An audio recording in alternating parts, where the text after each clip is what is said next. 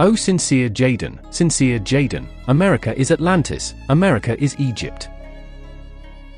O sincere Jaden, America is Atlantis, America is Egypt.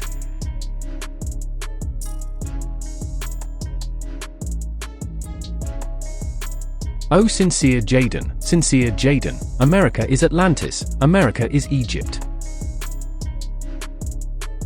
O sincere Jaden, America is Atlantis, America is Egypt. Of the lost continent of Atlantis, as given from the words of Edgar Cayce, the world's most documented clairvoyant. Nearly 20 million words were uttered by the sleeping prophet while in a trance in an unconscious state. His typewritten, recorded psychic sessions remain in a fireproof vault at his past headquarters in Virginia Beach, Virginia. His complex, verbose language often comes across as complete gibberish to the uninitiated ear. Countless text readings contain commentary impossible to understand within the context of the human English language. Deciphering and delivering his metaphysical, obscure messages can be a task within itself. During his time in Virginia Beach, Cayce provided past life readings for approximately 1,600 individuals. Roughly half the people he spoke to supposedly experienced a past life in Atlantis. He also claimed that the people who once inhabited Atlantis are again being reincarnated in the modern world at a rapid rate, especially in America. As Cayce explained during one of his trances, as has been said, much data has been received from time to time through psychic forces as respecting this continent's existence. That the continent existed is being proven as a fact. The position of the continent and the like must be of interest to peoples in the present day. For individuals are being born into the earth plane by the spirits of those who inhabited such a continent. Cayce describes Atlantis as a thriving culture, a place of high technological status. The Atlanteans harnessed the powers of nature to bring about a high-functioning society. There were modes of transportation, trains, aircrafts, seacrafts, and levitating carriers. The powers of crystals were used to magnify all aspects of human and geographical development. Cayce says that the technologies of the Atlanteans are something that modern man has not been able to recreate, reinvent, or even reconsider. It wasn't only the knowledge of science that the Atlanteans possessed, but also the knowledge of the occult or psychic sciences that brought about such a grand world. The entities that populated Atlantis possessed an array of supernatural mental abilities, which they used to bring about one of the most supreme civilizations ever to grace the earth. As time progressed, error crept into existence. Entities started becoming selfish, seeking pleasure in all its forms. Jealousy and anger ensued, and hardships arose. The entire region soon met its downfall due to the ignorance of its inhabitants. The God-given powers the Atlanteans inherited were being misused, contributing to the land's destruction. The fall of Atlantis didn't occur over the course of a day, as Plato wrote. Instead, it was gradual, happening over the course of months, years, decades, or centuries.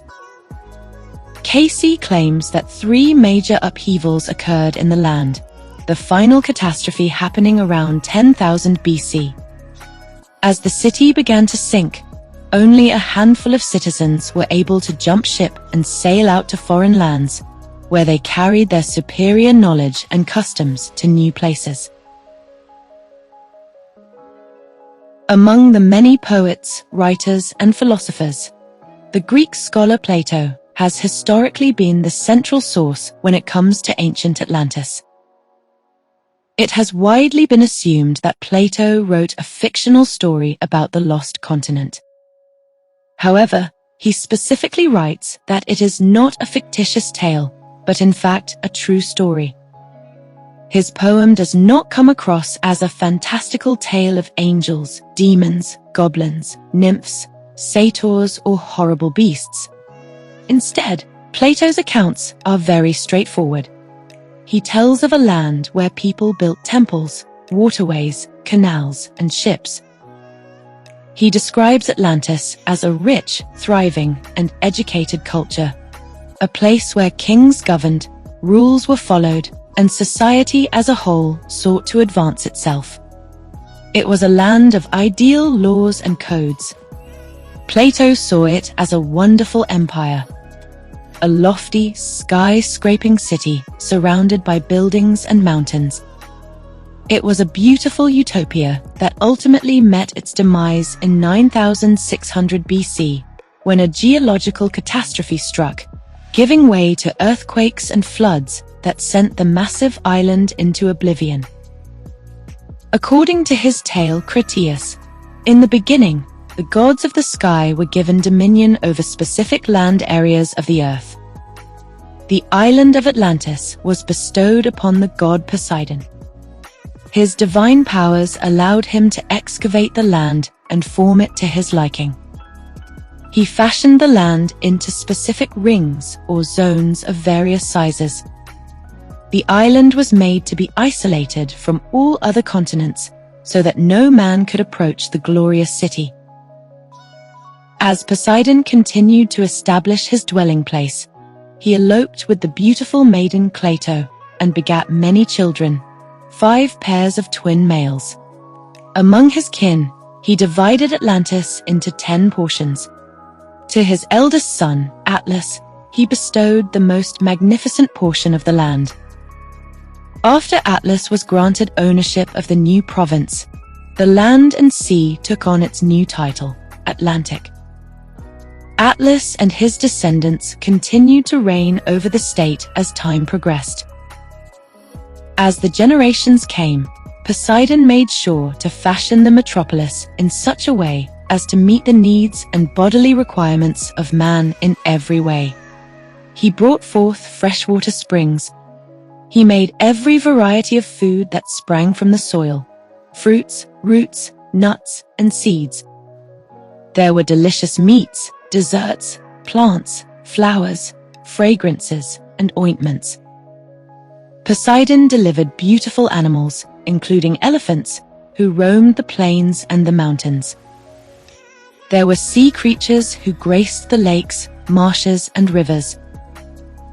In the center of Atlantis sat a massive royal castle in all its grandeur, dedicated to Poseidon and his mistress. His headquarters was off-limits to the common folk. Giant golden gates protected the fortress. Outside the palace walls, lavish fountains gushed both hot and cold water. Statues of the gods' 10 descendants and their wives were positioned in the gardens. Poseidon's personal barbaric temple was covered in silver. The roof was made of ivory, and the peaks were made of gold. The interior, too, was shrouded in silver, gold, and various metals. Within the temple's confines, separate baths for men and women existed. There were areas of exercise and dedicated places for animals. In the center section, there stood a giant golden statue of Poseidon, riding high in his chariot, being drawn by 6 winged horses. Outside the palace was a dense city center full of citizens, shops, and merchants who came and went. There was an enormous racetrack where horses were housed.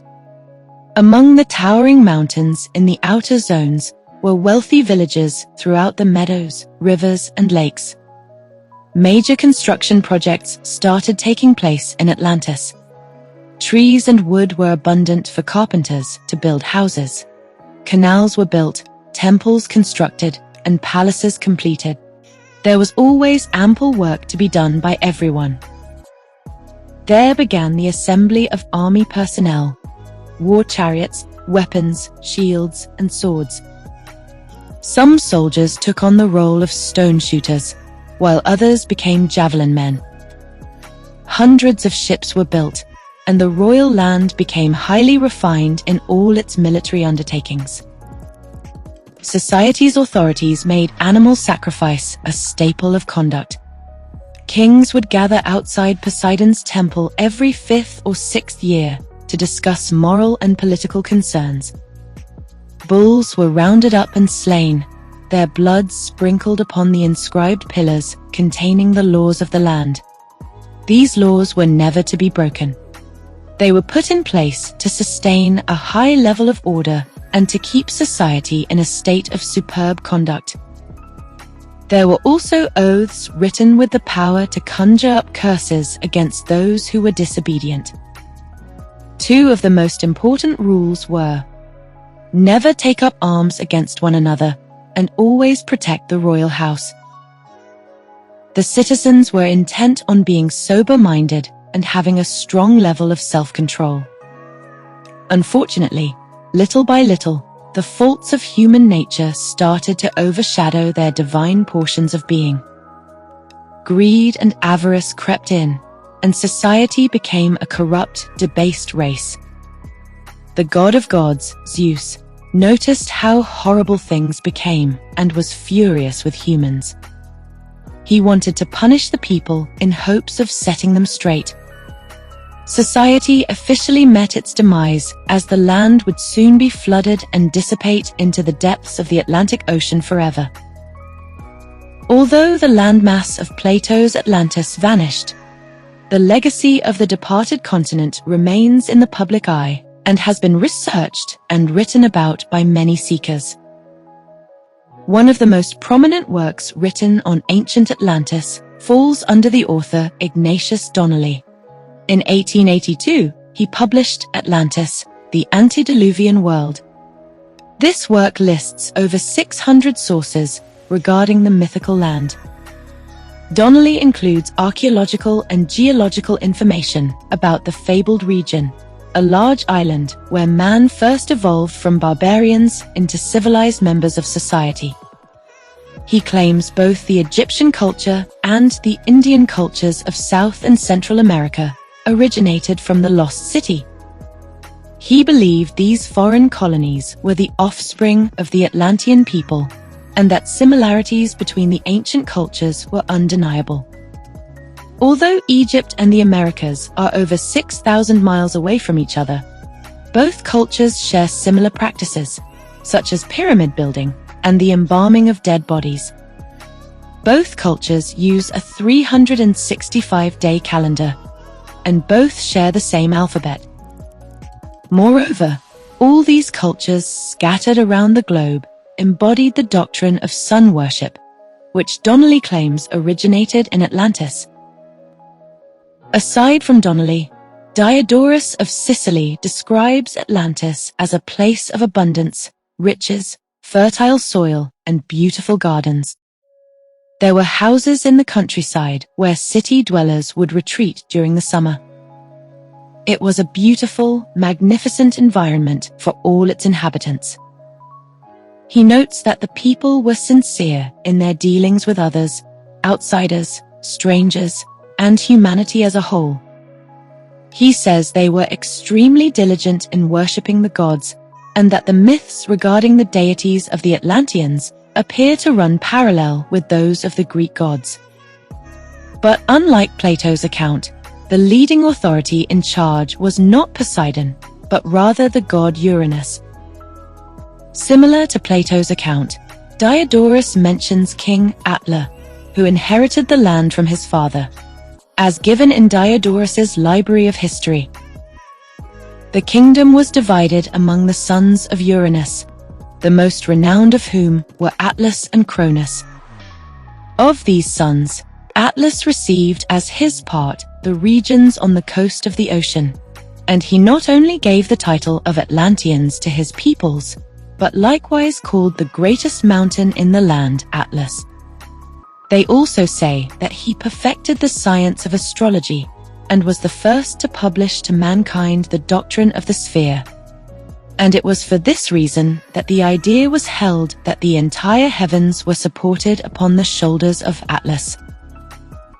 Although the Italian historian gives us a beautiful tale, there appears to be some hard contrasts between Plato's tale and the accounts of Diodorus. However, Plato's story was written 300 years before the work of the Sicilian scholar. As has often been the case, oral traditions get muddled throughout the centuries by way of translation, misinterpretations, fabrications, dramas, and storytelling. The drastic differences in these accounts signify that Diodorus did not use Plato as a source when relaying the history of Atlantis. The two historical writings were independent sources. Nonetheless, both men speak volumes to the land, just as thousands of other sources do. It wasn't only the ancient Greeks and Italians who alluded to the Atlantic haven, but also the ancient Hebrews, the priests and scribes responsible for compiling the sacred Jewish scriptures. Within the Old Testament, the book of Isaiah mentions the coastlands of the Mediterranean among the other nations. And it shall come to pass in that day, that the Lord shall set his hand again the second time to recover the remnant of his people, which shall be left, from Assyria, and from Egypt, and from Pathros, and from Cush, and from Elam, and from Shinar, and from Hamath, and from the islands of the sea. The book of Ezekiel mentions the desolation of a similar place. How you are destroyed, city of renown, peopled by men of the sea. You were a power on the seas, you and your citizens. You put your terror on all who live there. Now the coastlands tremble on the day of your fall. The islands in the sea are terrified at your collapse. This is what the sovereign Lord says. When I make you a desolate city, like cities no longer inhabited, and when I bring the ocean depths over you and its vast waters cover you, then I will bring you down with those who go down to the pit, to the people of long ago. I will make you dwell in the earth below, as in ancient ruins, with those who go down to the pit, and you will not return or take your place in the land of the living. I will bring you to a horrible end, and you will be no more. Outside of antiquity, one of the more contemporary sources regarding Atlantis is, of course, Edgar Cayce. Many people came to Edgar with questions concerning the sources and books previously written on Atlantis. They wanted to know if the existing information was true. Cayce says that many authors follow a trend, and several accounts are not necessarily true history. Ancient authors may have heard of the Atlantis story and exaggerated aspects of the legend, heightening the accounts to make for a more amusing narrative. Much information may not be factual, but a trend of beliefs by previous literary visionaries. As he explained, Atlantis as a continent is a legendary tale. Whether or not its basis is those few lines given by Plato, or the references made in holy writings, depends upon the trend of individual minds. As to whether this information is true or not, depends upon the credence individuals give to this class of information. Cayce gives a fair reasoning regarding the existing information on Atlantis. Whether the testimonies of the lost land come from Plato or other ancient authors and scribes, the story's credibility depends upon the person's or author's interpretations, convictions, and efforts to capture, validate, and deliver the most accurate information possible. With so many authoritative sources behind its tale, it would seem unreasonable to assume that the paradise of Atlantis was the result of mere imagination, stemming from a creative, philosophical mind. How could so much consideration be given to a place that never existed?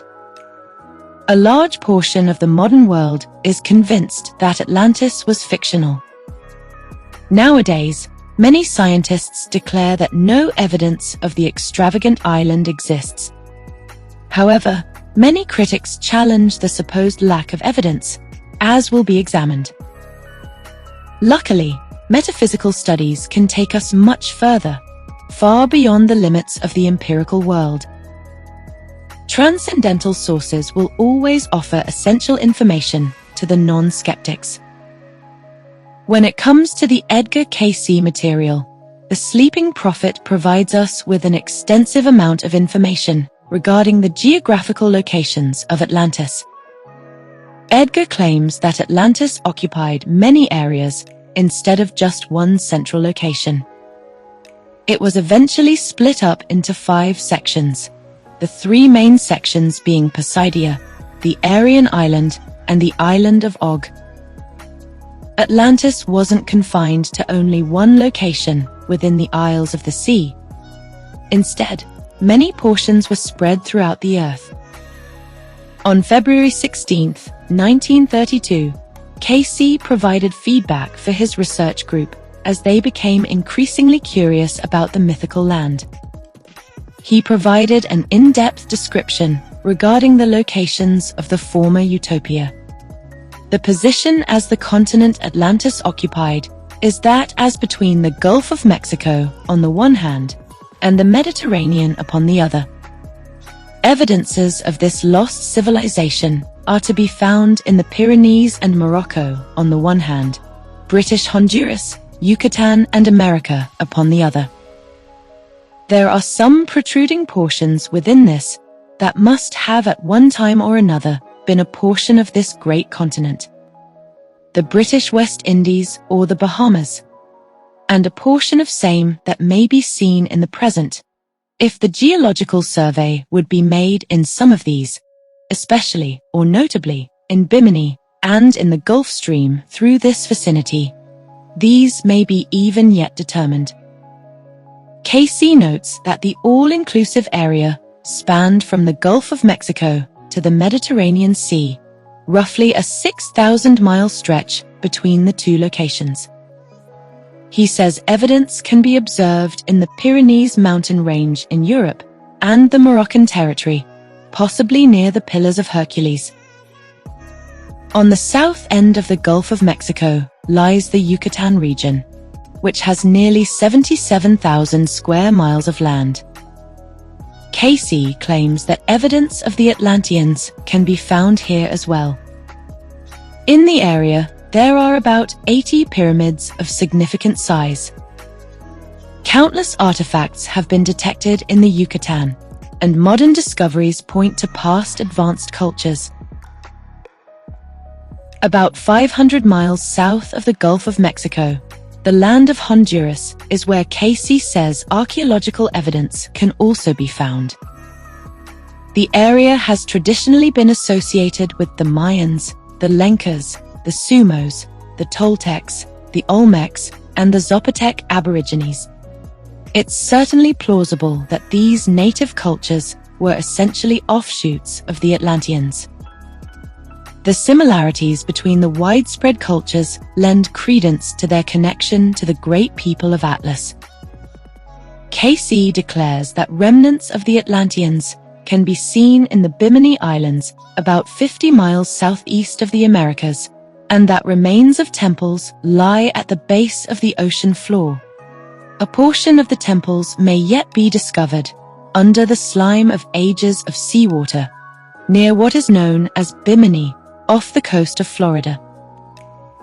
Further down the line, he says that solid evidence, portions of the land, can be seen in the Bahamas, less than 200 miles southeast of the states. The vast stream that leads to the Gulf of Mexico seems to be a central location for the legendary community. He also calls attention to the land of the Gobi Desert, encompassing northwest China and southern Mongolia. He mentions the place of India and areas of the Andes Mountains. He references the land of Carpathia, or the area of the Carpathia Mountains, located in the northern section of Romania. As given, Atlantis was originally one giant connected landmass. But when there came the sequence of global catastrophes, volcanic eruptions, sinkholes, tsunamis, and earthquakes, the unified continent was split up into many separate islands of inhabitation. As the landscape continued to change, there came countless canals, ravines, streams, bays, and gulfs. All the living tribes had to continually adapt to the ever-changing environment. The early cultures needed to exercise their intellect to meet and exceed their needs in order to survive and thrive. As seen in all ancient underwater cities, detrimental geological events are imminent. The breakdown and sinking of global landmasses are the result not only of nature, but also of man.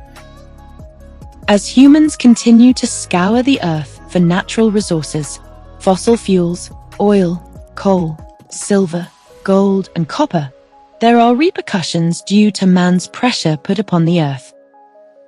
In developing the environment in terms of housing, technology, and transportation, there comes deforestation, harmful radio waves, heavy pollution, acid rain, global warming, and the loss of food and natural resources.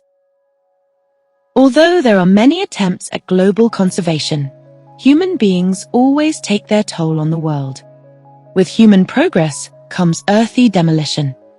Human engineering and technological advancements have brought magnificent qualities to humankind. However, the conveniences and luxuries of modern living will no longer be enjoyable if the material world happens to collapse. Only by studying the past and preparing for the future can society protect itself from self-destruction. It was on November 20th, 1923, when Edgar Cayce first mentioned the land of Alta, or Poseidia. In her third previous sojourn, the woman was in the place of Atlantis, where she, once again, was associated with the household of a national ruler. The woman reached a high level of intellect in her Atlantean experience. Her supreme knowledge and skills lent much assistance to the people in her day. She contributed to significant advancements in the city, just as many others did. As given by Cayce, in the one before this we find the entity in that fair country of Alta, or Poseidia proper, when this entity was in that force that brought the highest civilization and knowledge that has been known to the Earth's plane.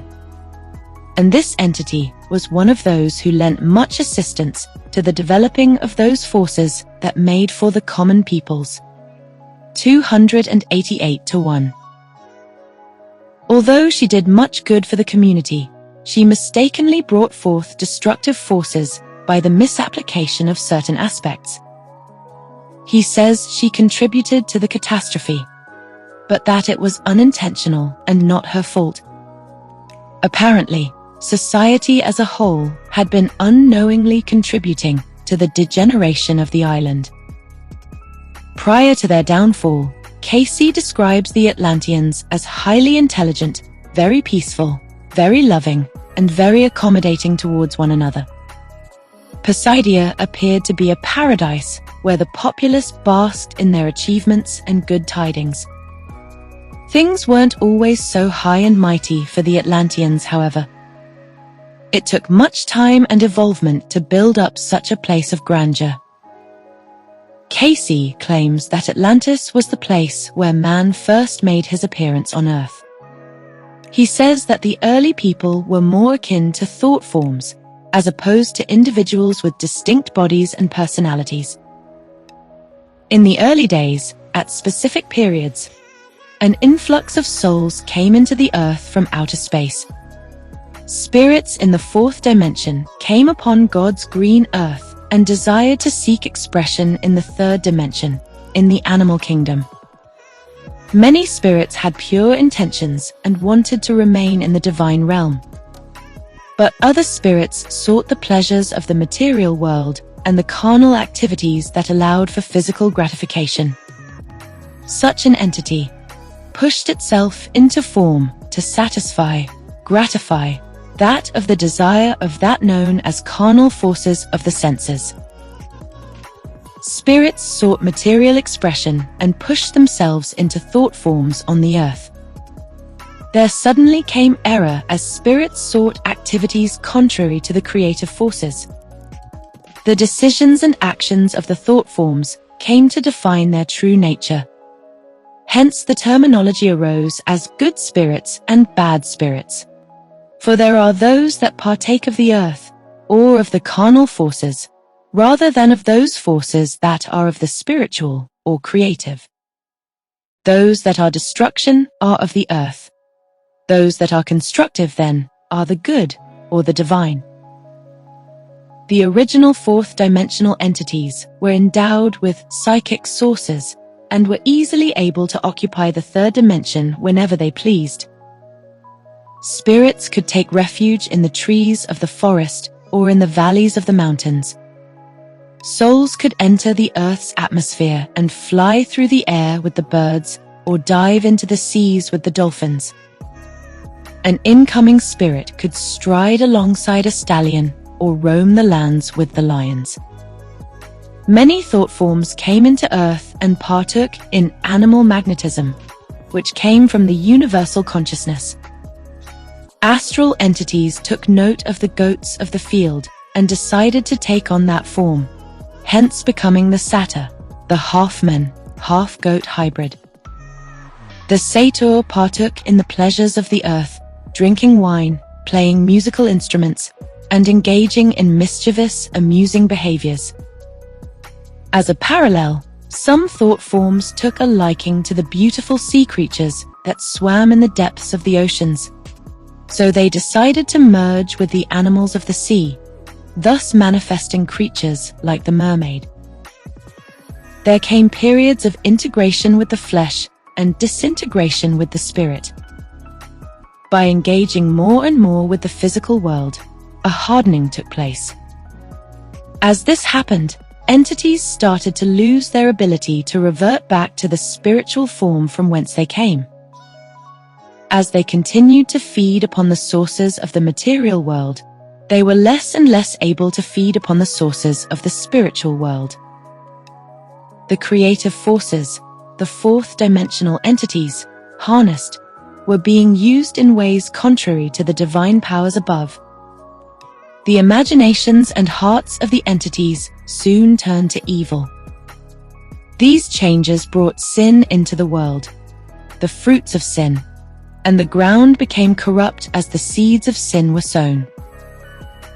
The divine, pure, selfless entities who remained in the heavens were called the sons of God. The evil spirits who engaged in bad behavior became known as the sons of Belial, the sons of worthlessness. They had no standards, no morals, and only lived for themselves and for self-aggrandizement. They too had psychic abilities and could use and abuse their supreme mental powers among the people. As thought forms came and went, physical bodies were becoming more refined. The angels, originally a fusion of male and female, took on forms closer akin to the modern man and woman. As earthly bodies continued to develop, the sons of God started to look upon those forms of the female figures and desired to have them. As given in the Hebrew Bible, when human beings began to increase in number on the earth and daughters were born to them, the sons of God saw that the daughters of humans were beautiful, and they married any of them they chose. Genesis 6:1-2. According to cayce, these pursuits brought the first polluting of the sons of God. These illicit, lustful feelings gave rise to ideas of contempt, hatred, and thoughts of bloodshed. There came selfish desires in the hearts and minds of the once divine angels. They lost respect for one another, others' freedoms, and others' wishes. This brought dissension and divisions among everyone. Although the earth was becoming polluted, there were still divine angels above that sought redemption for the entities that lost their sense of spiritual origin. Someone had to save these sorry souls trapped in the physical world. Luckily, God's right-hand man, Emilius, decided to descend into the earth to try and address the problem. In the period then, some 98,000 years before the entry of Ram into India, there lived in this land of Atlantis one Emilius, who had first noted that of the separations of the beings as inhabited that portion of the earth's sphere or plane of those peoples into male and female as separate entities or individuals. Emilius wanted to enter the earth to show lost souls the way, the truth, the light, the path that leads back to the Lord. He projected himself into the third dimension and took on the ideal form most suitable to function properly in the material plane. Seeing that spirits were trapped all over the globe, Emilius had to spread himself into different areas. There were 5 distinct locations where Emilius, Adam, first found himself. One region was within the Gobi Desert, called the City of Gold. Another location was in India. Yet another place was in Carpathia, in the Andes Mountains. Another area was in Atlantis. There appear to have been 5 different Adams that manifested on the earth all at once. Adam was the beginning of the eternal soul in the physical man, the Atman. Each Adam conformed to the environment in which he found himself. Hence, the differences in man's skin tone, giving way to the red race, the black race, the white race, the brown race, and the yellow race. The color of the Adams took on the color of the environment they surrounded themselves in, much like a chameleon. As given, from their environ, men took on that as became necessary for the meeting of those varying conditions under which their individualities and personalities began to put on form. One in the white, another in the brown, another in the black, another in the red. These, as we find, taking that form. Would snow be the place for the black, or the sun be the place for the white, or the desert and the hills for either the white or black? The readings tell that physical developments were happening much faster in certain parts of the globe, especially in places where the red race dwelt. As Emilius walked the earth, he found himself in a dire situation. The world was now a mix of the sons of God, the sons of man, the daughters of man, the sons of Belial, and the horrific beasts and devilish spirits who inhabited the various forms. The union of the sons of God and the daughters of men brought forth giants, just as the Old Testament declares. As given by cayce, these took on many sizes as to stature, from that as may be called the midget to the giants. For there were giants in the earth in those days, men as tall as 10 to 12 feet in stature. The ones that became the most useful were those as would be classified as the ideal stature that was of both male and female, as those separations had been begun.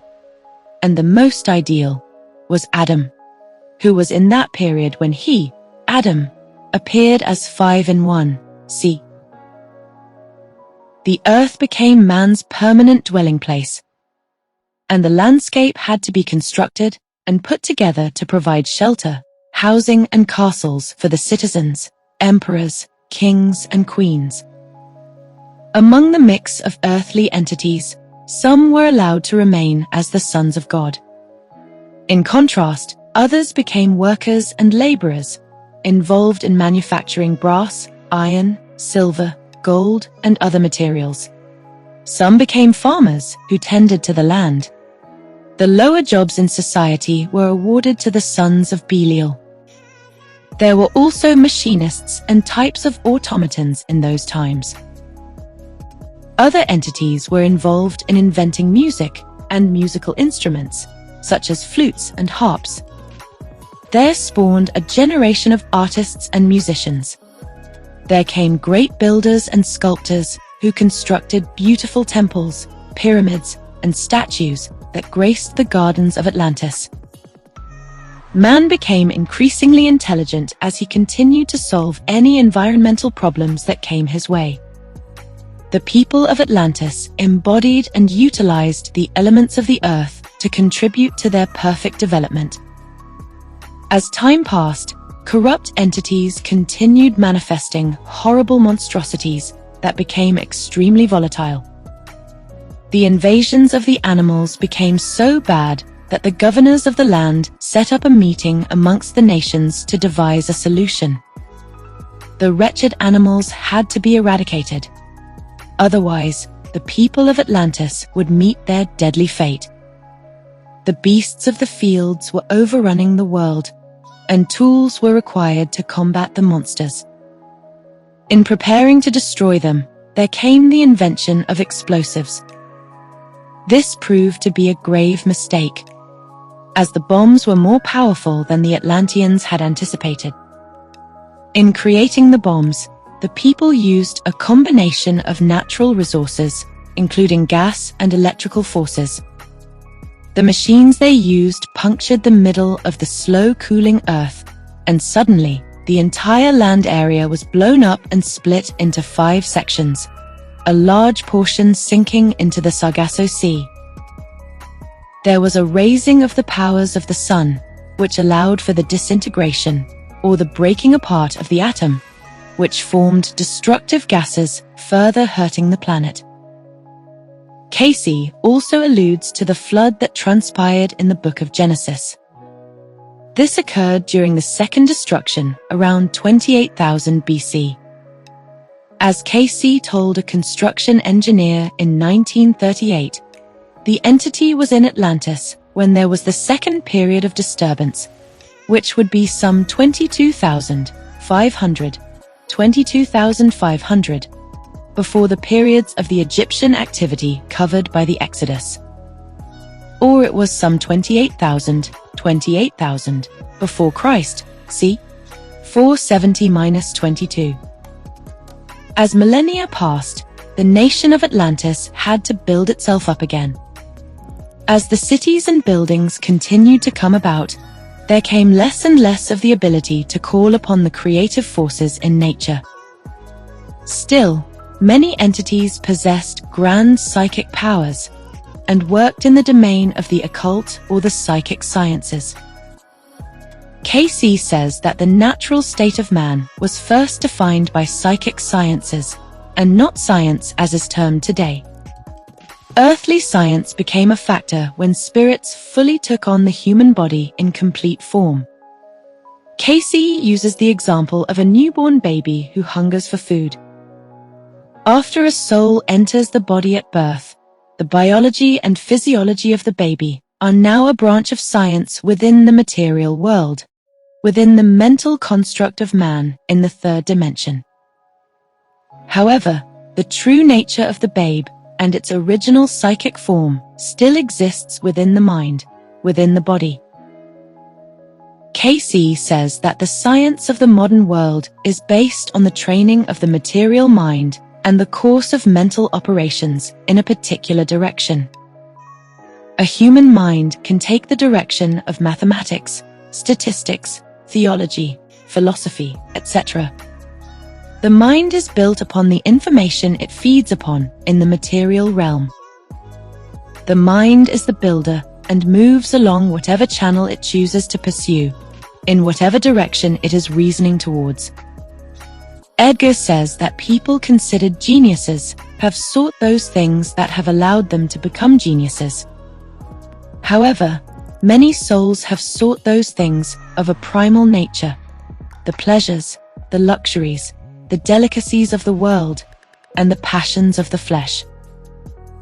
Psychic phenomena were a natural reality for early man, and the ancients used their minds to enter, alter, and build up their environment. Mental vibrations emanated forces that spawned creative energies that could act as impelling forces upon massive objects. The occult abilities entities manifested allowed for the movement of heavy stones and structures, transporting materials where they needed to be. Eventually, there came the beginning of the electrical age and the aerial age. Atlanteans used the skins of elephants to create containers that held various gases. Different skins of different animals were used for different containers, which allowed for differences in the shape of the flying crafts. The design of the crafts proved to be extremely lightweight. There were ships of the air that people traveled in. The ships not only traveled through the air, but through the waters as well.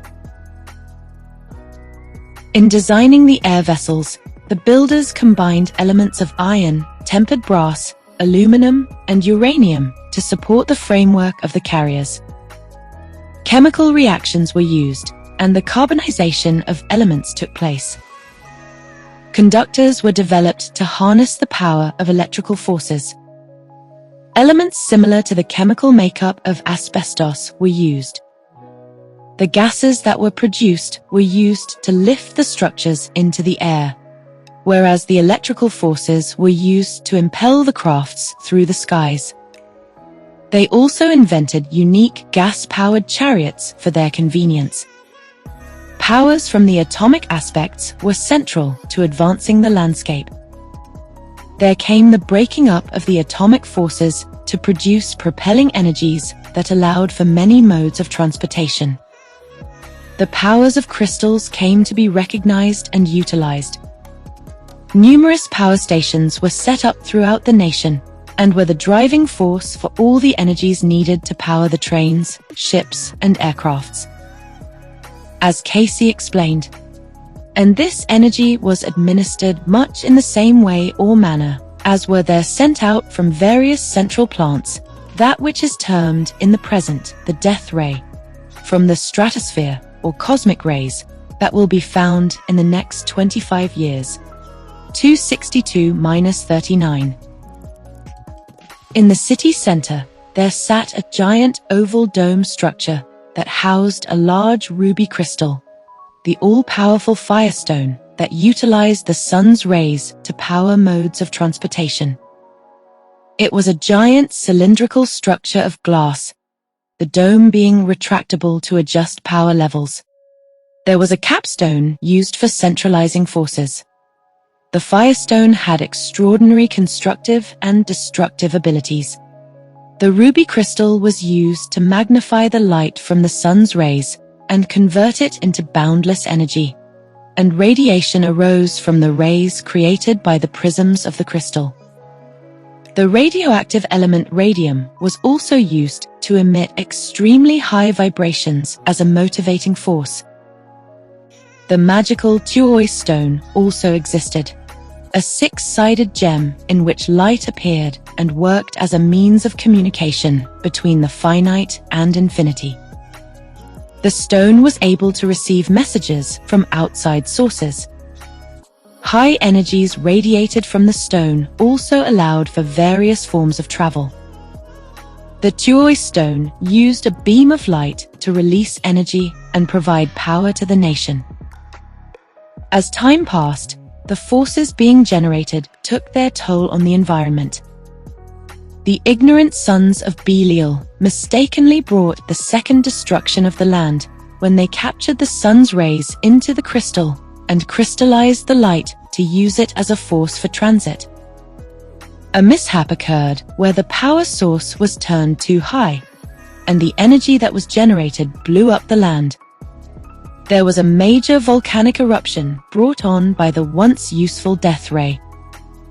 During the catastrophe, the continent was further split into three sections: Poseidia, the land of Og, and the Aryan island. Cayce claims that somewhere around 10,700 BC, there came a wasting away of the landscape and of the mountains and the valleys. There was extreme disintegration within the bedrock of the once solid estate. The plains and fields continued to break up slowly and sink further into the depths below. The warning signs of the continent's demise occurred over many years, giving many individuals plenty of time to travel to territories afar. Atlantean natives boarded ships and set sail to uncharted territories. They ventured out to the Pyrenees Mountains. These groups became the black, or the mixed race, those peoples of the Egyptian dynasty. The inhabitants of the island of Og traveled to the lands and mountains of modern-day America, the place of the American Indians, the Incas, and the Aztecs. People ventured all the way west to Colorado. Others went south to New Mexico. Others made it to Peru in South America. Many went to the land of Morocco. Some Atlanteans found themselves in Honduras. Others had the benefit of inhabiting the beautiful Bahamas and the West Indies. The Atlantean culture spread like wildfire, as the Earth still had a generous amount of landmass to support the rapidly growing population. Man's indwelling on Atlantis started some 200,000 years ago. Since then, little by little, the early Adamic culture reached the highest plateau of technological advancement around 15,000 BC. Due to the ignorance of its inhabitants, the beautiful land was abolished. With it went all the technologies, tools, documents, and inventions that man had made. All the mixed cultures had to start all over again in brand new territories. All new temples and altars had to be built. All new houses of worship had to go up. New roads were paved, and bridges were made. Towers were constructed, and statues erected. The Atlanteans, although a peaceful people at first, were eventually brought down by immoral behavior. The wicked groups, such as the sons of Belial, turned away from the goodness of society and pursued selfishness, pleasure, and greed.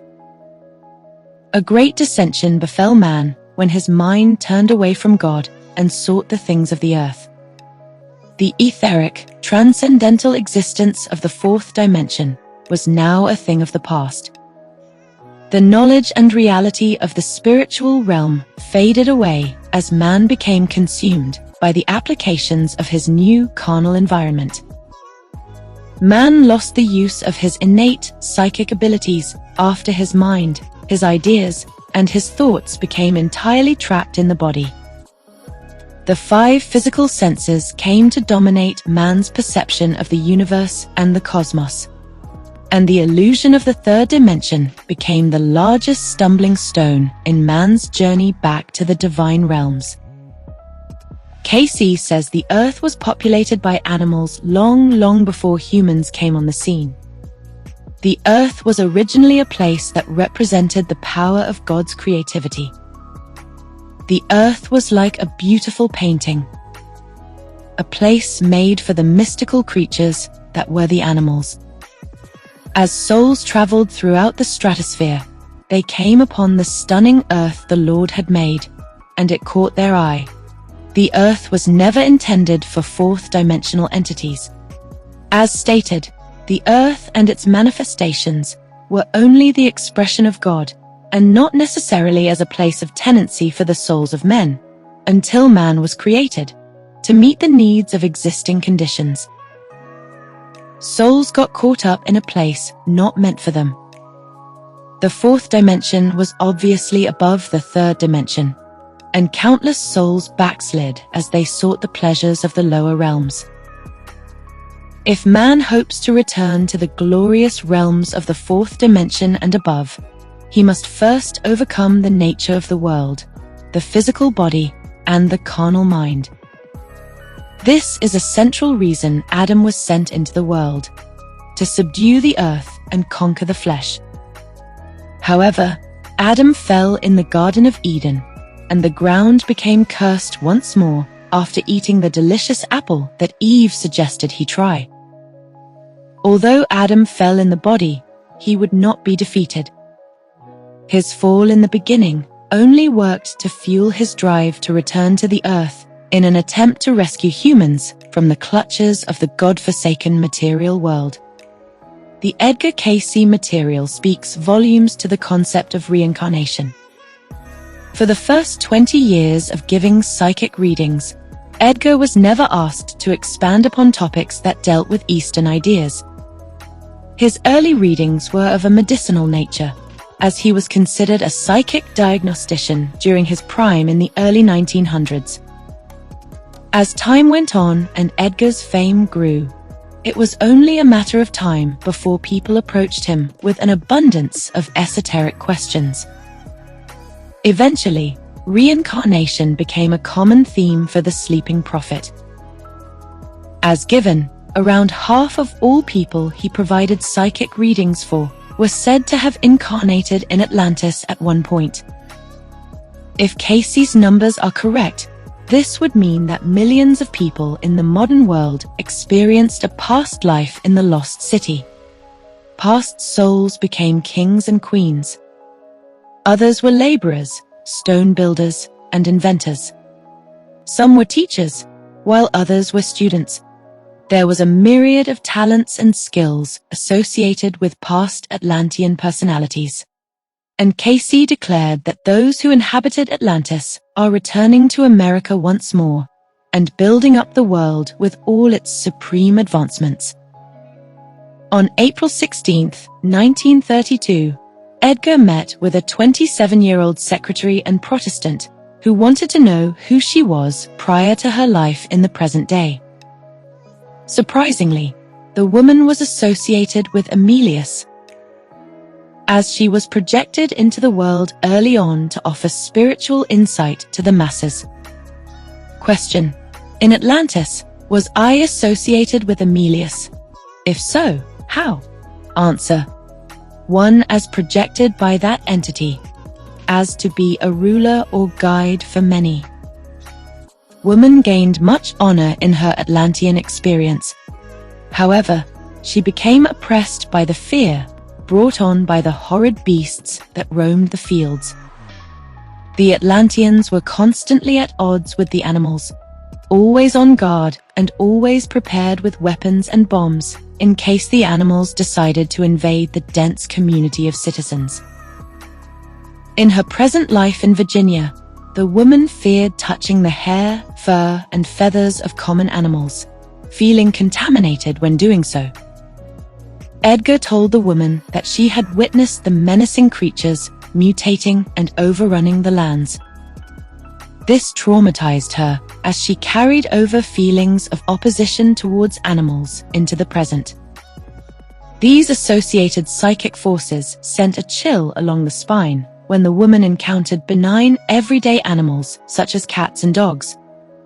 The ghastly beasts she witnessed in Atlantis had left their mark on the woman. A similar reading was granted for a 70-year-old retired farmer. Throughout the man's life, animals always appeared to be terrified of him. They would stray away from the man as he tended to the raising of cows, cattle, and other farm animals. Edgar explained that during his time in Atlantis, he was responsible for subduing or possibly diminishing the animal forces in nature and in man. These psychic forces carried over into his present incarnation, as all animals were fearful of the farmer. Cayce said that only through the forces of love may these clashes with the animal kingdom be overcome. 304-5. On November 13, 1941, Edgar gave a reading for a 24-year-old female art student and Protestant.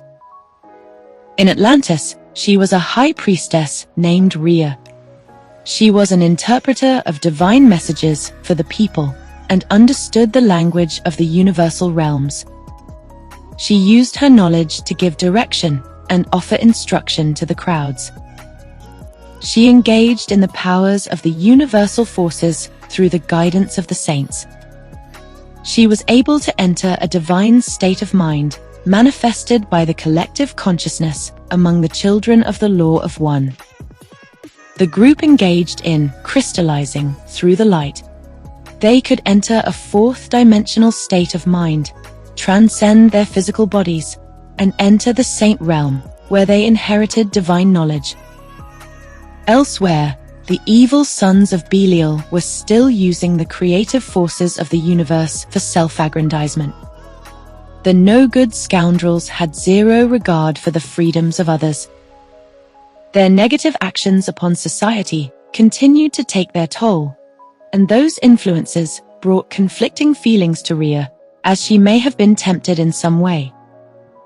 Furthermore, there were disputes regarding the purposes of the sons of Belial, and why these evil entities were not made equal to the groups endowed with spiritual understanding. Cayce claims that there were those entities in society who had listened to, or were inclined to listen to, the tempting applications brought on by the sons of Belial. Their messages aroused many minds who sought the spirit of rebellion. When it comes down to the individual, Cayce poses the question, "With what spirit do ye declare thyself?" He says there is the law of love and the law of hate, discord and contention. Each individual has the choice of which laws they wish to follow. Although Rhea suffered emotional turmoil in her Atlantean incarnation, she maintained her integrity and justness. 2464-2. In February of 1925, a reading was provided for a 7-year-old boy at Edgar's new office in Dayton, Ohio. After Edgar was put to sleep, he expanded upon the boy's virtuous undertakings in Atlantis during the year 10,097 BC. He was a man by the name of Tao, who took part in the mixing of chemicals, creating bombs that were used during a war against a tribe of enemies. His weapons of destruction were novel to the people at the time. In a separate incarnation, he also had been associated with the land of the Poseidians, where he developed the ability to harness the powers of the universal forces in ways of mechanical construction. He greatly advanced in his comprehensive skills. However, his war-torn inclinations brought internal dissensions. The man developed an opposition to making connections and developing friendships with others. However, these traits slowly diminished as the man carried on through his future incarnations. Cayce found himself in New York City in July of 1943, where he met with a 24-year-old business executive. The man was in Atlantis when there was a breaking up of the territories. He was forced to make his way into Egypt with the others and establish new ground. The entity's name was Axtel. He was a great and powerful king who worshipped and promoted the law of one. He was also an important record keeper, in charge of preserving the sacred manuscripts that documented the unseen forces, those activities related to the material things of man. He was involved with the technology of the day and was able to act upon aspects of electrical forces, as well as the communications between individuals throughout portions of the area. Cayce told the executive to follow the ways in the present that made him a great leader in the past. 615-1. A 17-year-old male student and follower of the Hebrew faith possessed extraordinary abilities to organize, direct, and harmonize things. He went by the name Amexel. The person was a gifted communicator and a talented mechanic. As given. In the one before this, we find in the land known as Atlantis, during that period when many peoples understood the laws of the universal forces. The entity was among those able to carry the messages through space to other lands, and act as the guider of the crafts of that period. Hence the mechanical side. In this period, the entity lost, for there was the misapplication of many of the forces, the powers. 2494-1. The student, like many people of his day, was ill-informed when it came to proper operating procedures within the city's nuclear power stores, and he somehow delivered destruction. A 23-year-old female art student went by the name of Artemisa. She took on the big task of recording and compiling all the texts that would make up the history of the nation, of the peoples, of the land. She was a scribe who brought the forces of knowledge to the different cults, classes, and peoples of the day. At the time of her life in 1933, Cayce told the girl that due to her literary pursuits in Atlantis, she inherited strong feelings of criticism towards other historical authors of her day. Her supreme scribal talents made her somewhat disapproving of the published works of others. She was also told to use her Atlantean artistic abilities to create illustrations in her books, to complement her talent for writing. In January of 1943, a 56-year-old plumbing contractor sought spiritual advice. The man was being haunted by dreams and visions of an unusual nature. He questioned Cayce about these paranormal perceptions he had while asleep and awake, relating to new discoveries such as gases and rays. These strange visions of technological aspects seemed to manifest within his mind's eye. Edgar said these visions came from a previous sojourn, from laboring in a land that was not mentioned by name. He said these peculiar aspects should be directed towards positive things that may be incorporated into his life as he grows older. 289-9. On February 20th, 1934, a new member of the Association for Research and Enlightenment sat down with Edgar around noon. The man was there when the sons of God were looking upon the daughters of men. The man himself was an entity among the angels who took note of the beautiful females and desired to have them. After this happened, there came a breakdown of the faith among the angels and a belittling of the rights given by the original creative forces. In May of 1925, a reading was given for a baby boy who was only 5 months old.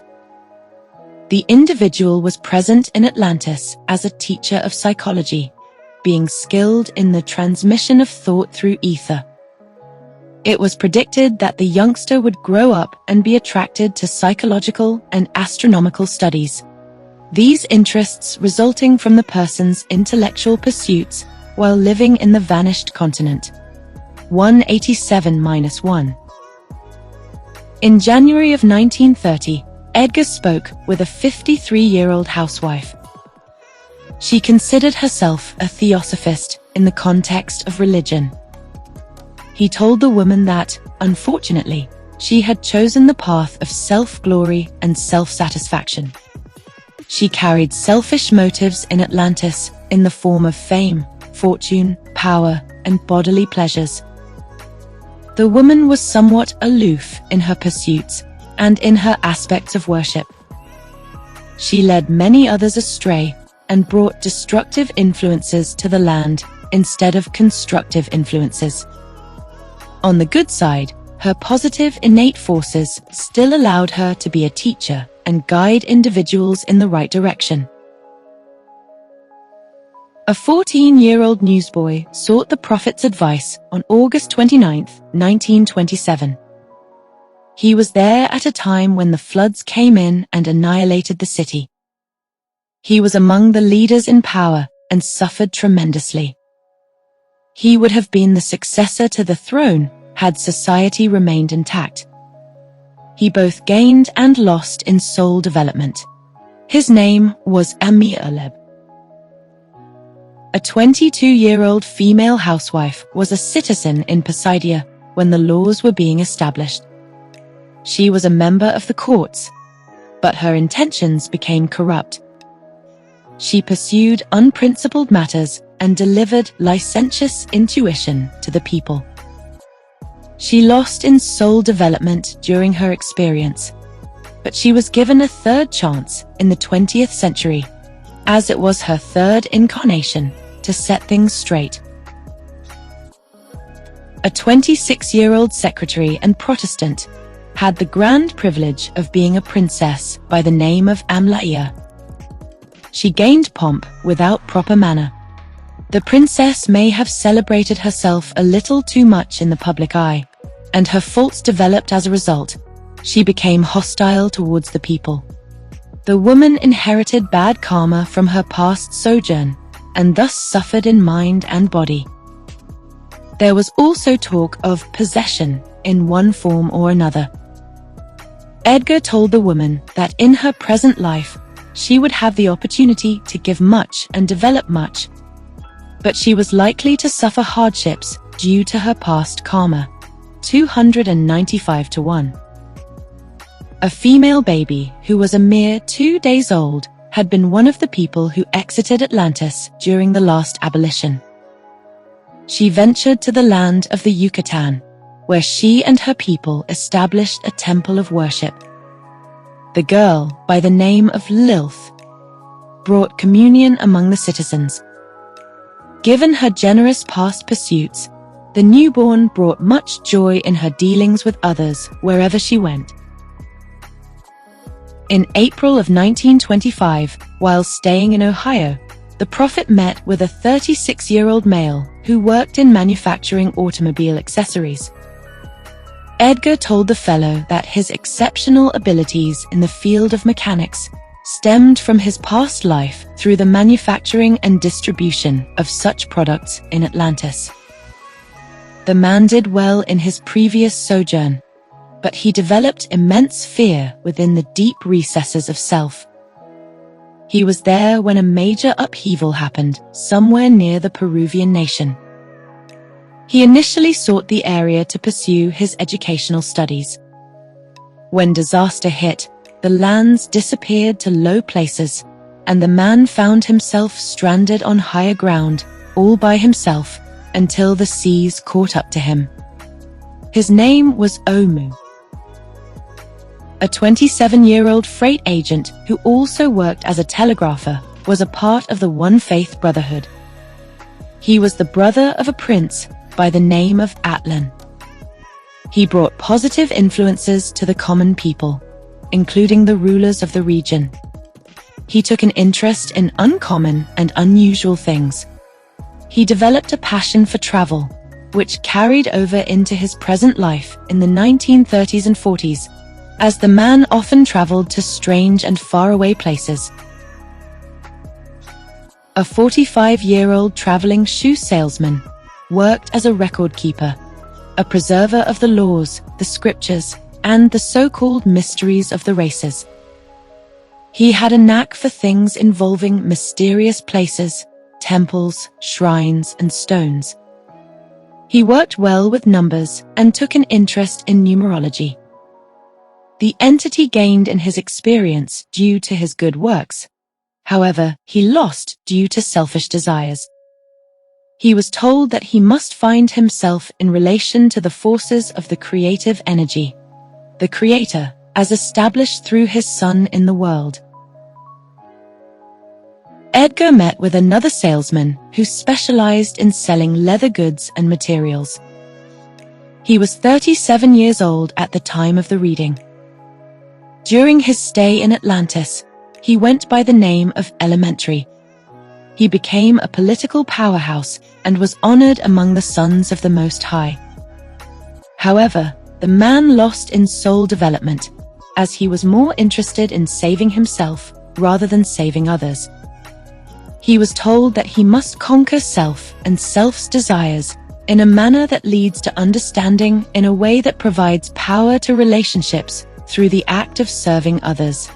2,467 to 1.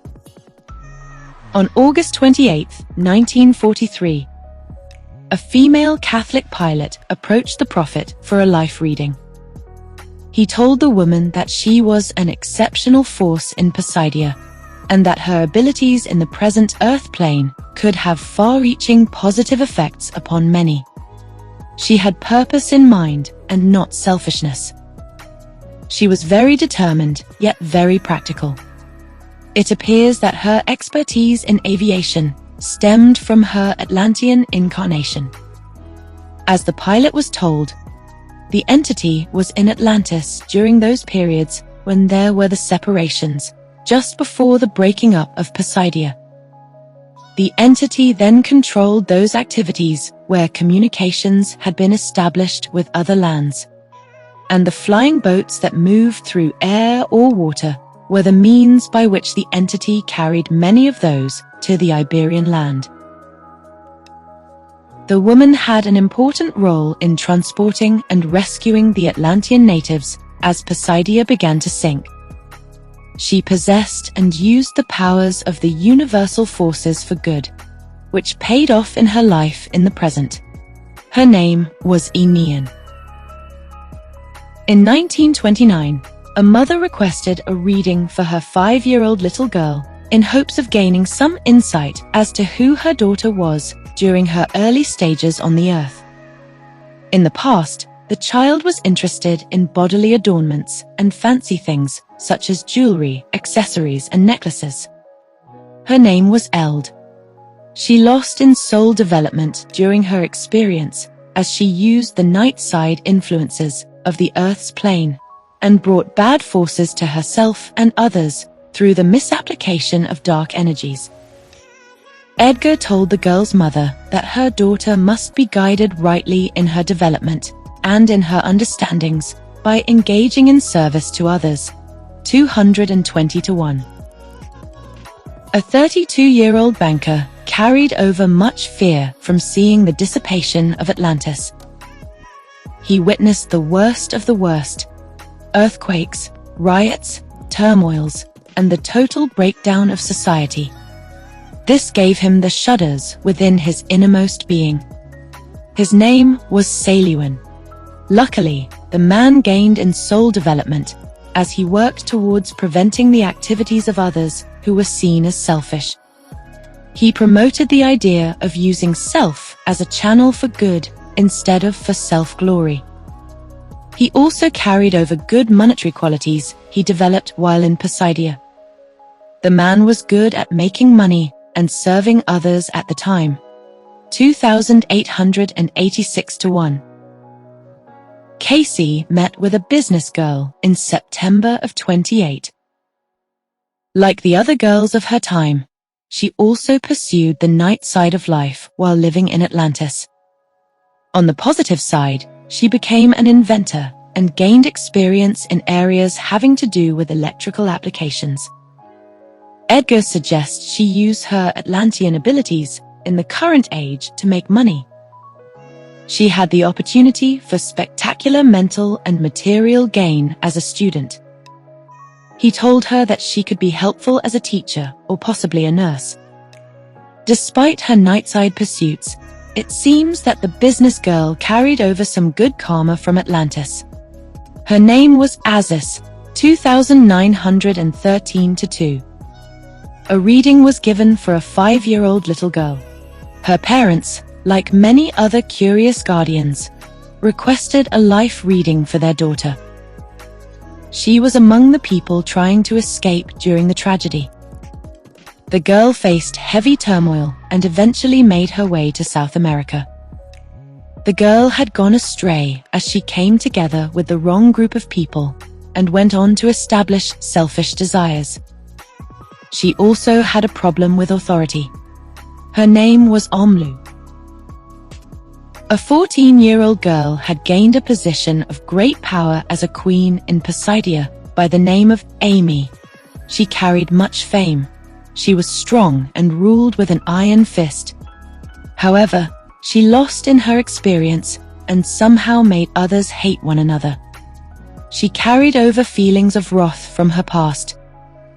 She was told that these negative traits must be subdued in self to make for good in the present. In 1933, Edgar sat down with a 28-year-old elevator boy. The individual was a Christian with an East Indian education. He went by the name of Sail. He gained in material things and lost in soul development. The man was a priest who was demoted in the Temple of Oz. He engaged in the mysteries of the black arts and was said to have rebelled among the sons of Balilal. He brought harm with the use of mechanical applications. On the good side, he used electricity to develop beautiful buildings and sacred temples. Although the man engaged in some questionable occult practices, he was still able to use his latent psychic abilities for material gain and for material connections in the present. 436-2. An electrical engineering student and Christian man, was also associated with electrical appliances back in the day. The student operated the firestone, the crystal that brought both constructive and destructive forces. His name was Asulcine. The person was skilled in using the crystal prisms of glass in such a way as to connect to the modes of travel, much like a remote control through radio vibrations. The man was responsible for fueling and motivating aircrafts, underwater crafts, and pleasure vehicles that hovered close to the Earth's surface. The firestone was in his possession when he misdirected the powers of radiation that arose from the rays invisible to the eye. While performing his job at the power plant, the man unintentionally turned the apparatus too high, contributing to the second destruction. 440-5. Cayce met with a 42-year-old man who worked in naturopathic medicine, the practice of using natural remedies to help heal the body. It is considered a pseudoscience that involves holistic forms of therapy, ointments, herbs, acupuncture, good nutrition, and regular exercise. While in Atlantis, the man worked with principles of plant and animal applications to cure human illnesses. He worked in the hospitalization of individuals and was a member of the staff who treated the sick. He both gained and lost in soul development. He sought the things of the material world and the forces of the carnal nature. These selfish pursuits brought disturbing influences to the entity. However, he was still good at his job and excelled at gathering experimental data in studies relating to drugs and pharmaceutical substances. In 44, the prophet spoke with a 58-year-old automotive engineer. In the present, he was a member of the US Army.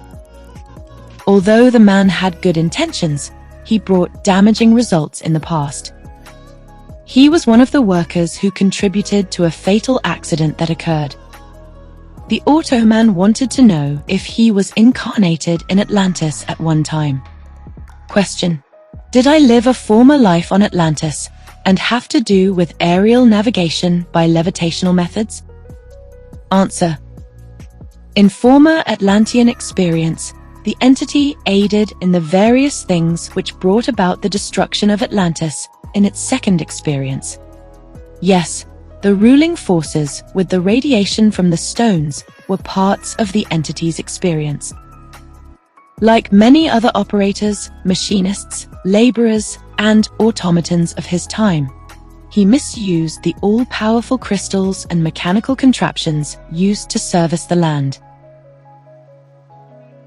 A 66-year-old female registered nurse and spiritualist was the wife of King Alta, the prominent ruler who brought truth to the people. Her name was Indul.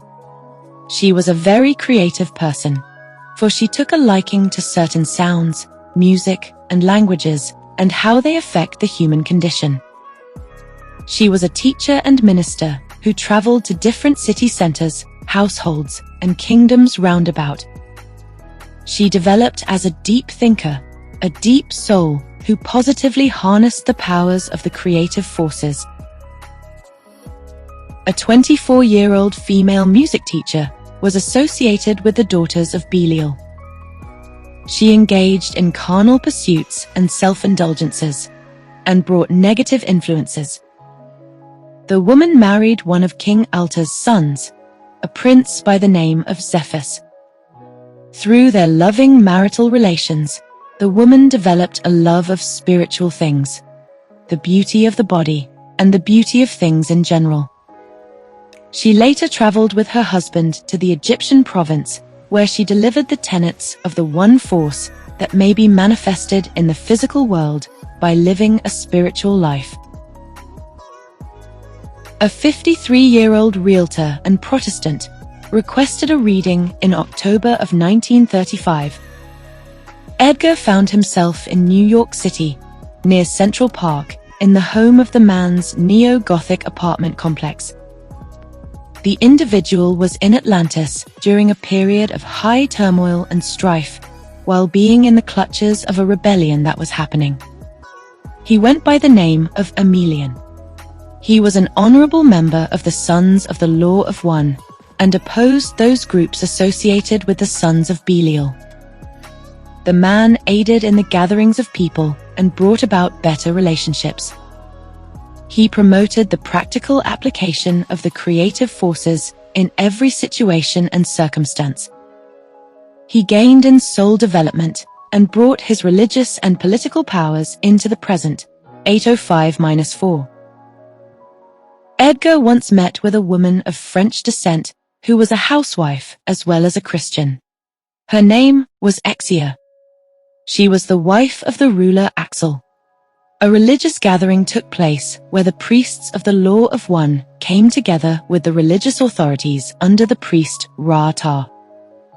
The peoples of the Assyrian race also joined the meeting. After the woman became established within the community, her name was changed to Hatshepsut. She took on a role dealing with the teachings and histories of the activities of the people from various places. She brought much development to herself and the Egyptians in that period. In her present life in the 1930s, Cayce recommended that she utilize her writing abilities and talents for record keeping. He suggests she write scripts or take on aspects of cinema or even stage work. He told her that she could reap personal gain by pursuing those ways of self-expression.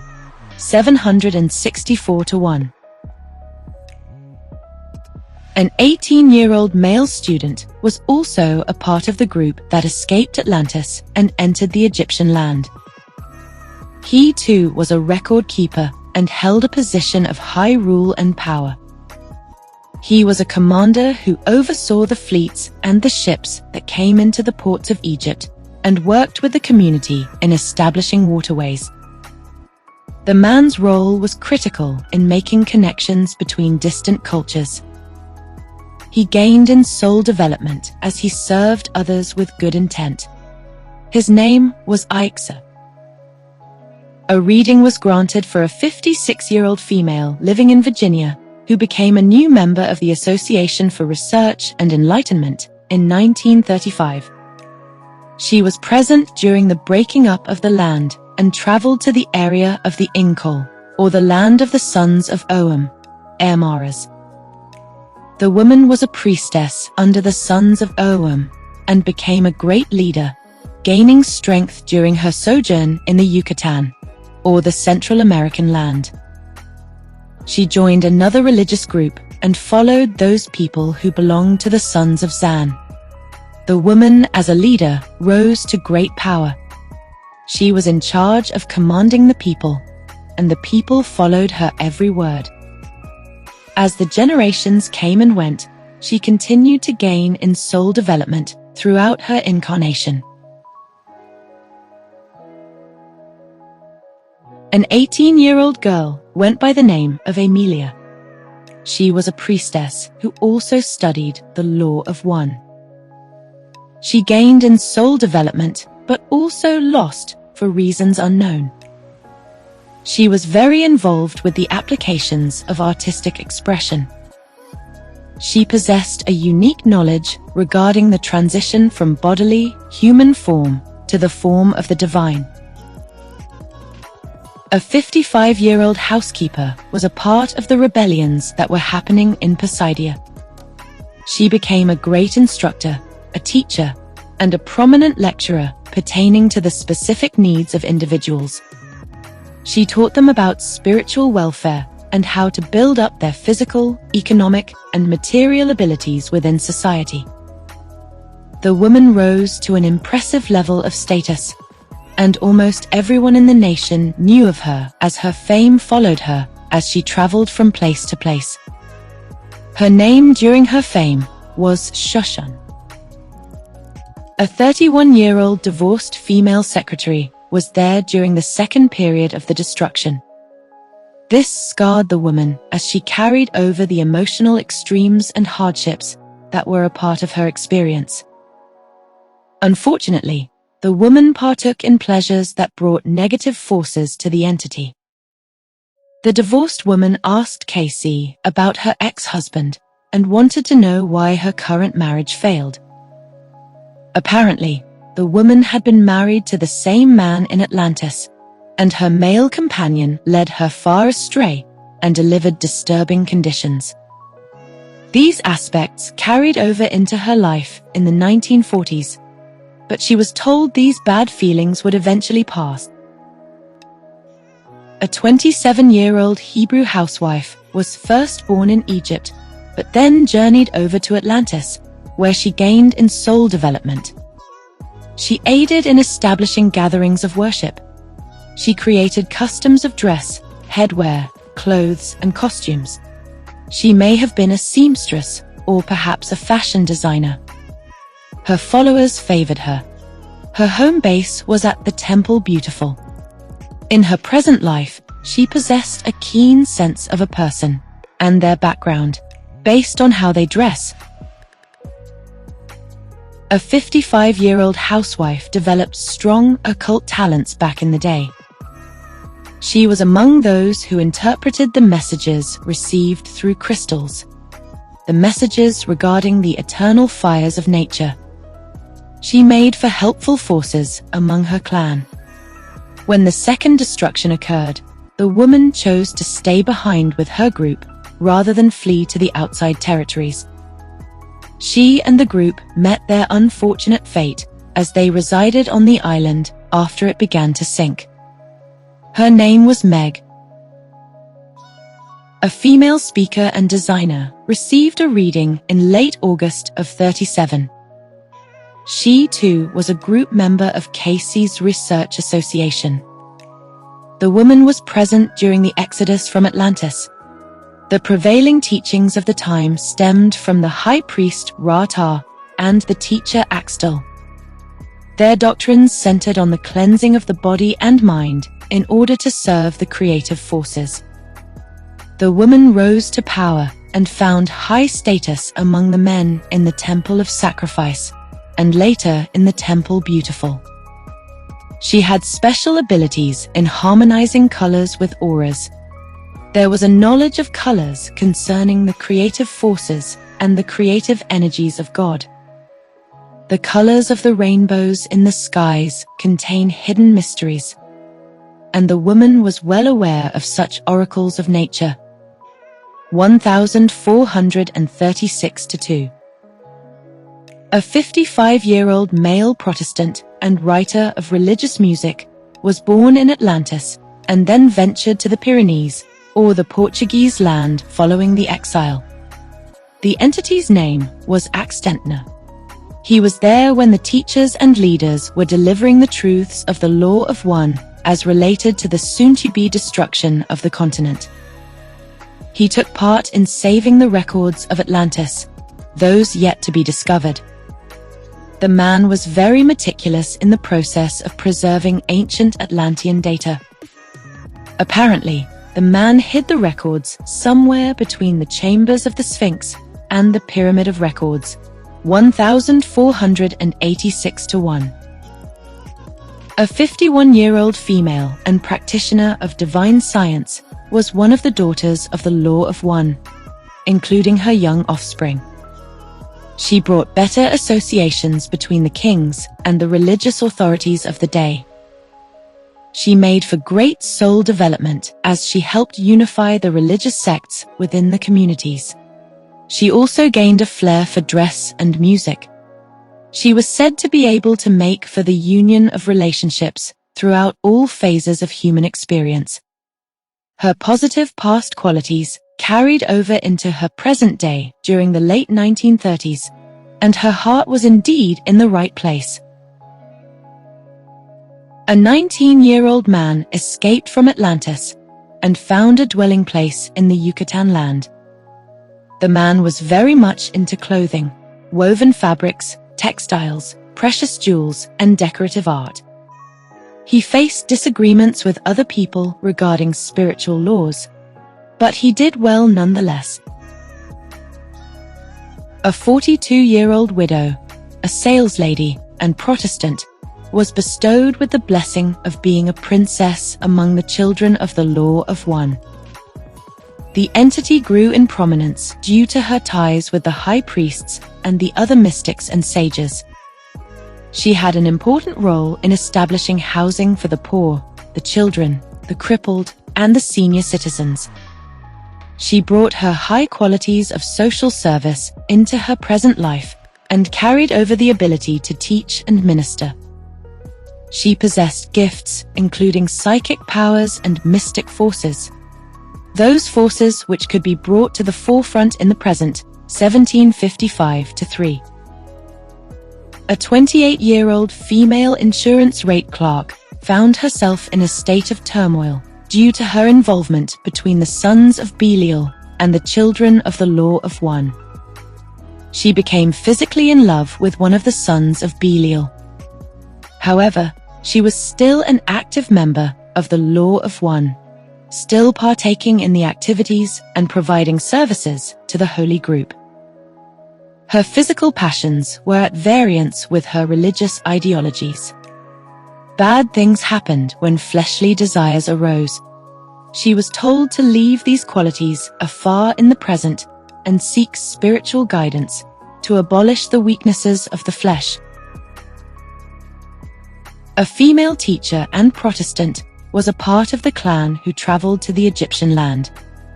She played a role in coordinating the principles and religious teachings and made things possible for the people through a unified effort. There had been a rebellion between the leaders Ajax, Ahaz, and several others. She helped conclude the disputes between the temperamental authorities and held to the principles of the Law of One. Her name was Amazila. A 16-year-old male student and Atlantean boy proved to be very mechanically inclined during his prime, as he was said to have inherited his special knowledge in those related fields. Both religious forces and natural forces contributed to his mystic development. Throughout his life, he continuously worked in inventing mechanical appliances. He developed an intrinsic mechanical nature, those things pertaining to great detail. The teen was told to keep in touch with the things of the Creator and with those things related to the laws of nature. Cayce told the youth that the forces of nature, specifically the oceans and the seas, could be a teacher to him. A 41-year-old man born in St. Petersburg, Russia, went by the name of Assa. He was a great ruler and prominent leader among the sons of the Law of One and acted as a governor. Although he carried a powerful influence, the man was relatively quiet in his demeanor or in his manner of personal conduct. He worked together with everyone for the good of all.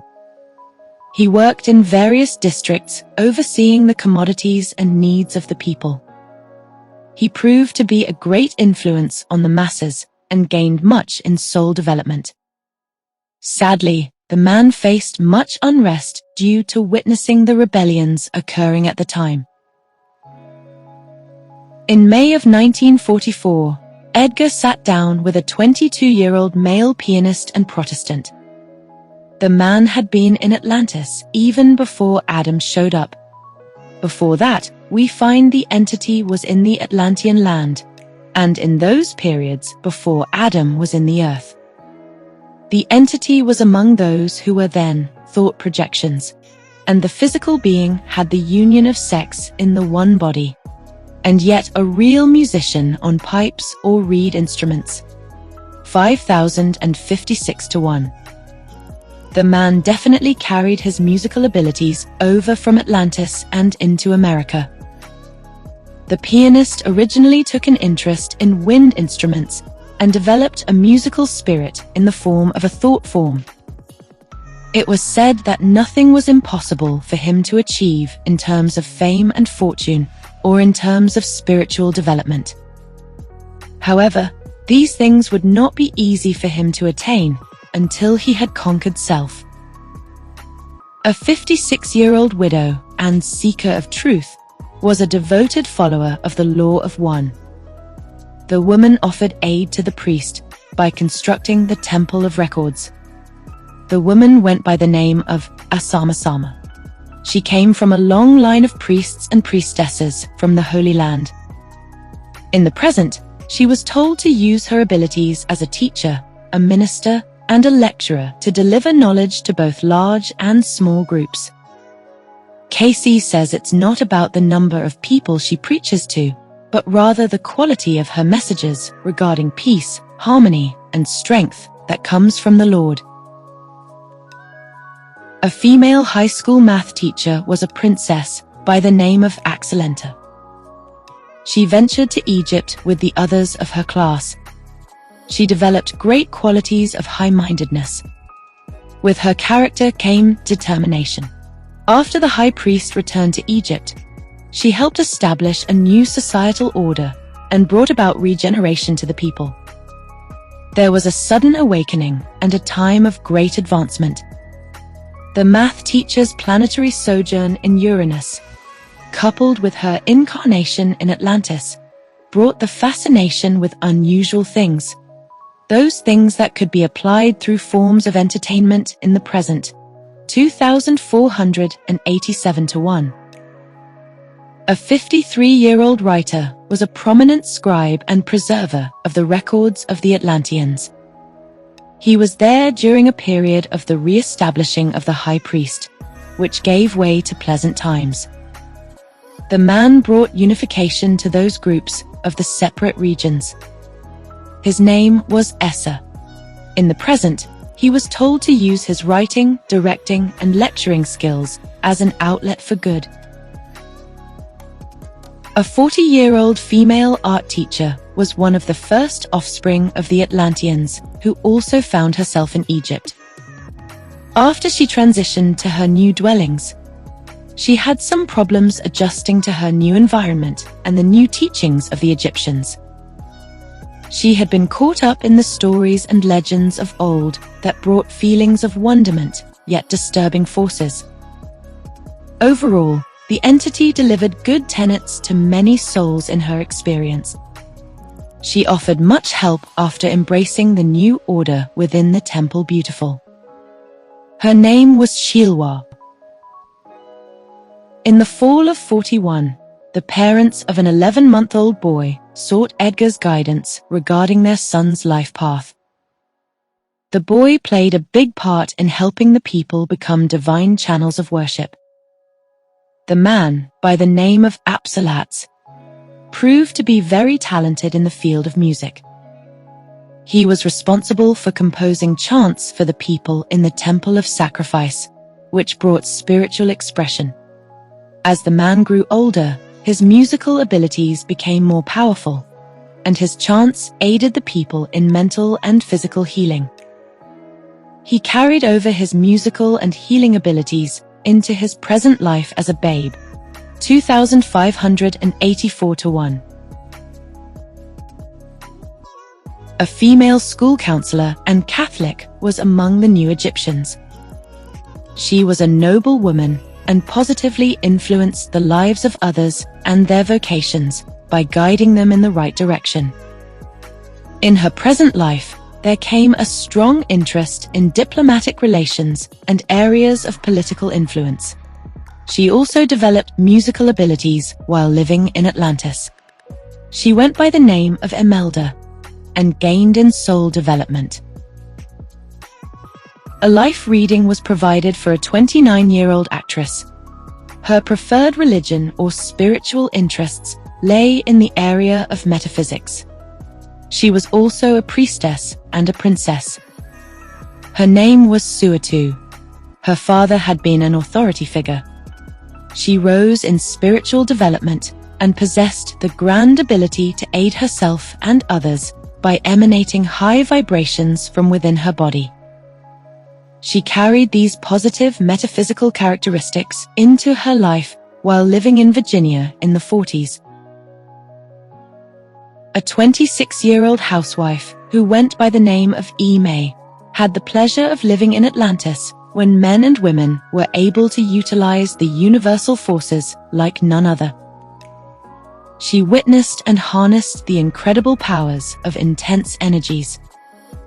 Thus, in her present experience, she was highly interested in scientific and mechanical applications. She often dwelt upon or dreamt of such things. She gained in soul development, but also lost for reasons unknown. A 42-year-old male accountant was in Egypt when the Atlanteans and the natives held conferences. The entity was a record keeper for important meetings. He was the go-to or the go-between for the king, the priests, and the representatives from Atlantis. The man first behaved himself, gaining confidence among the group officials. But he attempted to make himself a king and misused his political powers and abilities.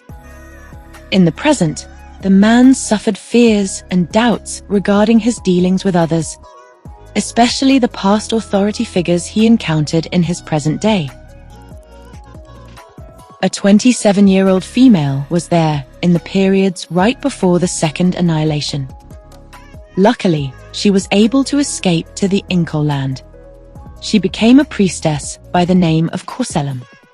Initially, she was a positive influence and led the people in the right direction.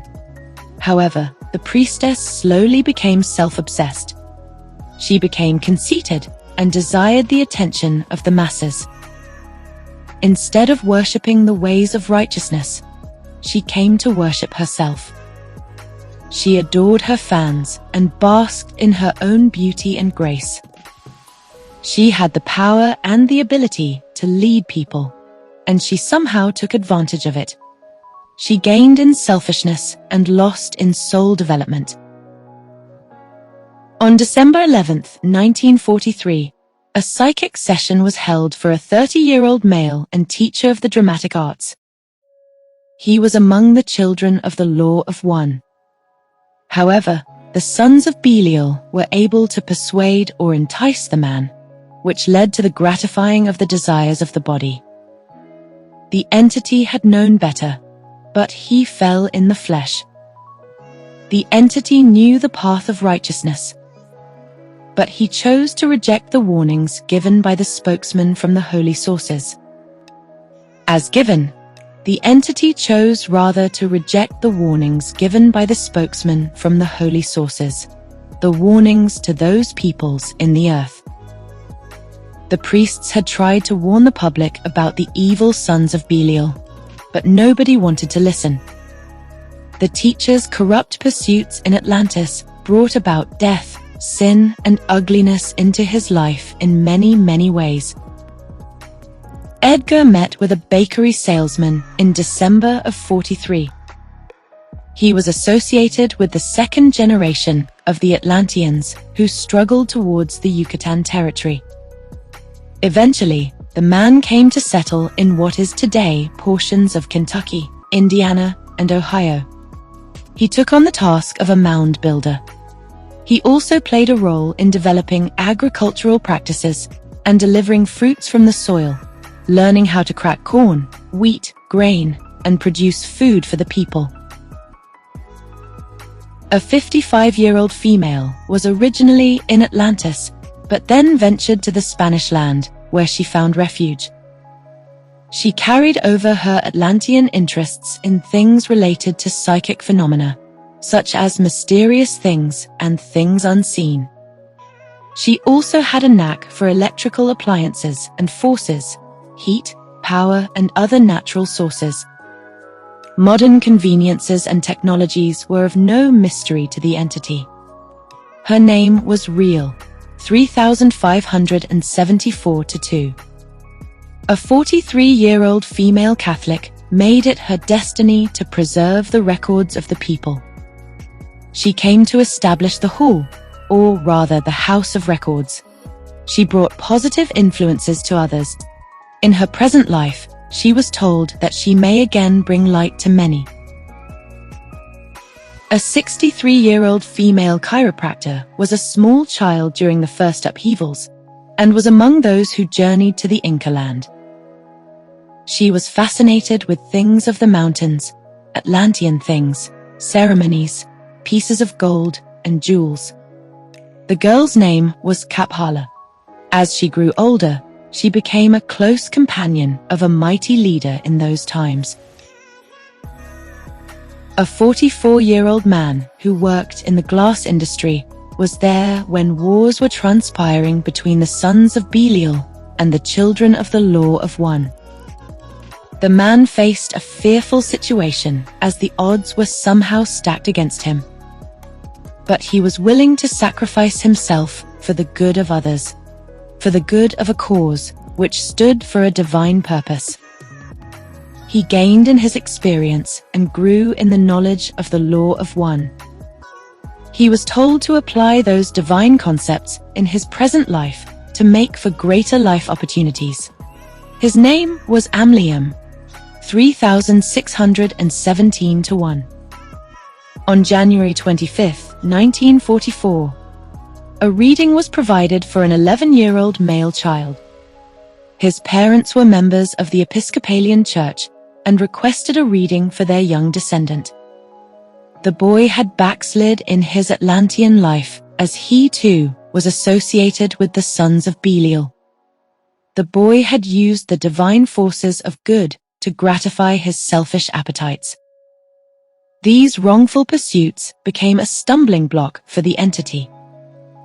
Although the boy suffered some drawbacks, he still had the potential for unlimited possibilities in the present. A 25-year-old female secretary was there during a time of big changes and was to enter into new activities in other lands. She was among the people who traveled to the Iberian Peninsula in Spain. Her name at the time was Axels. She later became a leader, however, she wasn't too successful in the role. There were selfish desires that entered the entity, and there was an undermining of good in her heart. A 51-year-old female housewife and cake shop owner found herself in the Yucatan land after the groups made their way over. Her name was Yama. The entity was a leader, a teacher, and an intelligent instructor. She gained much knowledge in various forms of ritual practices. She developed a strong sense of orderliness and neatness that carried over into her modern-day persona, 4041 to 1. A 31-year-old female librarian went by the name of Esquan. The woman eventually became a princess to the people in the Yucatan region. She sought to take on a political role in the community. She wanted to set up her own order, her own plans, and her own rules, and deliver them to the people. Things didn't work out the way she wanted them to, however. She eventually gave up on her pursuits and allowed herself to be led by others. Hence, in her present life, she suffered frequent disappointments with people. She was told to stick to what she knows is correct and to keep in line with the laws of the Lord and with the universal consciousness. Edgar said not to be concerned with the laws of the land, but rather with the laws of the creative forces that will offer help to everyone forever. A 52-year-old writer and Episcopalian was there right after the Second Destruction, when society attempted to build itself back up again. The writer was among the children of the Law of One. His name at the time was Orna. He made it his goal to replenish and rebuild the land and deliver good influences to the people. But the sons of Belial were still up to their no-good schemes. The evildoers had tried to undermine the man's good efforts. As a result, in the present day, he continued to encounter people who often tried to undermine him. 5096. A 48-year-old Christian housewife was a personal assistant to an individual by the name of Essene.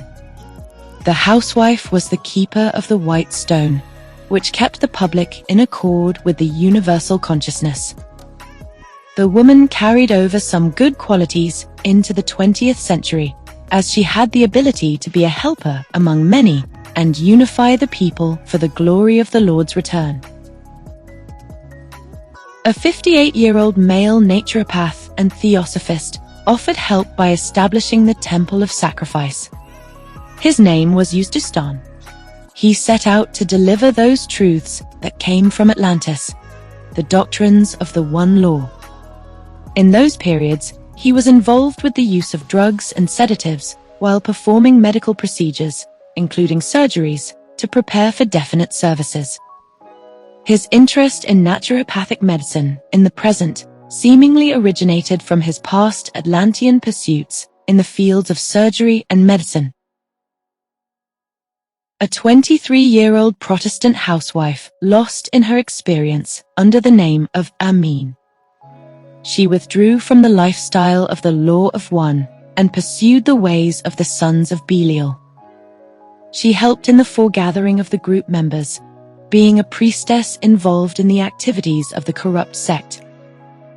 Just like the sons of the Law of One, the sons of Belial also had their own temples and dedicated places of worship.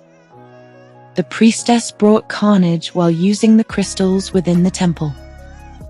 Once again, the sun's rays were being harnessed in ways that brought about high levels of radiation and compromised the environment.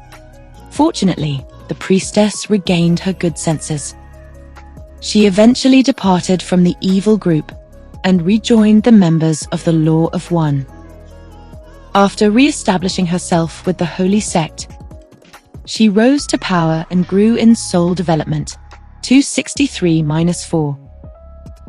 A 36-year-old Christian male was there when the preparations were being made for the people of the one religion. They knew the end was near, anticipating the turmoils that would soon befall the city. All the teachers and ministers gave warnings to the citizens. The first man-made destructive forces were brought on by King Axtel. The Christian man lost in soul development, as he gave into ways that made for the gratifying of the body. A 56-year-old business executive acted as a mediator between the natives, the kings, and the priests. The man was among the people banished with the priest, yet he held fast to the holy codes. He eventually returned with the priest and aided in re-establishing the Temple of Records and the Temple Beautiful. There were new orders to be distributed, and the man was intent on delivering the divine messages to everyone. His name was Hepzept. A 25-year-old male office clerk was stationed in the city of Sus and became a leader under the name Luzlu. He was knowledgeable about mechanical forces and applications. He had a natural talent for working with chemicals and carried over these interests into the New Age. The man possessed visionary forces, including the feeling that everything must be done from a chemical sense innately within self. It was recommended that the office clerk use these applications in the right direction for self-building purposes. A female maid received a reading in 35. She was there right before the lands were broken up into separate isles. The woman lived in Eden in Pisidia and helped re-establish the Holy Temple. The woman became enamored with one of the sons of Baalilal and came to falter in her experience. Although she fell, she redeemed herself in areas of knowledge given to her by a priestess by the name of Quoda. The maid's name was Emelda. A 2-year-old little girl had sojourned to the city of Osuo, where the entity ruled as a priestess involved with certain divinations of the mind and of the body. The person's name was Lilthean. She lost in her experience due to self-aggrandizement, coupled with carnal desires. Luckily, she had another opportunity in life as a young modern American to make things right. Cayce explained to her mother that her infant daughter should be kept in touch with the developing forces of spiritual insights. An 18-year-old male student was in Poseidia when bombs were first being developed. He was a type of chemist who provided knowledge regarding the combination of chemicals used in explosives that were to be used by the people. His name was Edgar. The entity gained in his experience by being a good worker and being able to take orders willingly. He engaged in service to others and was a decent citizen. He likely worked with mechanical devices, having those interests made manifest in his life in the mid-1920s. He was told to make use of the creative energies within the universe, and that the field of applied arts would be good for the entity to exercise his talents and abilities. 419-1. A 46-year-old male executive and spiritualist engaged in many trips to and from Egypt and Atlantis. He sold various goods and materials. The man still possessed a keen sense of money and commodities in the present. During his time in Atlantis, it was an era of commercialism, but also a time of great spirituality. There was a high order of civilization, as would be termed in the present. On November 11, 1938, an astrologer and soon-to-be chiropractor met with Edgar for a life reading. While in Atlantis, the man was second in command in the Department of Hospitalization, in the place of the healing arts, where the influences of nature were used to aid in the healing of man. His name was Hippocrates. He was told to continue in his studies, in those things having to do with the nature of man, concerning his material environment. A Christian housewife was there when the people were preparing themselves for the exile, and many activities arose as the citizens started to depart. She was persuaded to leave the one religion and decided to engage in a type of mysterious cult containing strange people. After leaving Poseidia, she traveled to the land of Maya, what is today Nevada and Colorado in America. She eventually rediscovered the laws of one and delivered them to others. A Protestant German housewife taught both young and old members of society. She specialized in the art of weaving, working with thick linens and coarse materials, and finer arts and crafts. She dealt with decorations of the body. Her daughters also adopted the craft. From her past sojourn, she possessed a peculiar, innate feeling when seeing certain colors and clothes. She was also receptive to certain smells, perfumes, and incense. Cedar and sandalwood were said to have an overpowering effect on the entity. A 39-year-old male had been an engineer who worked with electrical forces that powered the various crafts that traveled from place to place. He worked with photographing from a distance. He was capable of reading inscriptions through walls, even at great distances, to prepare for elevations within the landscape. He worked with the terrible, almighty crystal, using its active principles, which brought harmful effects. Luckily, he brought constructive forces and positive influences in some ways. His name during that sojourn was Elam. Cayce told the parents of a 10-year-old girl that their daughter was there when great changes were being wrought within the earth. The masses were warned to flee from the area due to the wrath ensuing from the harmful forces brought on by using divine powers for personal gratification. The girl was a priestess by the name of Shama. She stood strong in the powers of the law of one, offered constructive services, and gave worship in the Temple of the Sun. 3659-1. A 25-year-old female was present in the formidable estate during the rumblings brought on by the sons of Baalilal. The entity was caught up between two parties and was torn between two opinions. The woman enjoyed the material things associated with the sons of Baalilal. However, she still held to the spiritual things she cherished with the sons of the Law of One, those people who were purified in body. She became divided between material desires and spiritual desires. The woman's name was Amilo. A choir director, organist, music teacher, and Protestant, inherited some unusual abilities during her sojourn. However, she also inherited disturbances of every nature. While in the city of the Poseidons, the entity followed the principles of the Law of One, yet she became entangled with using stones, spheres, and the negative principles related to such. This brought periods of self-indulgence and self-aggrandizement. The prophet suggests that in her present day, she know thyself and recognize her relationship to the creative forces and the consciousness of the God force. 5:28-14. A 36-year-old male Catholic worked with the Atlantean leaders as an interpreter and builder of mental activities.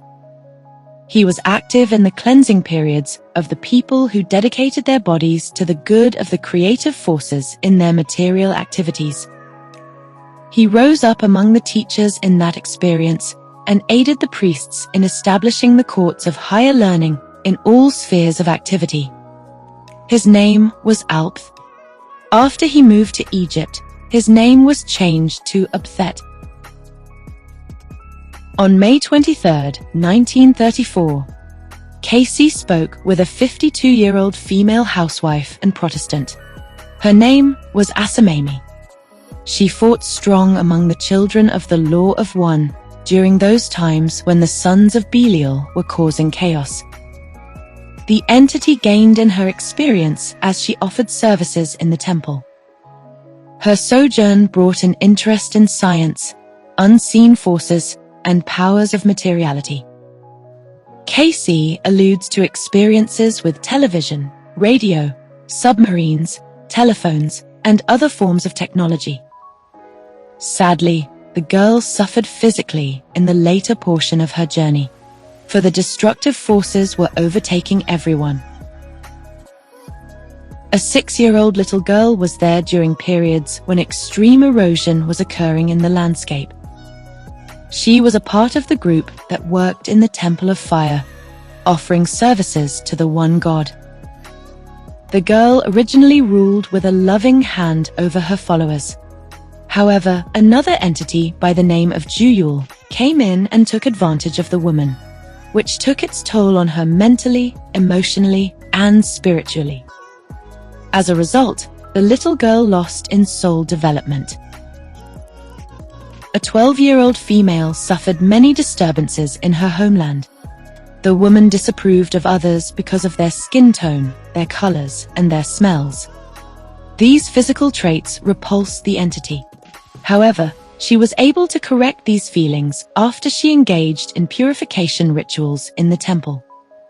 Through these practices, there was a change in the vibrations of her bodily forces, and those electrical changes brought on by higher vibrations. After the purification process, she became an active emissary in other places. In trying to spread the faith, she encountered groups involved in occult animal worship, dealing with the hooves of horses and the feet of goats, the bestial forces associated with those tainted peoples.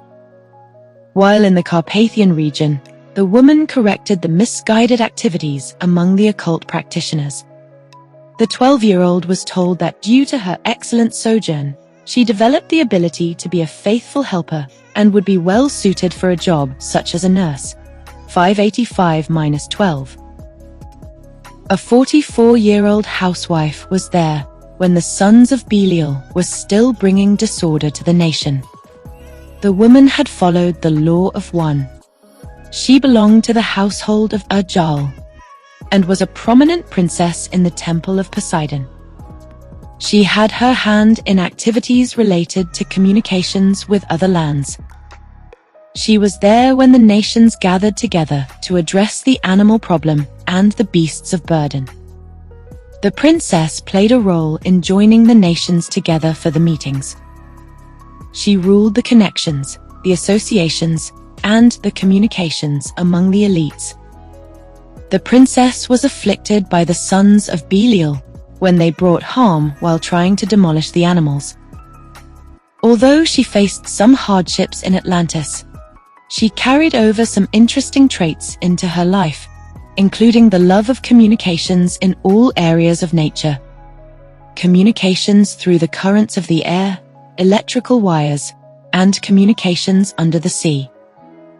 These things became of interest to the entity. 587-3. A 61-year-old Protestant housewife was in Poseidia when the human body took on its final hardened form. There came the full encasements of spirits into their permanent mortal dwelling place. The people had literally put on matter or material bodies. As the flesh became more and more real, the entity engaged in the indulgences of her new physical body. Hence, she lost in soul development. An 11-year-old boy of the Hebrew religion had his hand in inventing dangerous explosives. He made for the destructive forces that set in motion the fires that erupted within the inner portions of the earth. This was during the first destruction. Cayce again reiterates that the people were unaware of the harm they were causing to the earth. Both the sons of the Law of One and the sons of Belial were using the powers of nature and the spiritual laws in ways that were totally incorrect. The man had unintentionally hurt the nation, just as countless others did. A 17-year-old boy was there when contentions were high between the children of wickedness and the children of the eternal laws. A spiritual war was being fought, and the man by the name of Axitual stood up for the sacred morals and codes and battled against the evil groups of the day. The sons of Belial were those entities that worshipped the pleasures of the physical body and the material world, and they always gave into self-indulgences. Axitual suffered in body and mind, as these dark carnal forces had taken their toll on all humanity. On the bright side, he brought strength and power to his followers by providing the knowledge of the universal forces. The man eventually found himself in Egypt, where he was involved in preserving the records of the people. 640-1. A 19-year-old Protestant male was a group member of the Sons of Belial, and was present in times of turmoil during the first outburst of the continent that caused for the separation into islands. The individual waged war against those of the one God. After the divisions transpired among the groups, the man left Atlantis and sojourned to the land of Central America, where he engaged in new activities. As time went on, the man manifested some good qualities in his experience. A 41-year-old divorced female, a beautician and Protestant, proved to be a great influence among the early natives. The woman aided in caring for the common people who made their way from place to place. She brought a greater understanding of spiritual activities and made for those advancements that helped people of the lower estate. She gained in all life aspects. Her name at the time was Olmecus. A 43-year-old female chiropractor by the name of Elishept made for glorious ovations for the priest among the crowds. She also had her hand in establishing medical communities. She partook in practices that called for the principles of earthly healing by using the elements of the earth to bring strength and vigor to individuals with weakened bodies. She was among the first to establish institutions and infirmaries for nurses. She faced turmoil when disputes arose among the people, but she eventually continued on and brought the lessons of the law of one back to the citizens in many places. An elderly female writer and Protestant traveled with the leaders Ajax and Abatha, who preached the law of one. She offered services in both the Temple of Sacrifice and the Temple Beautiful. The woman engaged in surgical procedures for the removal of animal appendages from those newly developed human forms. The entity made for the preparations of those for the throwing off of the appendages or hindrances from the animal forces. Also, it aided in the preparations for their activities for the special service through the Temple Beautiful, 774-5. The animal-human hybrids were still in the picture. The nurses and doctors were trying to do away with the animal appendages, the horns, tails, hooves, and fur that still plagued the bodies of the afflicted. Surgeries had to be performed, ointments needed to be applied, and possibly prayers given. The woman gained in soul development after she aided in the hospitalization of the people who were suffering. Her name at the time was Amelia. A 37-year-old male marble cutter and Protestant, was a man of high authority in Atlantis, being a ruler during the age of advanced forces as seen in the Earth's realm, including other spheres. He had the desire, the urge for things related to mechanical construction in terms of the lifting forces. The entity offered much assistance to the people in that period. He was responsible for erecting some of the most beautiful buildings in that plane. But he brought destructive influences after he entered the Pyrenees land. Towards the end of his incarnation, he became selfish. These traits carried over into his present incarnation in the form of urges towards those materials of stone, marble, granite, and other elemental forces related to such. A 27-year-old male government worker was there during a period when adverse forces were ravaging the cities. Among the higher-ups, there was an attempt to guide the workers of the menial classes to higher positions in areas of agriculture and other social services. The person acted as a mediator between the people of the lower classes and those of the higher classes.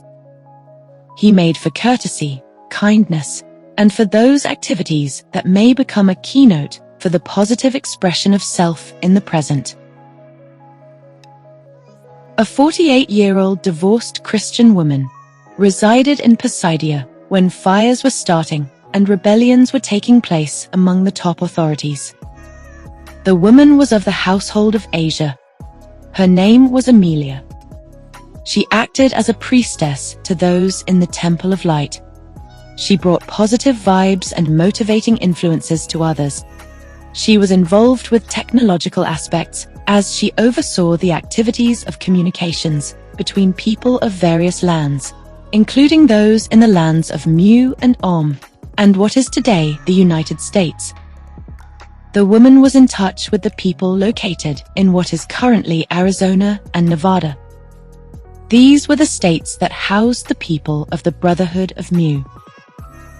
The woman gained in soul development as she aided everyone in the field of communications.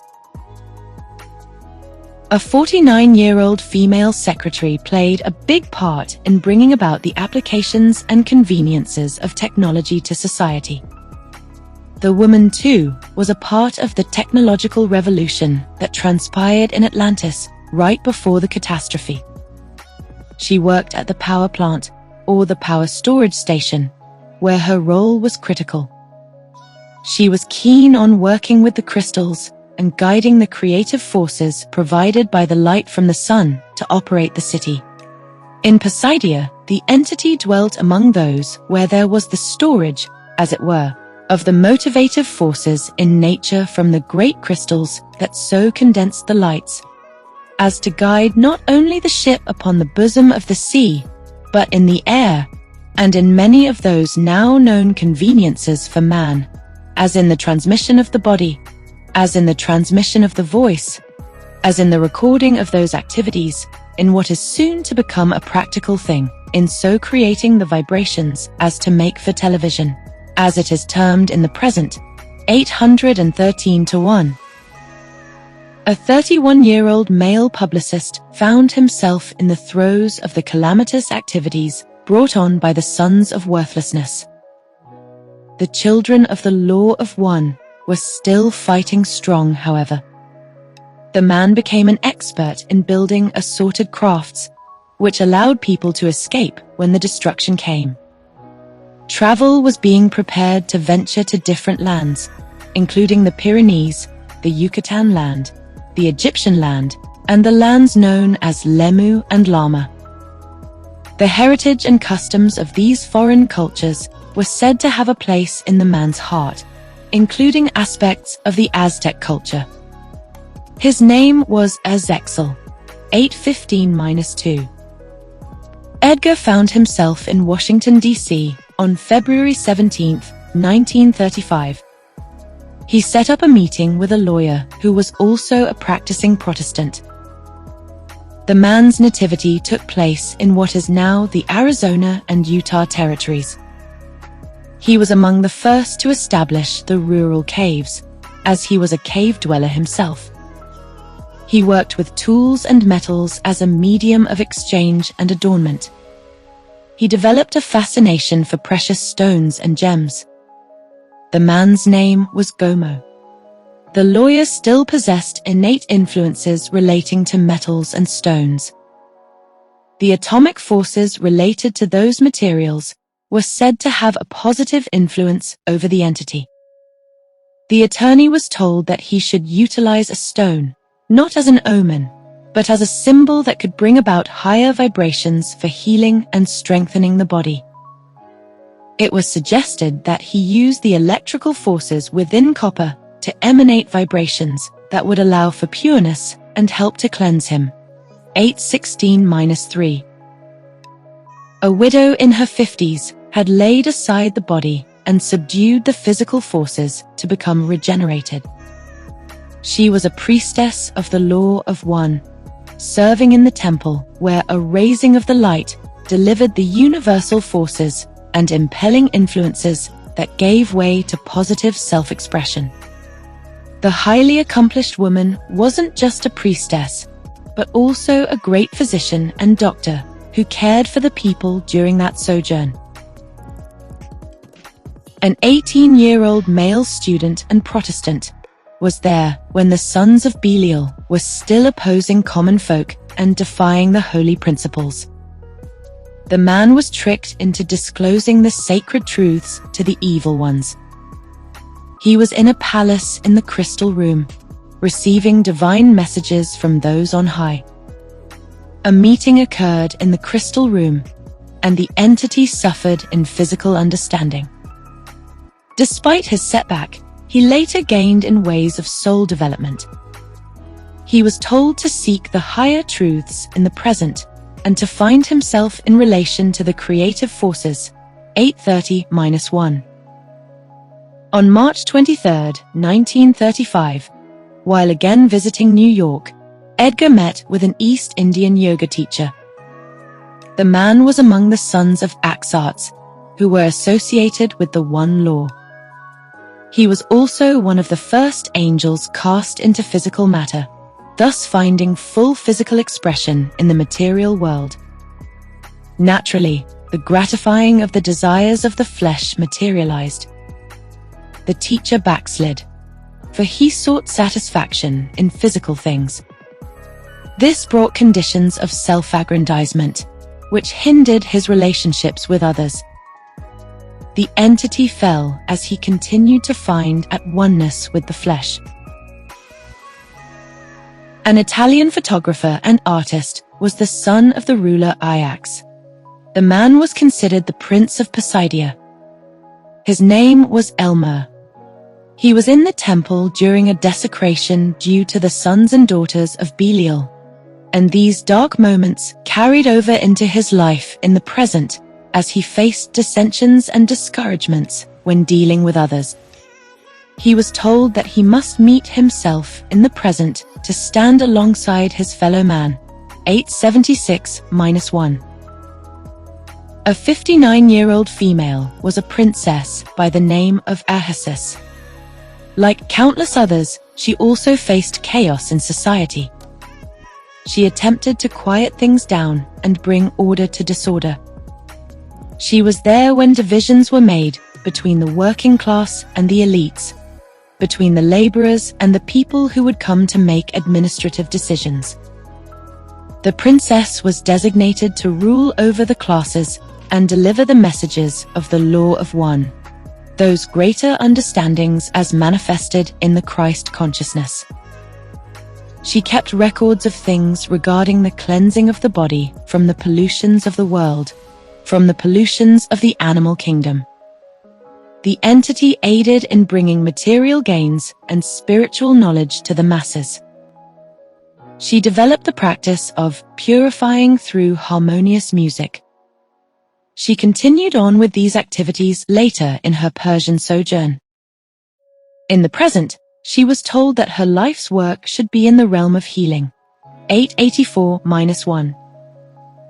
A widow and physician rose to power as a spokeswoman for the law of one. She was also involved with the physical evolutionary process of individuals. She too made for advancements in surgeries, dealing with the discarding of appendages of an animal nature. She assisted the lower forms of humans to evolve into higher forms. The entity advanced in mental, material, and spiritual aspects. The widow self-sacrificed for the good of others. She allowed for the purifications that made for the oneness with the creative forces. In the present, she was advised to know her ideal and to know that the spirit is the motivating force that makes for constructive services and activities. An 18-year-old male high school student had been among the upper classes. He acted in the capacity of a judge among the laborers, overseeing their work-related activities. The man possessed the internal drive to become a rover, or rather a wanderer. He enjoyed sightseeing and sought the heights of the mountains, the calling of the seas. He was advised to set his mind on his ideal, which should be a true manifestation of the creative energies. The student was told to let his meditations and prayers align with the greatest spiritual teachers of the earth. A 37-year-old male Christian lawyer was among the egress of people right before the last downfall. He was considered a member of the judge and jury. He was responsible for seeking out other environs for the people to travel to. He eventually wound up in what is now Central America. He was among the planners who aided in building the temples, those that are being uncovered today. He engaged in ceremonies and cremation services. Supposedly, the remnants of the ashes of the deceased may still be found in those places. A female singer and Hebrew possessed an inherent ability for speaking among the crowds. She engaged in political activities and brought beautiful aspects to the temple in terms of delivering goods and services. Her name was Asali. After she made her venture over to Egypt, her name was changed to Hatshepsut, which means she that bound those together for oneness of activity. A 26-year-old female went by the name Axtkel. The entity was of the same sex and made for the beauty of expression through clothes and dress. She carried her passion for clothing into her present life. She also possessed higher influences related to her social and spiritual life. Edgar told the female that she could act as a minister, a writer, a teacher, or even participate in secretarial activities to allow for good purposes. He told her to focus on the home and to establish positive influences in her household. 945-1. A 51-year-old male cartoonist and Protestant was in the middle of the transitions between Atlantis and Egypt and worked in the capacity of a director of the expeditions. Several years passed before the man finally found a home in Egypt. He had a particular interest in beautiful buildings. The cartoonist developed a passion for the decorations in the temples. He sought things of the home and the embellishments and ornaments related to such. He had an adornment for gems and precious stones. In his present life, he developed an interest in oddities and urges based on those things of the past. A 35-year-old housewife left Atlantis and found herself in Egypt with her holy clan. She was considered the Princess of Fire, acting as an interpreter under the children of the Law of One. She worked with the masters and the sons of the Most High, who could communicate with the earth plane. Her name was Princess Lax. The woman established material activities related to the worship of the sun, those activities that were later built upon by Ra, Ra-Ta, Isis, and Hermes. The entity rose to power, yet lost, due to the negative influences from the natives and their rebellious activities. She still took on services in simple ways and continued to teach people. She still possessed the power to be a minister and a teacher. It was suggested that she strengthen her psychic abilities, which may bring harmony and peace in her own experience and into the church that rests within her heart. A Christian housewife was very mechanically inclined back in the day. She was among the engineers and operators who controlled the transportation crafts. She worked in areas of communications, not only through the use of lighter-than-air machines, but also through the use of radioactive forces. The woman was also a type of supervisor who aided in establishing councils in the nation. Her name was Emil. She helped both the rich and the poor, the prominent and the lowly. She struggled against the sons of Belial, and lost in some aspects, but she continued to develop spiritually throughout her lifetime. An 18-year-old Hebrew girl sought psychic guidance in late October of 35. She considered her primary religion to be Christian Science. Her name was Asoxanal. The entity was a close companion of Axtal when strife and turmoil arose. The girl aided much in the clearing of differences, which brought better understanding in that period. Later, the entity became a judge and made for good expressions according to the activities of the sons of men who chose the Law of One as their ideal. A 58-year-old female Christian was also among the members of the Law of One who acted as a priestess in the temple. Amimeli was the entity's name during that sojourn. She later found herself in Egypt and brought elements of beauty and purity among her close associates. These pleasant qualities became a keynote in her modern life while working with her fellow man. An 18-year-old male high school athlete worked in Atlantis, not among the ruling class, nor was he among the peasants or the working class. He was not a priest nor a king. He served in the middle as an instructor. He had an all-for-one and one-for-all type of mentality. He eventually made his way over to the Yucatan land and gained in activities in terms of temple worship. He was advised to hold fast to those good traits he developed while in Atlantis. His name was Axjetalame. A Christian chiropractor was caught in the middle of the hostility between the evil groups and the holy groups. He was among the lesser priests. After making a new home in the Yucatan, he ministered to ill people who sought him out for good judgment and understanding. The man's name was Mars Heli, and the entity rose to prominence. He made for great mental and material developments and contributed to the glories of the people in that experience. A 29-year-old male and New York native had taken part in the founding of various educational, economic, and political establishments in both his homeland and places abroad. The man made for great developments, both mentally and materially. His name was Amelie. The entity was inclined towards being a stylist, not only for costumes and clothes, but also for materials and conveniences of the home. He took an interest in religious worship and business-related activities.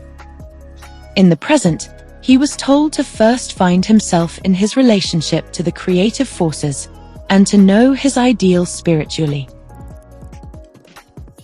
A female widow and writer was present during times of turmoil when the creative forces were being misused for material gain. She played a role in the breaking up of the land by misapplying the spiritual truths to reap material gain. Her name was Iron. The woman ministered in the Temple of the Sun, where all power was used to work in ways to affect the material environment. When the period came for the dissolution of the Earth's surface, there was carnage occurring in the temple daily. During the chaos, the woman aided in giving instruction and allowing for the preservation of many lives. After the exile occurred, Iron found herself in Egypt with her clan. A 55-year-old female government office worker lost in soul development. She journeyed to what is today the Incal territory and later ventured to the lands of Oz and Og. She was initially a princess among the children of the Law of One. However, she made for the aggrandizement of the body and those influences that came from having power. She sought fame in the temples. She sought beauty, the hoarding of wealth, and the hoarding of mediums of exchange. Her name was Alcia, a Mamia. The prophet claims that records of the woman's activities can still be found among the temples in the Andean region or in South America. 1183-1. A 22-year-old female student was present during the second upheaval. Although the woman was a daughter of the Law of One, she was afflicted by the peoples of Beelzebub, those people of self-exaltation, self-glorification, and personal gratification. The woman was said to be pulled in two different directions as she had bodily affections for a person of the opposite group. These conflicting emotions carried over into her present day, and she often experienced troubles when dealing with others. She was told to hold fast to those characteristics set by her ideal and to make sacrifices in order to grow soulfully. 1189-1.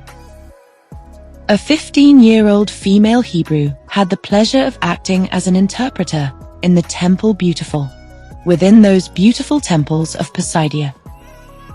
There were dazzling lights in the temples, opaline lights, possibly ornate glass or chandeliers. There also existed unique stones that delivered the universal mysteries. The most significant stone was the fire opal, which possessed fire and vigor. The fire opal brought purification, for the fires of the flesh must be burned out to become a channel for glory in order to spread the living truths to others. 1193-1. An 11-year-old female student, a Christian scientist, was there when the sons of Belial were attempting to control the workforce or the layman workers. They tried directing the lowly laborers into specific fields of activity. In the temple, the Christian scientist had the blessing of being a priestess. She also dealt with mechanical applications and electrical forces. She was particularly keen on things involving the cleansing of the body, including the caring of individuals through nursing, ministering, and teaching. She was told to use these latent abilities within her home and surrounding places. On June 23, 1936, a pair of Christian parents met with the prophet for a reading for their infant boy, who was only 2 days old. The guardians sought Edgar's guidance soon after the child was born, as they were eager to know who their babe was before he came into America. The baby boy was a leader among the sons of Belial, who waged war against the sons of the Law of One. His name was Sululon. He brought about the union of body with one of the daughters of the Law of One. The sons of Belial considered him a traitor.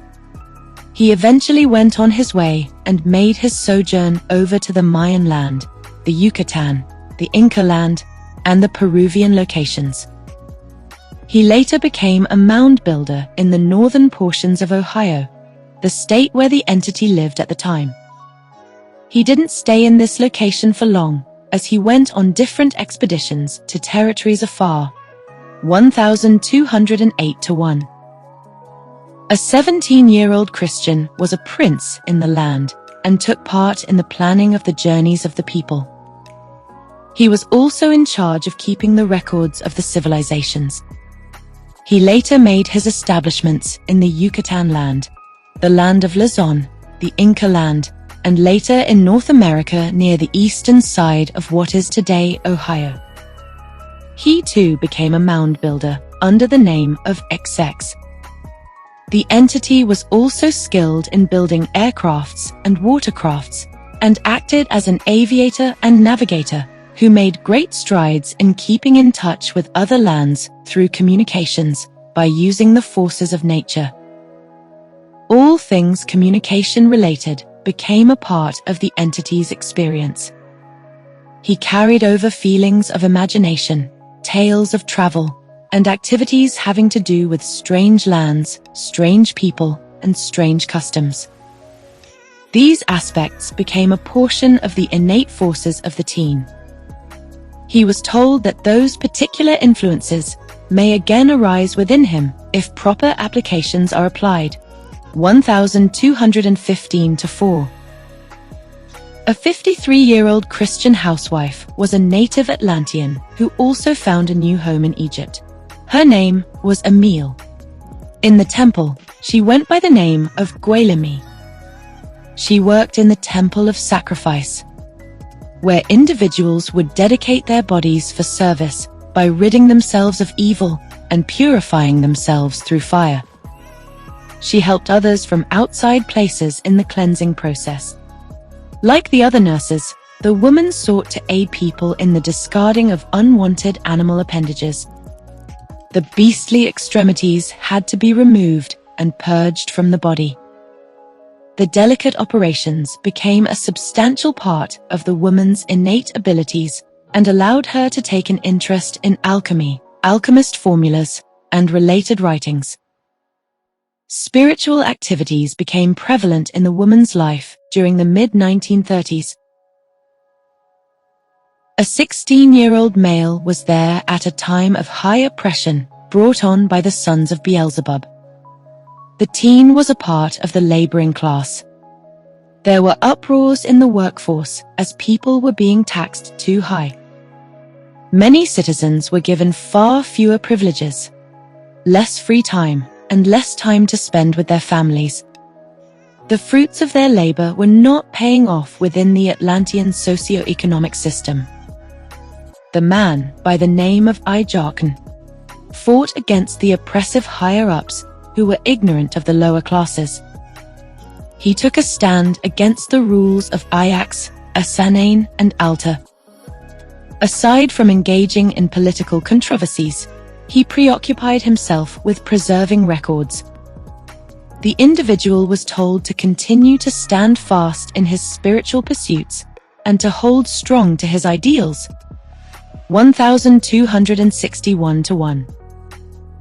A 76-year-old manufacturer worked in the preparations for greater communications as the forces of nature were used for activities that would prepare for gases.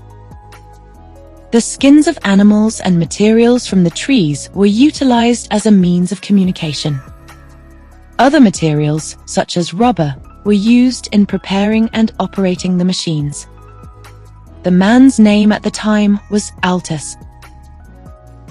In 1936, Edgar met with a man who worked in radio broadcasting and in producing educational programs or pictures. He was also an electrical engineer. He had been caught up in a debacle within the workforce. Some workers seemed better suited to certain aspects related to the suppliers or appliers of the material and spiritual laws. He was a proud member of the Sons of the Law of One, and worked in building up the land, making for constructive forces.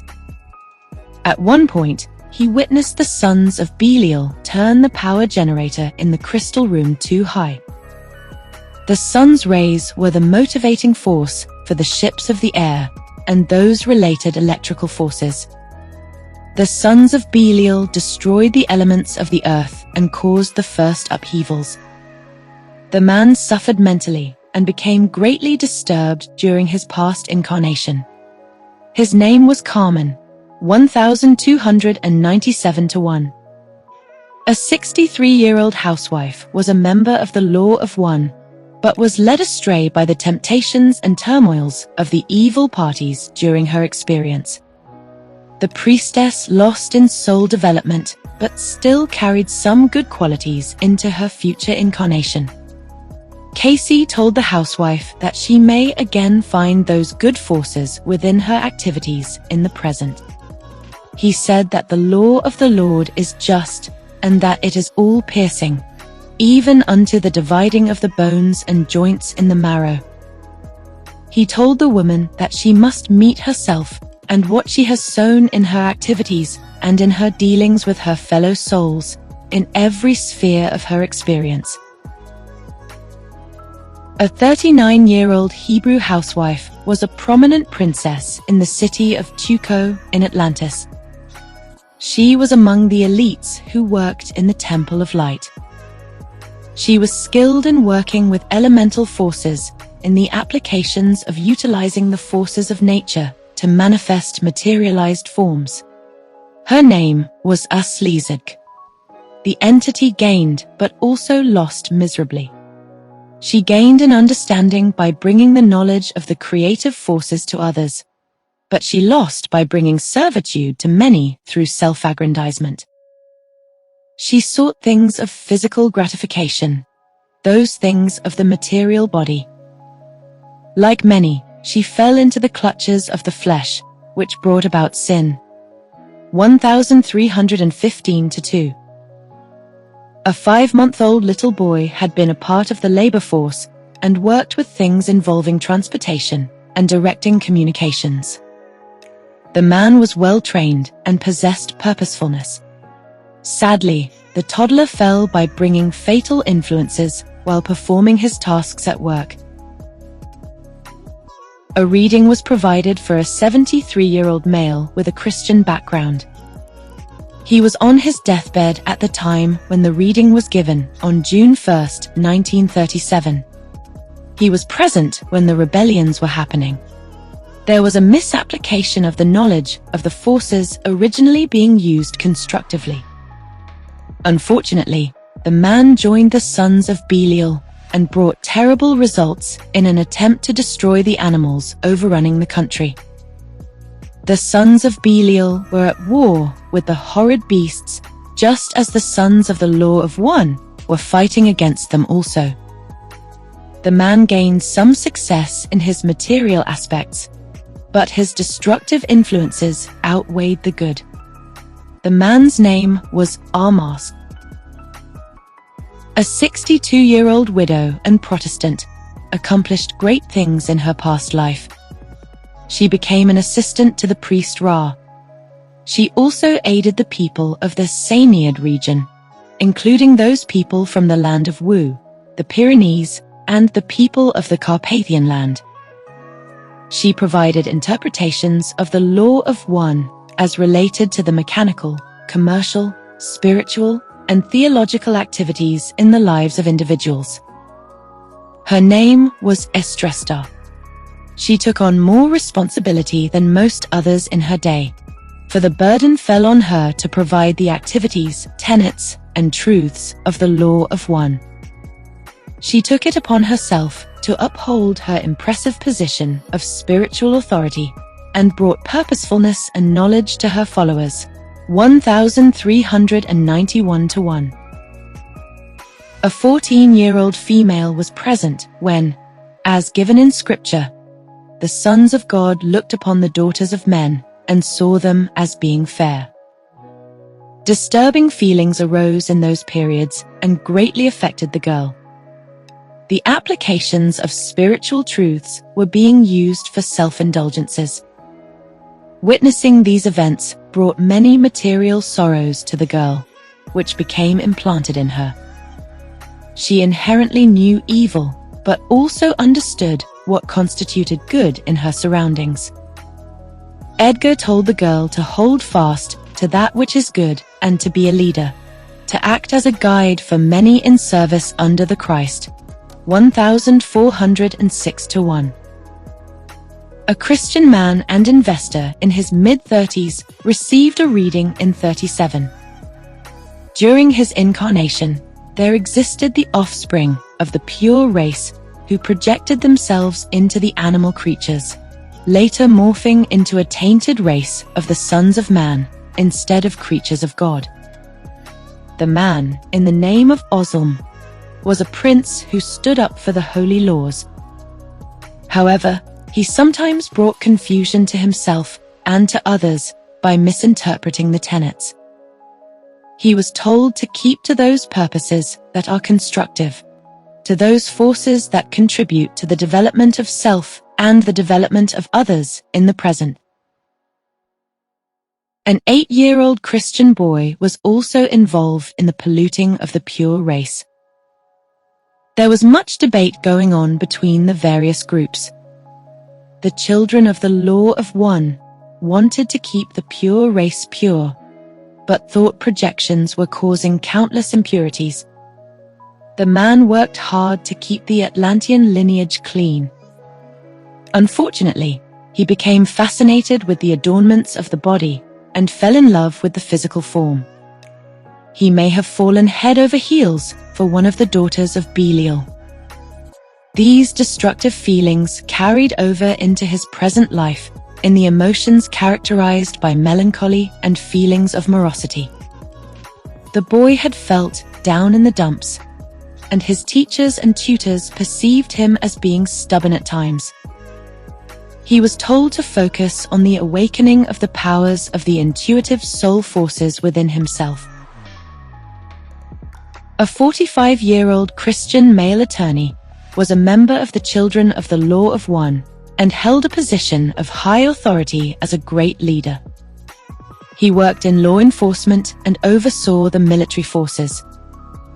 He was associated with the rulers of the lower rungs, but he brought misinterpretations. The man carried over strong analytical abilities and those related emotions that came to manifest within himself. His name was Axelton. It was recommended that he study more of the spiritual aspects related to his experiences. 1423 to 1. An 11-year-old boy was in Atlantis during much activity when people were gathering together and dividing into groups and journeying outside the city. The man was sent to the Yucatan land to act as a director for setting up temples and guiding worship services. His name was Iconal. He allowed for the preservation of things that brought a unifying aspect to the understanding of the relationships of man to the creative forces. An 18-year-old female Protestant was among the holy people in the Temple Beautiful and the Temple of Sacrifice. She resided mainly in the area called the Gates to Zubar, later known in other languages as the Place of Zebulon. In those activities, she brought divine purification rituals, excellent knowledge, and enlightenment to the people in her homeland as well as foreigners. Her abilities in homemaking became a portion of her experience, as well as subjects related to music and mathematics. On November 4, 1937, Cayce sat down with a 29-year-old man who worked in commercial radio broadcasting. It's no surprise that he inherited his communication abilities from laboring in Atlantis. As Edgar told the broadcaster, in the experience, the entity was associated with those activities called or termed or known in the present as communications. In the abilities for activities of every nature pertaining to messages, wireless, and the abilities to direct ships that flew in the air as well as sailed under the water, and those influences or forces that were directed by the generation from prisms of light and from the center of the sources of forces that made for such directions. From his experience, he developed the innate ability to become scientific-minded. The radio broadcaster had stayed true to his past interests in technology while working on the island. An elderly female widow was among the priestly household, as she was a princess of royal blood. The woman ascended to great power and was in charge of supervising the stone which the light of heaven cast upon for the blessings of men. The sacred stone and the heavenly light brought divinations to the people and connected them to godly forces. In the woman's present incarnation, she inherited the desire to help humanity. She felt a calling for welfare and the longing to serve others in mental and spiritual aspects. A 27-year-old female was caught in a struggle between the sons of Belial and the children of the Law of One. Her name was Axella. Choices had to be made, and she may have gone the wrong way as she dabbled in the activities of both organizations. On the one hand, she possessed great material blessings. On the other hand, she reaped spiritual understanding, but somehow proved to be faithless instead of faithful. The woman was told to keep in the light in every way that would make for a closer walk with him and with her fellow man. A 65-year-old female writer had a prominent role as one of the main interpreters of the secret teachings. She was specially trained in understanding and interpreting the language of the people of the Gobi land, the land of the sun. She was a teacher and an aid to those who set up establishments for the people in authority. She made for good soul development. However, she backslid after she allowed anger to manifest when dealing with others. Her Atlantean interests carried over into her American incarnation in relation to her activities with the early Christian church. A 29-year-old housewife and Protestant was on the island during the second period of the upheavals. The woman was a priestess in the Temple of Light. She was involved in holy activities, but wasn't as dedicated as the other members. There was also questioning, or perhaps arguing, going on among the group. Oddly enough, Cayce claims that the woman had 17 sons by 17 different men. She definitely had her fair share of affairs. These activities brought disturbing forces.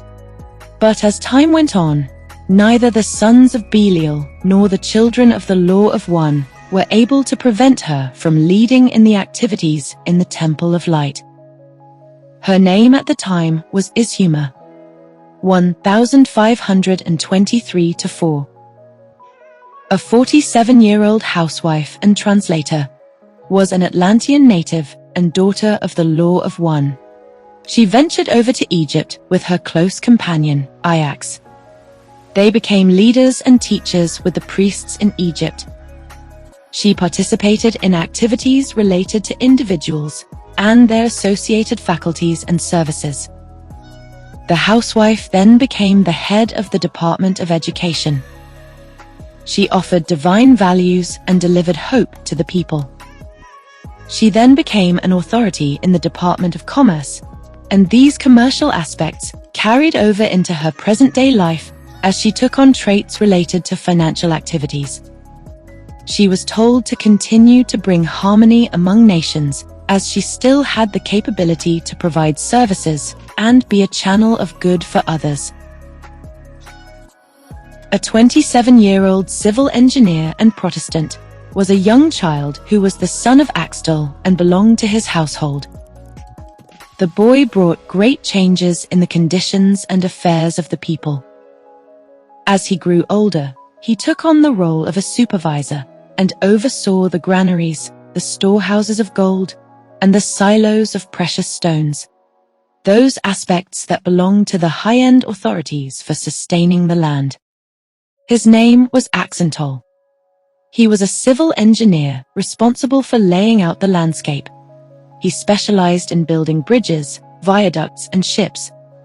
He constructed holy things, including altars and shrines in the Temple of Sacrifice and the Temple Beautiful. The man clearly carried over his engineering abilities into the present. He was told to continue to use those constructive forces, for the mind is the builder and becomes part of an entity's experience. A 34-year-old male vocational school teacher was a fair citizen in Pisidia and was in contact with the priests during that experience. He was trained to be one of the fathers of the new people. However, he chose to defy his responsibility and pursue a role as a recorder or a record keeper. Hence, the man became a scribe for keeping all the records in the temple. He worked in schools and recreational halls assisting students. He took on roles involving art and other creative trades. In the present, the man possessed the ability to write and was still associated with the educational community and still helped students by disseminating the truths regarding what is practical and applicable in the minds, hearts, and experiences of others. The teacher's name was Shepthel. A 29-year-old dancing teacher was one of the most beautiful princesses among the children of the Law of One. Her name was Mele.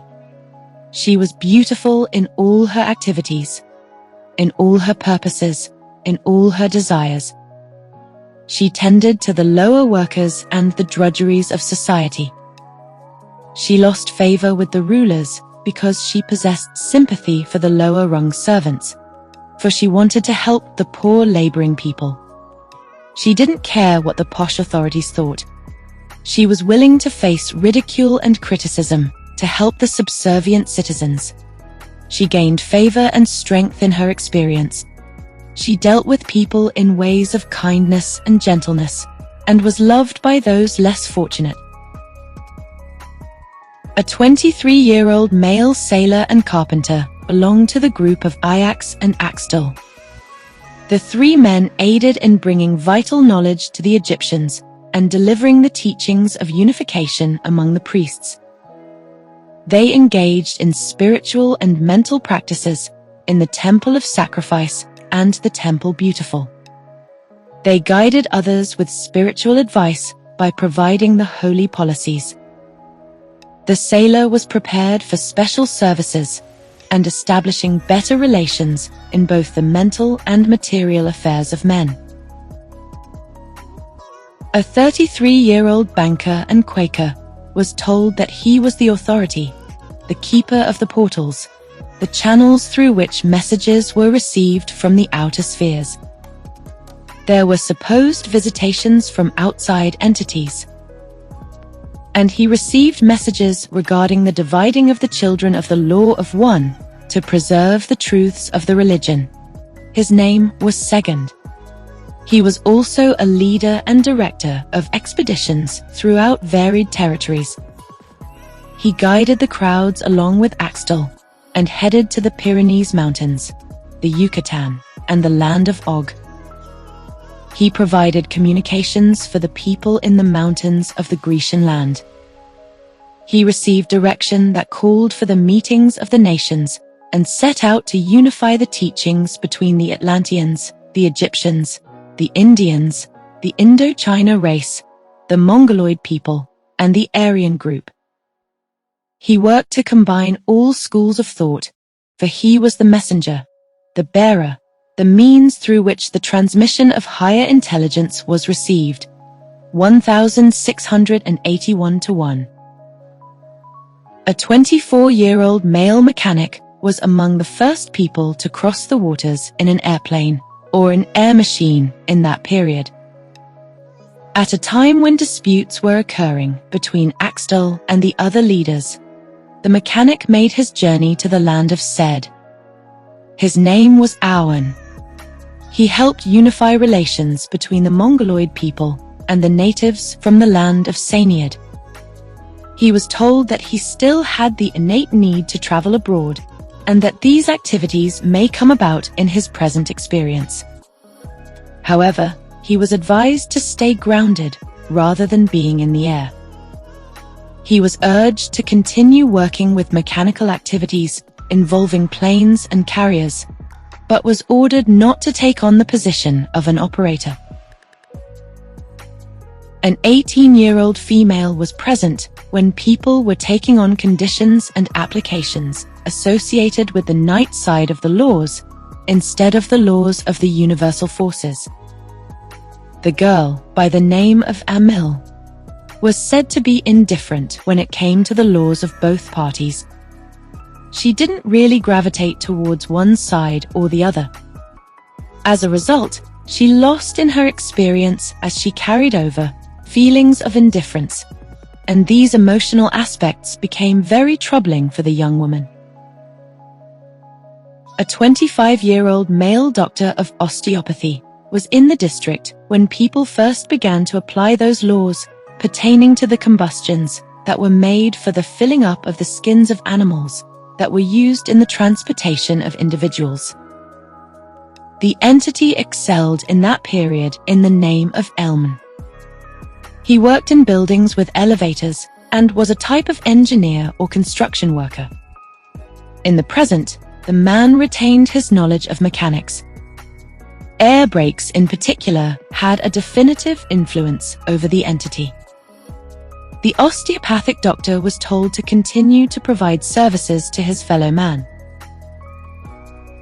A 14-year-old male student and Hebrew was also a type of mechanic or machine operator.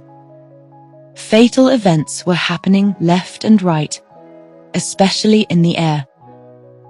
The boy had built those aircrafts and machines that sailed through air and water. The crafts compromised the environment, just like all the other manufactured technologies. Although the boy brought negative influences, he still gained in his experience by attempting to influence people in a positive manner.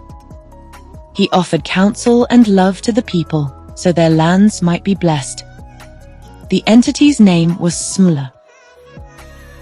A 42-year-old female governess from a Hebrew family received a reading in October of 1930. In her past life, she discovered those things that pertain to the mysteries of nature, to the unseen forces in man's physical dwelling place. She took an interest in mysticism, including symbolism in the present day. She also had a fascination for chemicals, as she was associated with chemical combines in Atlantis. Her name was Amir. A 33-year-old unemployed male foreman was a native Atlantean and a young child when his family ventured over to Egypt. He worked in setting up places of activity and took on the role of a teacher or an instructor in the study of psychology. He administered psychological tests and determined students' abilities, including their fitness level. The fellow's name was Edgar. A 28-year-old male naval officer was originally associated with the children of the Law of One and possessed the gifts of the Spirit of Light. However, he misapplied the truths of these applications. He consorted with one of the daughters of Belial and somehow went astray. His powers were misapplied and brought disharmony and periods of mental, physical, and spiritual disturbances. He was told that he must meet those aspects of himself in his current life, in his varied experiences. A 47-year-old male radio engineer and executive met with Edgar in 1939. His name was Segferd. He too was technologically inclined in the Atlantean province. Hence those things of a mechanical nature the transmission of thought, the transmission of voice, the transmission of color, and the transmission of vibratory and electrical forces in nature. These aspects were innate to the man. He was told to attune to those forces in nature and act as a channel, as a servant for the mind of man. A 30-year-old female stenographer took on the role of a secretary to the high priest. Her name was T-Tail. She prepared people for greater services and acted as a teacher. After the high priest regained his position, the woman assisted in specific stations, such as the wardrobe section or perhaps the changing closets. The girl may have been a designer of costumes or assisted the princesses in fabricating their gowns. She became a great helper in her household and was eventually sent out to the people in other lands, acting as an instructor among her fellow ministers and emissaries. A 59-year-old music educator traveled to the land of Oz and embraced the culture and activities of the Incan people. The entity led in the preservation of those things related to the creation of vibratory forces related to nature's storehouses. The man was involved with the vibrations of metals, plants, and juices. The effect of the sun upon nature was of special interest to the entity. He was told to seek out those activities that involve the creative forces and to continue on as a teacher, as an instructor of color and harmony, 1991-1. A 47-year-old engineer and manager of a radio station also took part in preserving records. His name was Ajaxton. The man was among the children of the Law of One who worked with the powers of the natural forces and the electrical currents that propelled the conveniences and appliances in various fields that served the public. The man became close with the leaders Axtel and Ajax. In the Common Era, he was told to use himself as a source of knowledge for the perfect understanding of the emotions and hopes that contribute to the desires of self in a constructive manner. A 28-year-old osteopath worked in the hospitalization of individuals. He was young at the time, but nonetheless intelligent and determined. He recorded portions of the medical actions of the day. He was raised up and purified to become a channel, a power in the land. The doctor became an authority figure regarding temperaments that would become effective in the lives of individuals. In the present, the man was labeled as a psychoanalyst, as he aided in the studies and the greater advancements of people in that field. He was told to apply those abilities in the present and to keep focus on his ideal, 2002-1. A 51-year-old motion picture producer and Hebrew was there when the separations were happening between male and female. The producer rose to great power and made temporal abodes and houses of a peculiar structure. Hence, the man took on aspects of the home, the house, the city, and the people. He assisted in the distribution of the needs of others in the fields of labor, including food and apparel. He retained these innate qualities, which manifested into a productive nature in his present life. His name was UCL's. A 54-year-old male night watchman and Protestant was there when technology was moving up. There were developments in the machines used as motivating forces. He worked as a navigator on the carrier and transported people to other lands. The man's name was Elchi. During his experience, he both gained and lost in soul development. He gained by providing services to the people. However, there was an aspect of self-aggrandizement that arose. He became selfish in some ways and fell at the time. In March of 1940, a session was conducted for a 67-year-old female housewife and music composer. She was a sex leader among a particular group that came into Egypt. There were noisy gatherings, parties, festivals, and illicit livelihood. These actions brought turmoils to the area, and the natives and travelers wanted to temper these inappropriate activities. The priests had to address the problems that arose caused by the woman. Later on, she was involved in operatic airs, folklore, music, hymns, and psalms. All of these were a part of the entity's experience. A 19-year-old male was also a worker, an engineer, or a technician who guided the ships that sailed through the elements. He manufactured elevators by using connecting tubes with compressed air and steam involving metals and their emanations. He worked with things that pertain to radiation activity from the sun upon metals, especially in the manner of airships. The engineer was working in the fields at a time when the meetings were being held among the leaders to address the animal problem that was overtaking the nation. The engineer's name was Eleanor. A 23-year-old male student and Protestant ventured to Egypt with Ajax, Erid, and the others.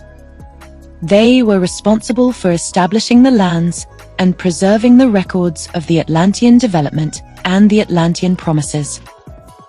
With the return of the high priest, the student rose in status and was appointed with the role of equalizing the influences of power among those designated in the offices in Egypt and in other cities.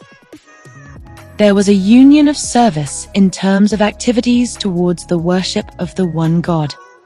The entity both gained and lost in his experience. He gained when his purposes aligned with goodness and with the whole order. He lost when he turned towards material indulgences and self-aggrandizement in all its power for self-glorification.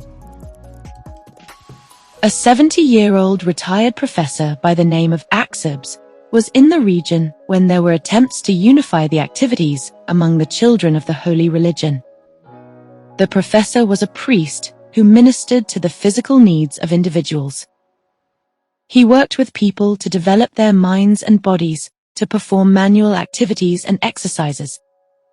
He attempted to use the spiritual forces to awaken the consciousness of those individuals to raise them up. He sought the greater relations of the universal forces and delivered them to man. A 30-year-old housewife and bookkeeper was there during periods of activity when there was the changing of individuals from the double sex, or the using of the ability of progeneration within self. The woman, by the name of Asami, was a priestess in that experience just before the activities of the sons of Belial brought the second destruction. The entity aided the common folk, offering much consideration, bringing worshipfulness and good charity. A 35-year-old male Hebrew was on the island in those periods of great expansion regarding the ways and means of applying greater conveniences to the city in terms of transportation, including operating the aeroplane. The entity gained in his experience, for he held to the one law as in one home, one in state, one in religion, and one in purpose for the one God. He was told to hold to those attributes in the present and to apply himself to things pertaining to mechanics, especially in moving parts belonging to ships and airplanes. Those channels were said to be the best outlet for the entity, for him to bring joy and satisfaction into his life. 2,437 to 1. A 41-year-old commercial agent was a noble worker of the peasants and offered himself for the greater development of the people towards the agricultural intent of storing up food for the less fortunate. The entity's name was Diu. He developed much in his experience, for brotherly love was shown on the earth in those days as he walked and worked the fields of Atlantis. A 36-year-old t-shirt manufacturer and Hebrew gained much understanding in the application of the night side of things. or rather the negative influences in the Earth's sphere. These traits were applied in the form of sound, voice, and pictures delivered to the people in that period, producing havoc. The t-shirt manufacturer gained a high position of prominence in his past life. He ruled with unlimited power, which ultimately brought his own undoing. His name was Sonal. In the present, he was told to work with mechanical forms, with those ideas having to do with mechanics and the developments of same. 2856 to 1. A 28-year-old male by the name of Esoln was also a mechanic among many. And like all the other mechanics, he brought both constructive and destructive forces. Thus, the entity was one who builded the planes, those activities in air, in water, as directed by the stone from which the forces were generated, or such as the radio beam in the present. These were allowed to become, or did become, those forces that brought about the last breaking up of Poseidia. The radio beam was sending out strong signals that tore up the landscape. The powerful stones generated far too much power than the man had anticipated, and Poseidia was annihilated due to the workman's technological ignorance. The man was still haunted by dreams of the radio beam in the present. In 26, a 37-year-old female was told she was there when the Atlantean forces were at their apex. In the first part of her sojourn, she gained by bringing about the beautification in the temple. She decorated the temple with textual garments. On the downside, the woman partook in illicit temple worship and gave sacrificial offerings for the people under the rule of sex, which brought negative forces. The woman lost towards the end of her experience as she gave way to carnal, earthly desires. The woman's name was Azzy. A 33-year-old male music conductor, band leader, and Catholic had resided in Poseidia in the city of Achaia. The entity ruled in pomp, power, and in the understandings of the mysteries of the applications of the night side of life. The band leader was said to rule with his will, not with a firm hand, not by destructive influences, but rather as one who could give good counsel to make for better relationships. Overall, the conductor gained in his experience. A 66-year-old female Christian Scientist was present during the second breaking up of the land. The entity was a member of the Children of the Law of One. However, she embraced many of the activities associated with the Sons of Darkness. There was counsel regarding the nature of the relationships that should take place between the two groups. There was a dispute regarding using the beasts of burden and how to apply them as workers in the mills or in areas of clay. The woman backslid, for she listened to the words given to her by one of the sons of Belial, and made for the gratifying of material appetites. These negative traits became a part of her expression, and she lost tremendously in soul development, 5,245 to 1. A 48-year-old Hebrew widow was among the groups gathered together on the mountaintops, watching the destruction occur, witnessing the waters rushing in and expanding over the landscape. She became mentally and psychologically troubled as she experienced a type of existential moment. She had questioned the destructive forces in nature and why these things had to come about and wreak havoc on the world. Although she suffered mentally, she did rather well during the early days of her sojourn, as she took on the brighter side of life as a sun worshipper, 1740 to 1. A 9-year-old female Hebrew had traveled to the Yucatan land and set up shop with the others after leaving Poseidia. She was a priestess who accomplished much in her day. She established relations with the peoples originally from Lemuria, including those natives in bondage in the Persian territory, and those peoples from the mountains who raided the Indian land. The girl aided in establishing a new union of activity in what is now the Arizona Territory. She was told in the present that she may again find those social connections with her past companions in the western states. It was suggested that she seek out a role in teaching or nursing, and that she possessed great abilities in the realm of home building. A 49-year-old female Protestant was a priestess who also traveled to the Yucatan area or the land of Isthmus. She stayed busy working with groups, establishing temples, and taking part in services related to commercialization. She was also involved in making new discoveries. The woman and her associates had come upon the remnants of the lost areas of Lemuria, or Mu, and settled there. She also traveled to Death Valley to see and to know certain things. She worked hard to correlate the tenets and unify the activities of the people in relation to spiritual understandings, including the applications of spiritual laws. She brought harmony to the people and gained in soul development, surpassing every other incarnation she experienced on the earth plane. Cayce told the woman that she may again make new discoveries in what is now Canyon Island in Alaska, for this is where her temple was built.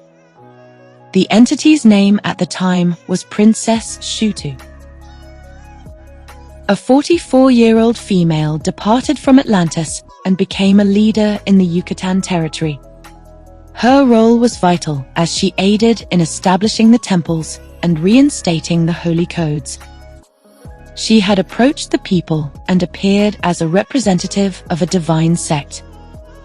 She also had her hand in psychic or occult applications concerning crystals. As Edgar told the lady, the entity aided in establishing the temple through which there was hope to be the appearance again of the children of the Law of One.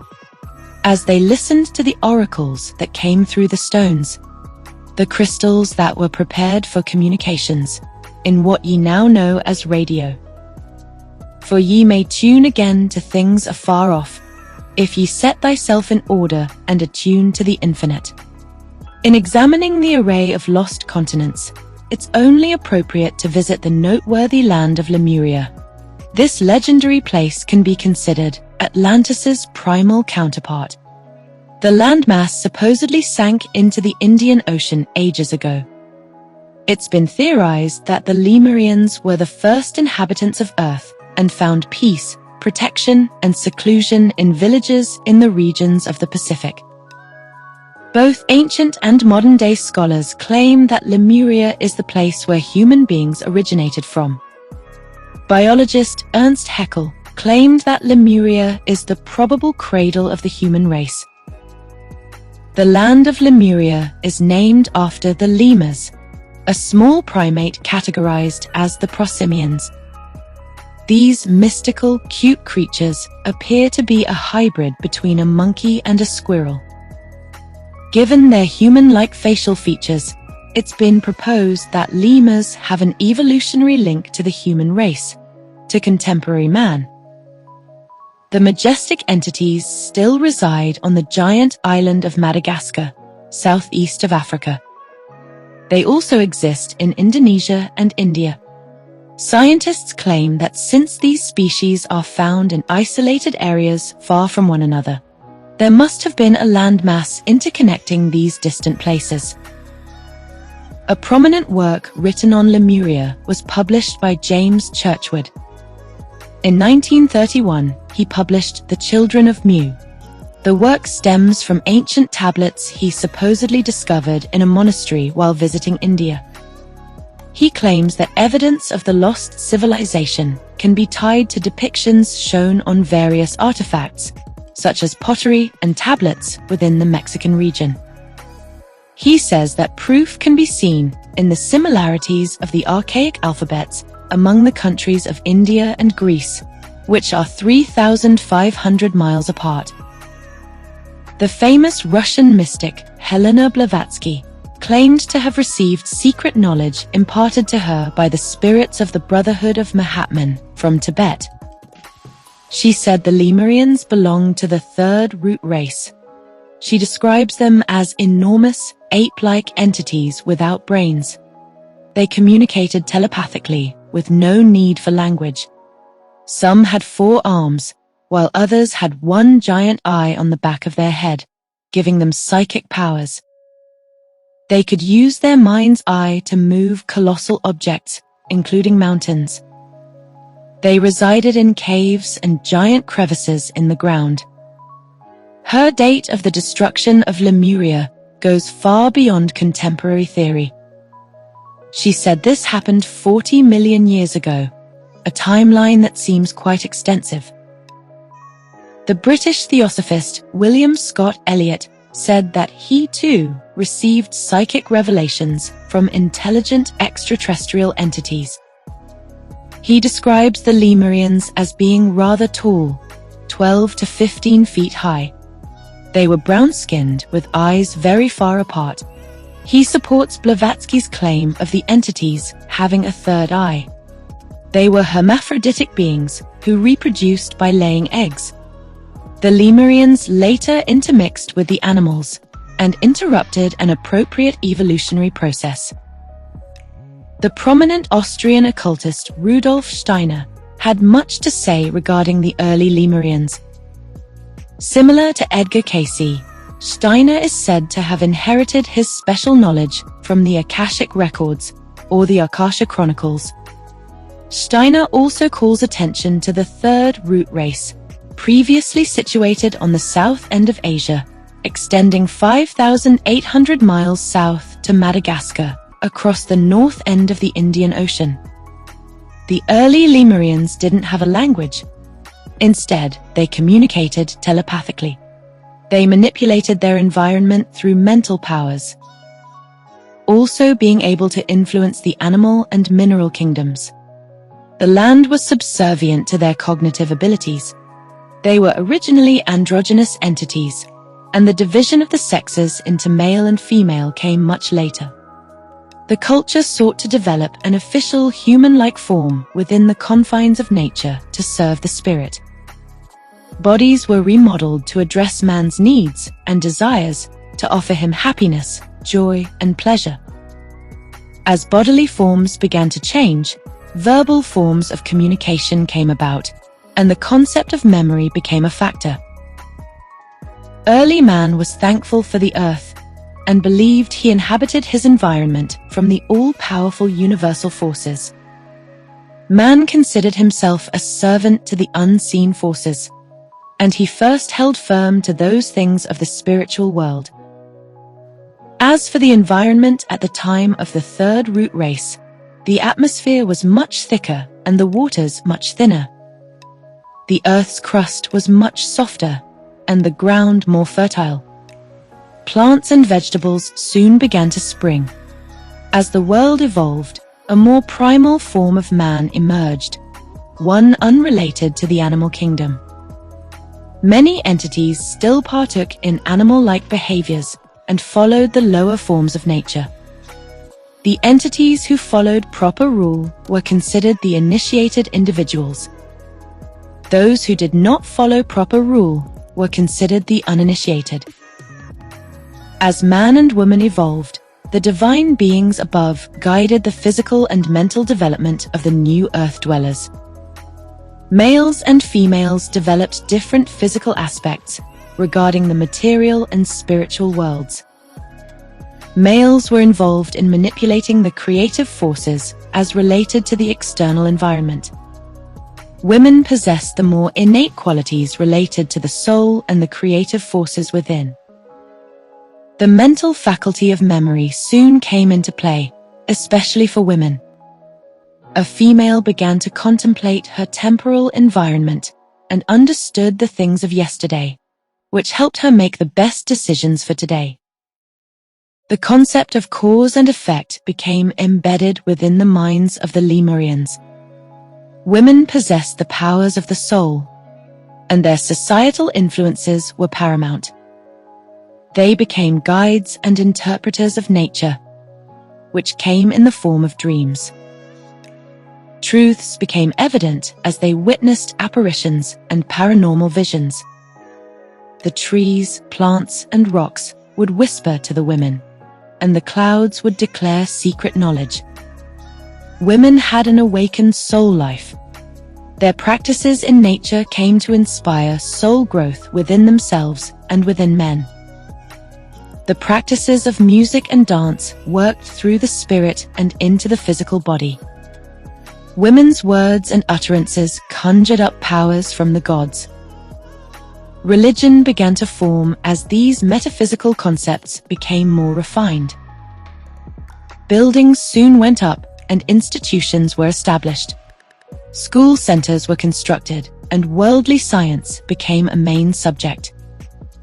In order to enter educational institutions, entities first had to overcome themselves to the utmost degree. Self-discipline was critical to enter the schools of the universal consciousness. Those deemed fit to partake in such studies would inherit the universal consciousness, the universal laws.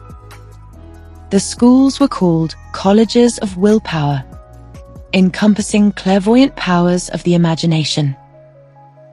Within the educational centers, students were instructed on how to control the forces of nature. From these schools spawned kings and rulers.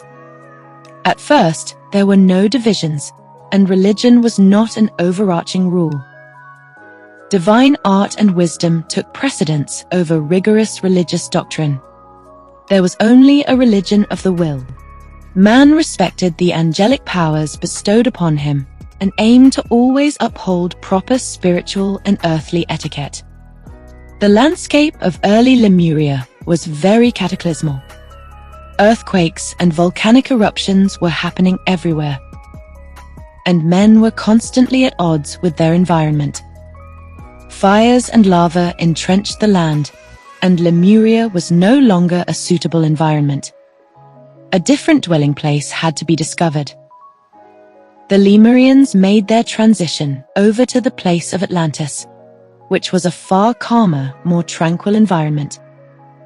As they came upon Atlantis, different sectors, communities, and zones were established among the public. The Lemurians had found a new place to call home. As man continued to evolve, the ultimate human form came about. The gods above always had their hand in guiding the evolutionary process of contemporary man. Little by little, the body became more dense, more hardened, and became the official house for the souls of men. Man soon found himself in various environments, and his body began to change accordingly. The white race found themselves in the snow. The black race resided in areas under the sun. The brown race carried on in the desert and the hills. The yellow race also established their designated territory. The outside environment was rigid, and man's body had to take on the elements by becoming rock solid. There was a regression of the soul as the perceptions of the physical body took over, and the inner life of the soul had lost itself. Elsewhere, animal life was taking on new avenues. Species were constantly coming about and changing. Animals also had to physically and mentally adapt to different environments around the globe. The polar bears took on the white of the snow. The brown bears resided in the forests and caves. The breeding of animals and plants became a common practice for the people. Advanced cultivation methods developed. More institutions were established, more houses were built, more palaces were formed, and numerous temples were constructed. The ability to harness the powers of the universal forces was still available to man. However, man's mental skills weren't as sharp as they once were while in Lemuria. Man became at variance to the universal forces as he used his abilities for personal pleasure. The Lemurians were originally pure in heart and in accord with nature. They always respected the unlimited powers of the universal forces that came from the earth. The Lemurians never misused their supreme powers and were always constructive in every way. There was no selfishness and no self-gratification. Everyone worked for the good of others. The first Atlanteans were very decent in the beginning, and they still had the powers of the universal forces. However, human nature eventually came to take its course and corrupted everything. The entire geographical landscape was far more fragile when the Earth was in its infancy. The Earth had an extremely hectic environment. Volcanoes were far more active on the once isolated tropical retreat. The ground was softer, constantly shifting, and continually moving. Lava would cover giant land areas within minutes. The Atlanteans always found themselves in treacherous environmental circumstances. Just as Lemuria had broken up and dissolved into the depths of the ocean, Atlantis met the same fate millennia later. When disaster struck, the Atlanteans had to move outward to unknown lands. Thanks to the Akasha Chronicles of Rudolf Steiner, we have some generous psychic discourse on the ancient Lemurians and their unusual spiritual abilities and physical developments. Many of Steiner's theories shadow those of his contemporaries. Like Steiner, Edgar Cayce also mentioned Lemuria. However, he spoke of the primitive land less frequently. The Cayce files mention Lemuria in only 20 text documents, far fewer than the hundreds of references paying tribute to the prestigious Atlantis. Cayce says that Lemuria began its disappearance even before Atlantis. He provides us with a general location of where Lemuria once stood, being in the Andean region or the Pacific coastal area of South America. These places occupied the extreme western portions of Lemuria. Cayce calls attention to the Andes mountain range, the rocky territory spanning roughly 5,500 miles along the far western side of the continent, bordering on the Pacific Ocean. He claimed that Lemuria, or Mu, is located in what are now portions of Lower California in the Valleys of Death. As given, Edgar met with a Christian elevator boy in November of 1933. In Atlantis, he was a priest who was demoted in the Temple of Oz. He may have turned materialistic or found favor in the luxuries of life. He dabbled in dark occult practices and had some type of association with or rebellion among the sons of Belial. Despite his downfall, he worked great with electrical machines and built stone structures and grand buildings. He eventually strove for a better life, seeking the creative forces and applying his mechanical talents for the good of others. Despite his shortcomings, the elevator boy appeared to be moving up in his experience. In his life reading, he was in the land of Mu, Zu, or Lemuria, just before his regeneration in Atlantis. Cayce provides a fascinating chronicle showcasing the man's Lemurian lifestyle.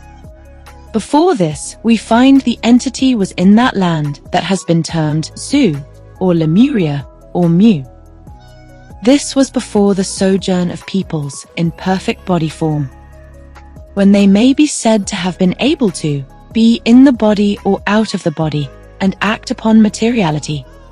The entity then was in the name Muum, or rather, those calls that make easy the mysteries of words as related to sounds, that act upon the elements in whatever sphere they may bring a material manifestation. It appears that Muum was highly advanced in paranormal communication. His words possessed supernatural qualities that could alter the elements and act upon the natural environment that encased him. Cayce advised the man to control these influences within himself, as these influences were said to be a hindrance for some reason or another. Muam may have brought over some questionable karma from Lemuria after he engaged in the dark arts. On a positive note, the elevator boy was told to be grounded in faith, the source of all spirit, all thought, all mind. He was told to show himself approved unto an ideal set in the Son, the Christ. Cayce notes that the people who sojourned from Lemuria after it sank made their way into the Americas and settled in portions of the Rocky Mountains, Arizona, New Mexico, Nevada, and areas of Utah. A life reading was given for an individual who was in Lemuria during the changes of the Earth's surface. The entity had sojourned into what are now portions of Arizona and Utah. The man's name was 1179-2. This title seems similar to the other man's name from the previous reading, Muam, giving credence to the cultural and linguistic ties between the two Lemurian elders. A 58-year-old female chiropractor experienced a past life in the Gobi land, now called the Indochina or Siam, India or the Zulu land, also called Mu or Lemuria. By the time the woman began her sojourn there, the teachings of the Lemurians were intermixing with all cultures. There were combined teachings of many ethnicities. The woman inherited the doctrines delivered by Ra-Ta, Mu, and La. The three priests brought a correlating of the teachings of the day. The entity was said to have gained peculiar interests from that experience. The woman's name was Smulu. In a separate reading, Cayce describes the Lemurians as teachers from the Nordic land.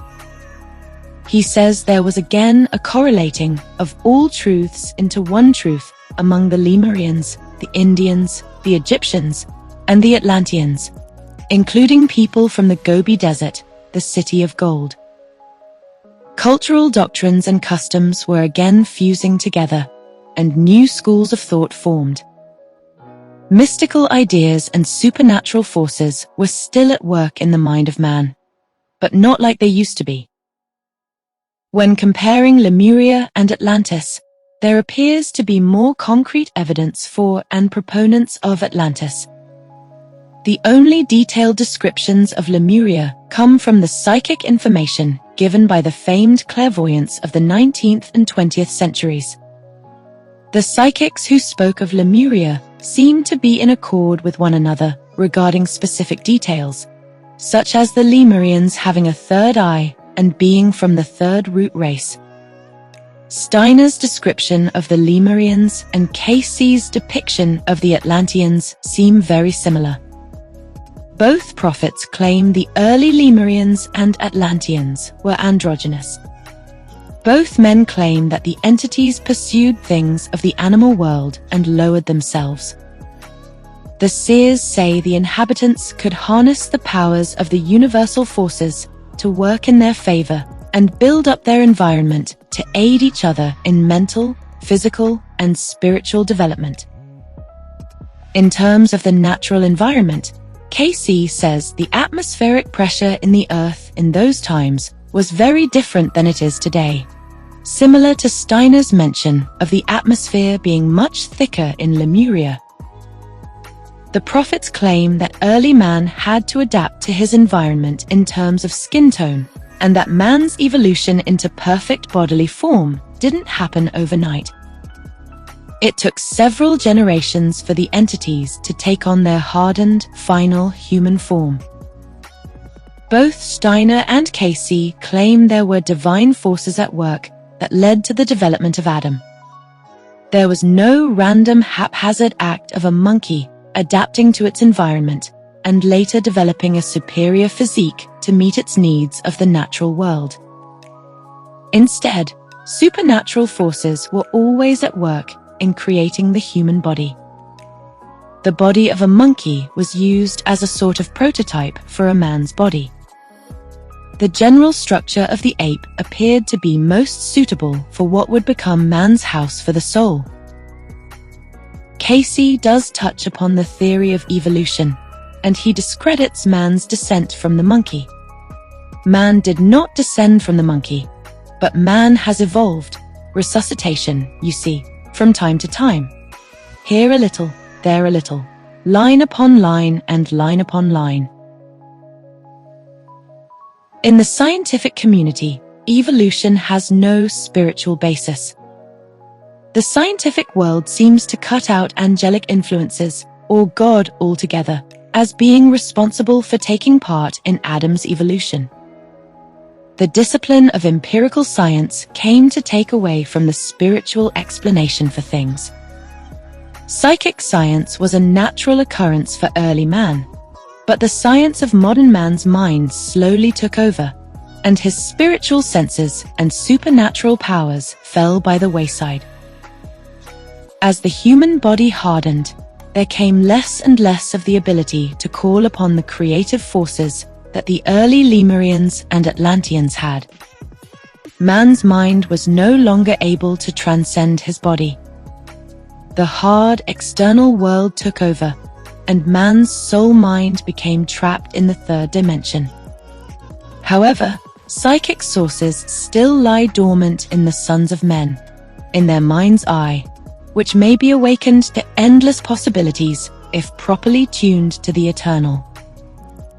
Cayce explains that there was never a time when there wasn't a Christ on earth. There has always been a Christ figure, and there has always been a Christmas among the generations. There was never a time when Christ's birth or his death wasn't an experience of the people. Although the Christ may go under many names, as many individuals in many environs, the Spirit of Christ is one. Jesus was the man. The Christ is not a man. The Christ is the messenger, the Spirit of truth and the Spirit of light. And his Spirit has come in the form of all leaders, both Jewish and non-Jewish, who declared that God is one. The Christ still exists in all realms of activity, whether on the islands of the sea or in the wilderness of the mountains. The Anointed One has always been present among all ages, all races, and all colors. All the early prophets of the Old Testament had extensive lifespans. The first Adam originally lived to be 930 years old. The patriarch Jared lived to be 962 years old. The prophet Methuselah had the most extended lifespan of any other biblical character, living to be 969 years old. After the days of Noah, man's lifetime became limited to 120 years. Prophets were no longer destined to live 900 years. The human vehicle for the Christ Spirit came to conform to the earthly lifespans of the sons of men. A 900-year lifespan for the Christ was now split up into shorter, successive cycles. In this form, the Christ has always dwelt among men in an attempt to show them how to escape from the pains of sin and death that plague every person who continues to live on earth. In the beginning, Emilius and the sons of God witnessed the unspeakable corruption that had overtaken the mundane, material world. A tragedy occurred as a spiritual regression took place. Fourth-dimensional entities lowered themselves to the realm of the animals, to the carnal energies of the earth. Instead of moving forward, spirits moved backward. They lost sight of the higher realm's glory, pureness, and happiness as worldly pleasures became their focal point. The original Adam wanted to direct both the physical forms and mental faculties of the entities who became the sons and daughters of men. He sought to initiate the process first in Atlantis. After Adam's stay in Atlantis, the Christ Spirit manifested as the prophet Enoch. He was the seventh generation of Adam. Enoch walked with God for over 300 years. He was aware of God's movements and could journey to and from heaven and receive divine messages. After traveling alongside the Lord for 3.5 centuries, God suddenly took Enoch away into the clouds at the age of 365 years, and he was no more. He did not experience death, and therefore represents the escape from death through faith brought on by the law of disobedience. The book of 1st Enoch tells of the fallen angels and their pursuit of the beautiful daughters of men. The angels desired wives and wanted to beget children. They decided to take possession of what they wanted, and 200 angels descended upon Mount Hermon. They gathered together, divided themselves, and chose the wives they wanted. As they came to elope, they defiled themselves. The women became pregnant and bore many offspring of giants. The giants soon became man's enemies as they started to devour humankind. The behemoths came to destroy the animals, the birds, the fish, and the reptiles. They fought against one another, devoured each other's flesh, and drank each other's blood. The offspring of the sons of God and the daughters of men proved to be a horrible outcome that corrupted the earth and brought death in endless ways. The world became filled with blood and unrighteousness at every turn. Demons became present, including the evil one, Azazel, who taught men how to make swords, shields, breastplates, bracelets, and ornaments. The evil spirit, Semuzar, taught about enchantments. The dark angel Barakijal coached men on astrology. Kokabel delivered the knowledge of the constellations. Ezekiel provided knowledge of the clouds in the sky. Arakiel gave the signs of the earth, and Sariel uncovered the knowledge of the moon. As men were provided with this information, they took on the burdens of the complex workings of the world. Men soon became consumed by the troubles of the earth and all the pain, sin, and death they inherited. As men continued to perish, they prayed to the heavens for salvation. The works of Enoch also contain visions of a messianic figure who will come at the dawn of the apocalypse. He is called the Son of Man, the Chosen One, the Anointed One, and the Righteous One. His head is white like wool, and his face is full of grace. He will sit on his throne of glory and judge the righteous and the wicked. He will destroy all sinners and those who are against God. The Messiah will eventually walk the earth among the righteous, and there will be peace, love, and happiness forever. Following the prophet Enoch, Jesus returned as the great priest and prophet Melchizedek, who lived in Salem. He was the King of righteousness. He was not born and did not die. He was without days, without years, without mother, and without father. He was projected into the earth by God's desire alone, and was made manifest to the patriarch Abraham as a divine king. After Abraham defeated his enemies, he met with Melchizedek, who brought bread and wine to celebrate his victory, as given in Genesis. Then Melchizedek, king of Salem, brought out bread and wine. He was a priest of God Most High, and he blessed Abram, saying, "Blessed be Abram by God Most High, creator of heaven and earth. And praise be to God Most High, who delivered your enemies into your hand." Then Abram gave him a tenth of everything. 14:18-20. Outside of Genesis, in the book of Psalms, it is said that the future Messiah will be a priest in the order of Melchizedek. 110-4. He is also mentioned in a similar passage in Hebrews chapter 6. We have this hope as an anchor for the soul, firm and secure. It enters the inner sanctuary behind the curtain, where our forerunner, Jesus, has entered on our behalf. He has become a high priest forever, in the order of Melchizedek. 19-20. Cayce mentions Melchizedek 8 times in direct connection to the Adamic Christ lineage, claiming that Melchizedek had the soul of Jesus and that he wrote the book of Job. He was one of the fathers responsible for leading Judaism and establishing what would later become the community of the Essenes.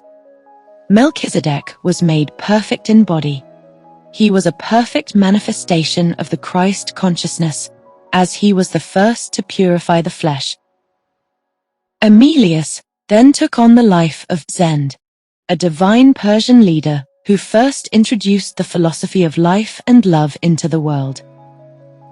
Cayce was asked why the prophet Zend was absent from the Bible, given his prominent religious past. He said he wasn't listed in biblical literature, but was called by different names elsewhere throughout religious history. Cayce also spoke of the Zend Avesta, the holy book that Zend wrote, affirming those truths and doctrines given to the Persians. Zend preached the oneness of the Father, and monotheism was a core belief of his. Zend also taught that monogamy must be practiced among the rulers and authorities, and that individuals who possessed power should only have one wife, 1096-2. Zend's doctrines were responsible for developing all future monotheistic religions, including Judaism, Christianity, and Islam. Zend guided the holy Persian movements and brought supreme knowledge and spiritual advancement to all people. A few individuals Edgar spoke with had the supreme privilege of being associated with Zend in their past lives. A 20-year-old female stenographer was a priestess who dwelt in the household of Zend while living in the Gobi land. She developed good character and courtesies and gained power and influence among her peers, 1709-3. Also, a 52-year-old actress and dramatic arts teacher was the daughter-in-law of a great Persian king and helped establish the teachings of Zend as she was associated with that group, 2630-1. Zend proved to be one of the most powerful religious teachers in ancient Persia. He brought purity of mind and spirit. He delivered the people back to the one God. He offered hope and love and reignited the faith of his followers. Zend's son Zoroaster was also a divine figure with qualities similar to Jesus. Tradition says that Zoroaster was born of a virgin. He was tempted by the devil in the wilderness. He healed the sick and the blind and cast out demons. Zoroaster preached the gift of salvation, the resurrection of the dead, the last judgment, and his return at the beginning of the Golden Age. Cayce says that Jesus was then incarnated as Asaph, a high-ranking musical director and seer who served under King Solomon and King David. Asaph was a holy musician who left a legacy of divine music as he served under 3 kings. He was the son of Berechiah and belonged to the tribe of the Levites, as given in the book of 1 Chronicles. He appointed some of the Levites to minister before the ark of the Lord, to extol, thank, and praise the Lord, the God of Israel. Asaph was the chief, and next to him in rank were Zechariah, then Jaziel, Shemiramoth, Yehiah, Mattithiah, Eliab, Benaiah, Obed-Edom, and Jael.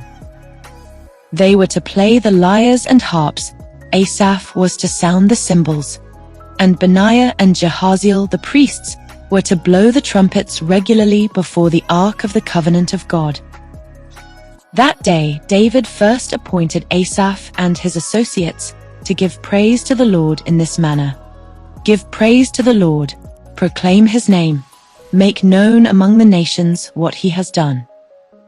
Sing to him, sing praise to him. Tell of all his wonderful acts.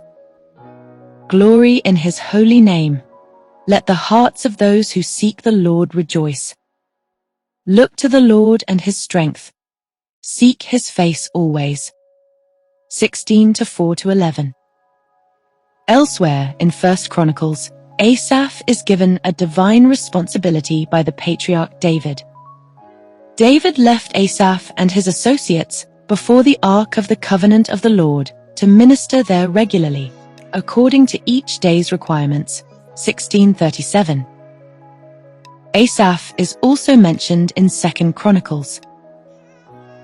King Hezekiah and his officials ordered the Levites to praise the Lord with the words of David and of Asaph, the seer. So they sang praises with gladness and bowed down and worshipped. 29:30. Furthermore, the descendants of Asaph established a holy sect of songwriters and singers in the Jewish temple. Nehemiah 11:22. The sons of Asaph are also spoken of in the book of Ezra, where they sound the cymbals in the temple. When the builders laid the foundation of the temple of the Lord, the priests in their vestments and with trumpets, and the Levites, the sons of Asaph, with cymbals, took their places to praise the Lord, as prescribed by David, king of Israel. 3:10. Cayce once gave a reading for a 48-year-old widow and Gentile who was associated with the sons of Asaph in the temple. While there were many of the hardships in the journeys to the Promised Land, the heart kept singing, as the entity, with the children of Asaph, made music in the temple. The widow had made beautiful sounds among the choirs of Asaph, and celebrated God with the utmost zeal. In the Old Testament, 12 psalms are attributed to Asaph or his offspring. His music glorifies God and declares that God is good to his people, those pure in heart. The holy hymns affirm judgment upon the wicked, upon the enemies of God's children. His writings also contain messianic undertones, as in Psalm 78. My people, hear my teaching. Listen to the words of my mouth. I will open my mouth with a parable. I will utter hidden things, things from of old, things we have heard and known, things our ancestors have told us. We will not hide them from their descendants. We will tell the next generation the praiseworthy deeds of the Lord, his power, and the wonders he has done. 1-4. Following his role as Asaph, Jesus became Joseph, one of the 12 sons of Jacob. Joseph was favored by his father more than any of his brothers, and his brothers hated him. Joseph experienced vivid dreams and would tell them to his father and his brothers. His siblings were envious of his favoritism and his so-called psychic abilities. Instead of killing him, they sold Joseph into bondage for 20 shekels, and he wound up in Egypt in slavery, where he dwelt in the courts of Pharaoh. Despite his dire circumstances, God was on Joseph's side, and Joseph's divine nature brought him success in Egypt. He rose in status, becoming a close companion with the Egyptian authorities. He became renowned for interpreting the dreams of men, and eventually the dreams of Pharaoh. Joseph saved the nation from famine after disclosing the hidden messages of Pharaoh's dream to him. Given his godly supernatural abilities, Joseph was exalted in Egypt. He was clothed in fine robes.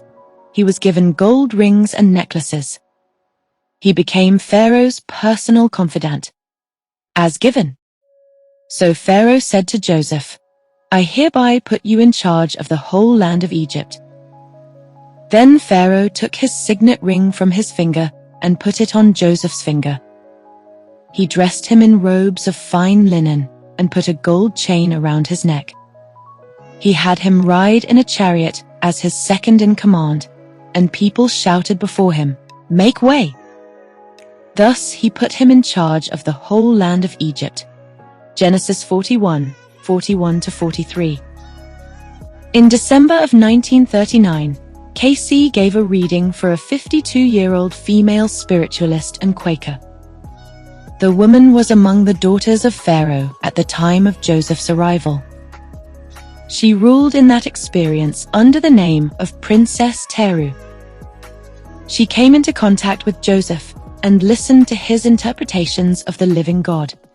And this aroused curiosity in the entity, as there was an understanding of how Joseph revealed himself to his brethren. Cayce says that Joseph experienced all the pangs of the Master reincarnated. In that period from Joseph to Jesus, there was again a cycle of becoming perfect in the body. Again there was an overcoming of the world in the body of man. Joseph's dream in Genesis also contains messianic implications. Then he had another dream, and he told it to his brothers. "Listen," he said, "I had another dream. And this time the sun and moon and 11 stars were bowing down to me." When he told his father as well as his brothers, his father rebuked him and said, "What is this dream you had? Will your mother and I and your brothers actually come and bow down to the ground before you?" His brothers were jealous of him, but his father kept the matter in mind. 37:9-11. A parallel may be drawn between Joseph's dream, the sun, the moon, the stars, Jesus' words, and Jesus' return. In the Gospel of Mark, Jesus alludes to the stars falling at the end of times. But in those days, after that tribulation, the sun will be darkened, and the moon will not give its light. The stars will fall from the sky, and the powers of the heavens will be shaken. 13:24-25. The Gospel of Luke gives a similar passage of Jesus' predictions regarding the celestial bodies at the end of days. There will be signs in the sun, moon, and stars. On the earth, nations will be in anguish and perplexity at the roaring and tossing of the sea. People will faint from terror, apprehensive of what is coming on the world, for the heavenly bodies will be shaken. At that time they will see the Son of Man coming in a cloud with power and great glory. When these things begin to take place, stand up and lift up your heads, because your redemption is drawing near. 21:25-28. Furthermore, the stars fall in the book of Revelation during Jesus' return. And when I saw the Lamb open the 6th seal, there was a great earthquake, and the sun became black like sackcloth of goat hair, and the whole moon turned blood red, and the stars of the sky fell to the earth like unripe figs dropping from a tree shaken by a great wind. 6:12-13. Besides the symbols of the stars bowing down and falling to Joseph and Jesus, other parallels may be drawn between the two. Both men were shepherds and tended to their sheep. Both were especially favored by their father. Both men saved their people from going hungry and from famine. They were tempted in the flesh and overcame evil. The prophets were captured, imprisoned, and stripped of their robes. Both endured ridicule and rejection. Joseph was sold for 20 shekels, whereas Jesus was sold for 30 pieces of silver. Jesus and Joseph were delivered to Egypt. Despite their hardships, both men were able to provide salvation to all people through their words, truths, holy actions, and personal sacrifices. In his next incarnation, Christ became Joshua. He is considered the greatest military leader in all the Bible, as he won 13 battles against the adversaries of the Jewish people. After Moses passed away, Joshua became the new Moses and led the Israelites into the Promised Land. God told Joshua that he would never leave him or forsake him. As God told him, "No one will be able to stand against you all the days of your life. As I was with Moses, so I will be with you. I will never leave you nor forsake you. Be strong and courageous, because you will lead these people to inherit the land I swore to their ancestors to give them. Be strong and very courageous. Be careful to obey all the law my servant Moses gave you. Do not turn from it to the right or to the left, that you may be successful wherever you go." Joshua 1:5-7.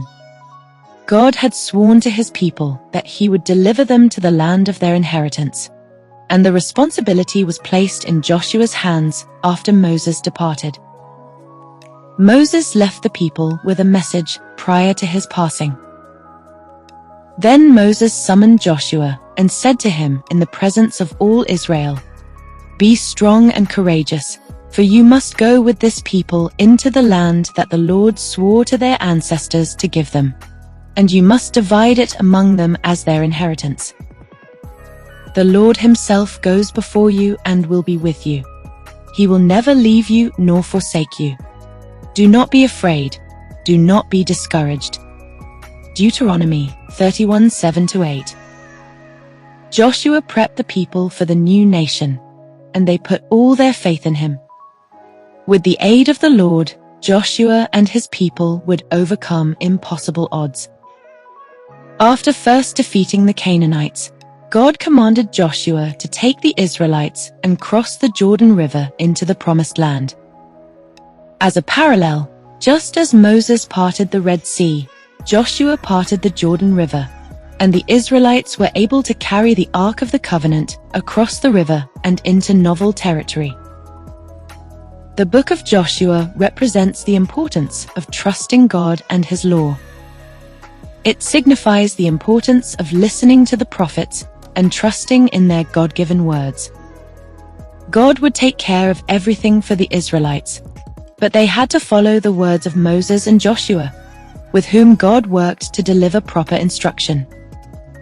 The Israelites had every intention of doing precisely what Joshua ordered. They followed his lead, and the people came to inherit the Promised Land, and the proportions of the territory were divided among the 12 tribes of Israel. Cayce explains that Joshua was made manifest in the form of the Christ consciousness, the Christ awareness, the Christ spirit. He was the manifestation of the Son and the mouthpiece of Moses. Joshua brought mighty powers through the uplifting of the nation through the hands of the Lord. He interpreted Moses' laws for the people of Israel and was the main recorder and scribe who translated the holy books that would make up the Hebrew Bible. Cayce calls Joshua the leader, while Moses the lawgiver. In these truths, and in the application of these truths, Joshua became the way. Cayce directly links the importance of studying Joshua in relation to Jesus. Thus may ye use the Son of Man, Jesus, the Master, as the ideal in the present, and find a new meaning, if there is the studying and the paralleling of the life of Jesus and of Joshua. Christ then came as Joshua of Jerusalem. He was appointed as the high priest in charge of supervising the rebuilding of the Jewish temple. He was a spiritual director and worked alongside his brothers to construct the new house of the Lord. Joshua appears as a messianic figure to the prophet Zechariah. Then he showed me Joshua the high priest standing before the angel of the Lord. Now Joshua was dressed in filthy clothes as he stood before the angel. The angel said to those who were standing before him, "Take off his filthy clothes." Then he said to Joshua, "See, I have taken away your sin, and I will put fine garments on you." Then I said, "Put a clean turban on his head." So they put a clean turban on his head and clothed him, while the angel of the Lord stood by. The angel of the Lord gave this charge to Joshua. "This is what the Lord Almighty says.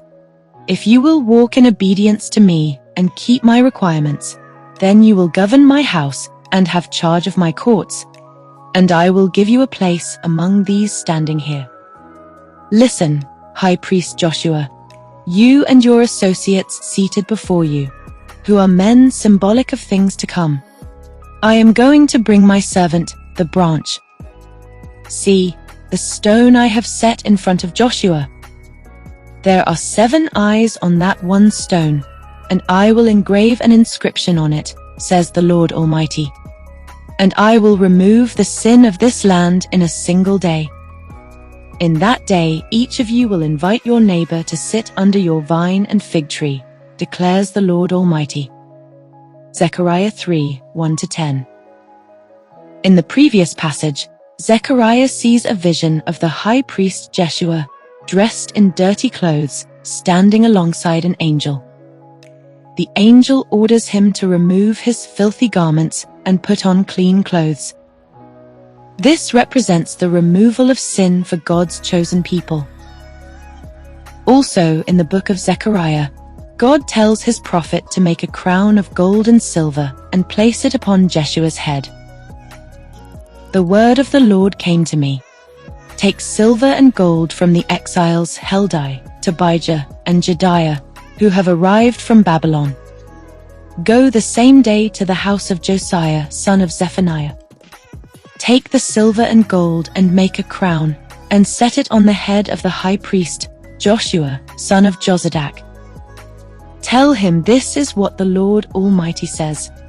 Here is the man whose name is the branch, and he will branch out from his place and build the temple of the Lord.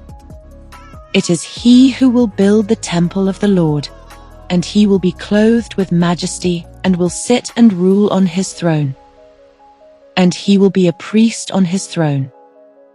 And there will be harmony between the two. 6:9-13. Jeshua was considered a divine figure among the Israelites. He ruled on his throne and was clothed with majesty and given a crown of gold. He was the branch of the Messiah and represented a divine ancestry. These aspects clearly offer a parallel to Jesus. Moreover, the name Joshua is equivalent to the name Jesus in Greek. Cayce claims that the high priest Jeshua became a channel that brought the advent of that influence of the Christ consciousness, the Christ awareness.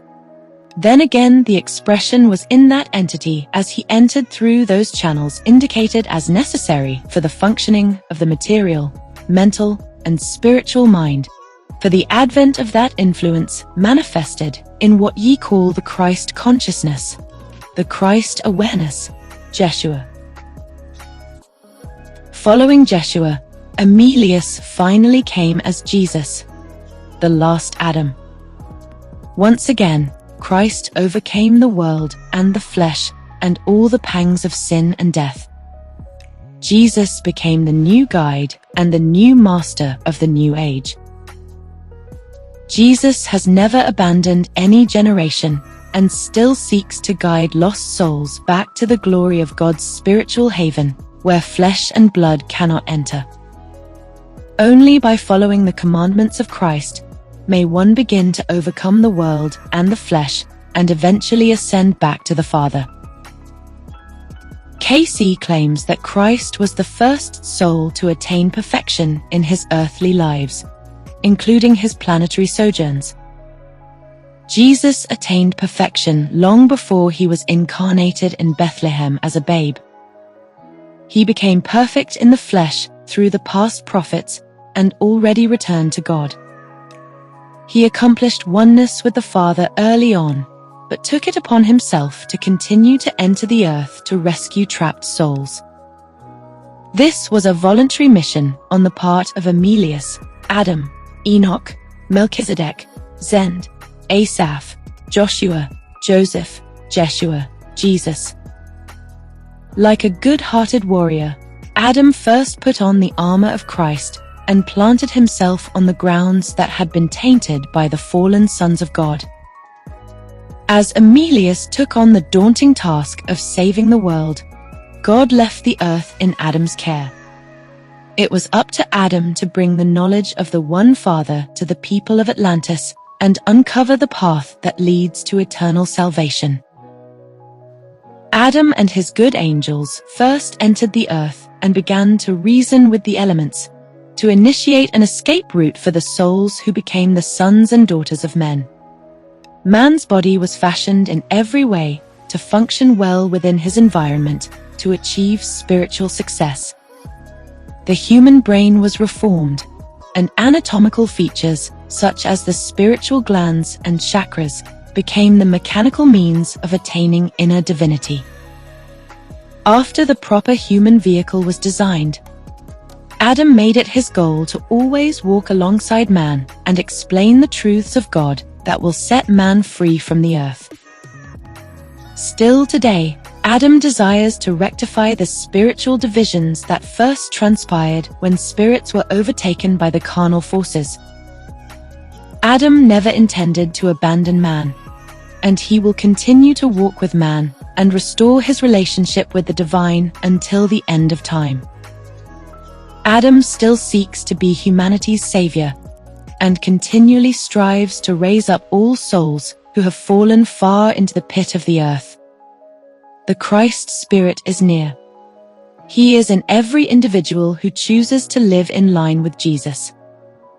He has always been present in the hearts and minds of all people who desire his guidance and saving grace. Every ascended master has sought to show lost souls the way and the truth.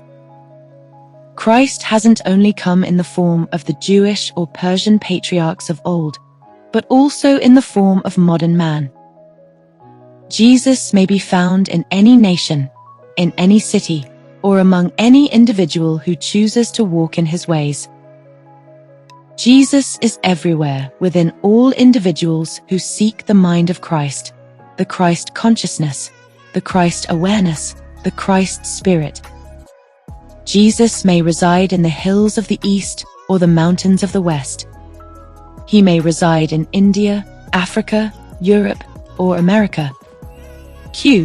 What name was borne by Jesus in his reincarnations in France, England, America? Rather, these have been as the Spirit of the Christ, or the Master as he walked among men, rather than being incarnated in these different countries. For whether among the priest, as it were, in France, or among the lowly monk in England, or the warrior bold in America, the Spirit that God is one. 364-9.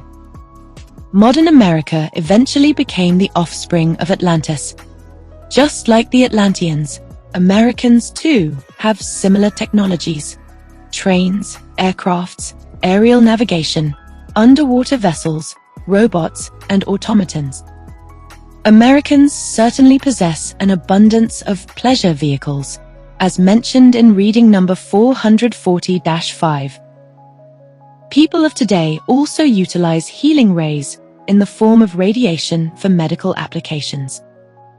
Contemporary society also uses natural gas resources, electrical forces, and mechanical applications. As given by cayce, humans also possess a death ray apparatus that was rediscovered sometime before 1960.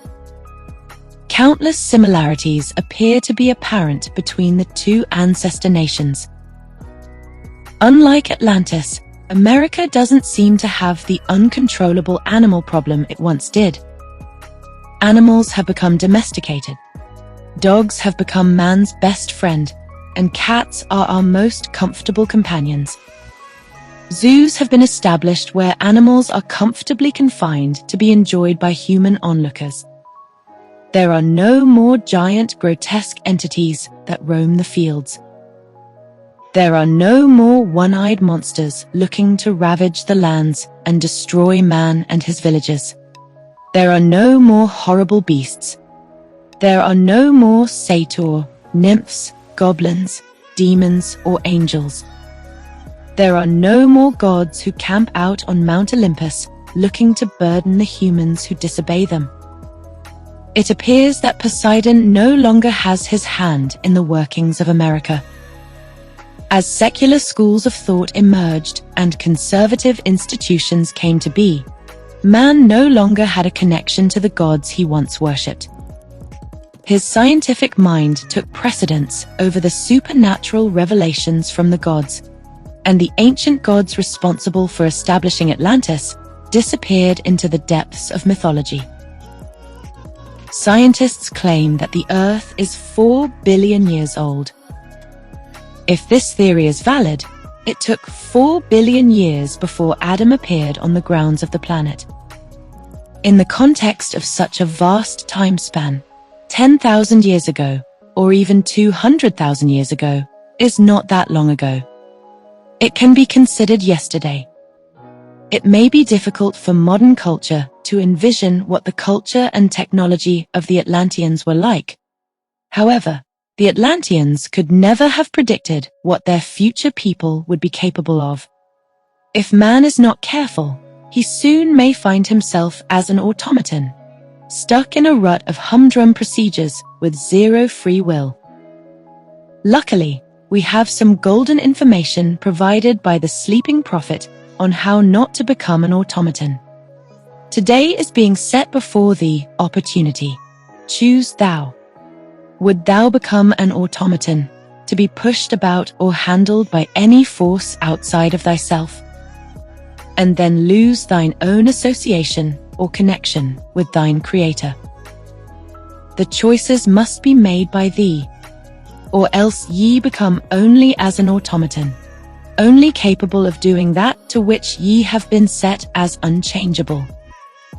If he had to knock you in the head to do it, or you had to become an automaton and pushed about, could you be equal with the creative forces? Answer within yourself.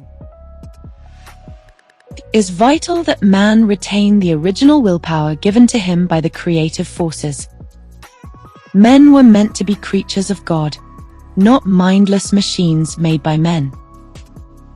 As artificial intelligence continues to rise, automation-minded businesses will continue to reap the benefits of cost-effective labor. Millions of robots may find themselves in the workforce by the end of the 21st century. Over 600,000 jobs were lost to robots in the early 90s and 2000s. Tons of robots are already capable of performing tasks better than their human counterparts. Furthermore, robots don't need health benefits. They don't need time off. They don't need to take vacations. They don't get stressed, depressed, or need rest. Robots don't need sleep, and they can work around the clock if programmed to do so. Robots only need programming and no training. The critical jobs, therefore, will lie in the programming positions of engineers and mechanics. But even their jobs may eventually be overtaken by the high-minded automatons if their mental capabilities become unsurpassed. Many robots have already ventured outside of factory work and found jobs in areas of driving cars, possessing human-like sensory perceptions in the form of cameras and motion detectors. Machines are developing human-like abilities to use the concept of natural reason. Programmers are attempting to fabricate true, genuine emotions within these lifeless metal machines. Automatons are now taking on human-like facial features and varying skin tones. Robots are being dressed up and prepped for service. They are now waiting tables at your local restaurant. They are using voice recognition and speech synthesis to assist humans over the phone, addressing their issues and solving their problems in the utmost friendly manner. If engineers and inventors are not careful, robots may soon come to have a total independent intelligence that separates them from the commands of their inventors. If this happens, who knows what robots will be capable of when interacting with the general public? Automatons were a part of society in Atlantis. One can only imagine what they looked like, as well as their capabilities. Who knows how strong they were? Who knows what their temperament was? Did they keep quiet, or did they talk with their human co-workers? What positions did they occupy? Perhaps they were the operators of sea crafts or aerial crafts. Perhaps automatons were cooks in the kitchen and catered to the kings and queens in their palaces. Maybe they worked at the power plant with the all-powerful ruby crystal that distributed the sun's rays to provide power to the nation. The automatons likely played a role in afflicting and destroying the environment, just as their human associates did. Similar to Atlantis, America too has its geological problems and environmental threats. Massive volcanic eruptions and landslides are still happening left and right. Treacherous tsunamis, hurricanes, and earthquakes still hit many states. In the context of the cayce readings, the American geological landscape will continue to shift and waste away as time goes on. As given, in the next few years, lands will appear in the Atlantic as well as in the Pacific. And what is the coastline now of many a land will be the bed of the ocean. Even many of the battlefields of the present will be in the ocean, as will be the seas, the bays, the lands over which the new order will carry on their trade as one with another. He claims that portions of the east coast of New York, or even New York City itself, will disappear. Southern portions of Georgia and Carolina will disappear much sooner, and the waters and lakes will start to empty into the Gulf. Los Angeles and San Francisco will be among the first states destroyed, even before New York. He says that there will be definite safety areas that will remain in the clear. These states will encompass Indiana, Ohio, and Illinois. The southern portions of Canada will also be a region where citizens can find refuge. He predicts that Virginia will be one of America's safest, if not the safest, land areas to live on.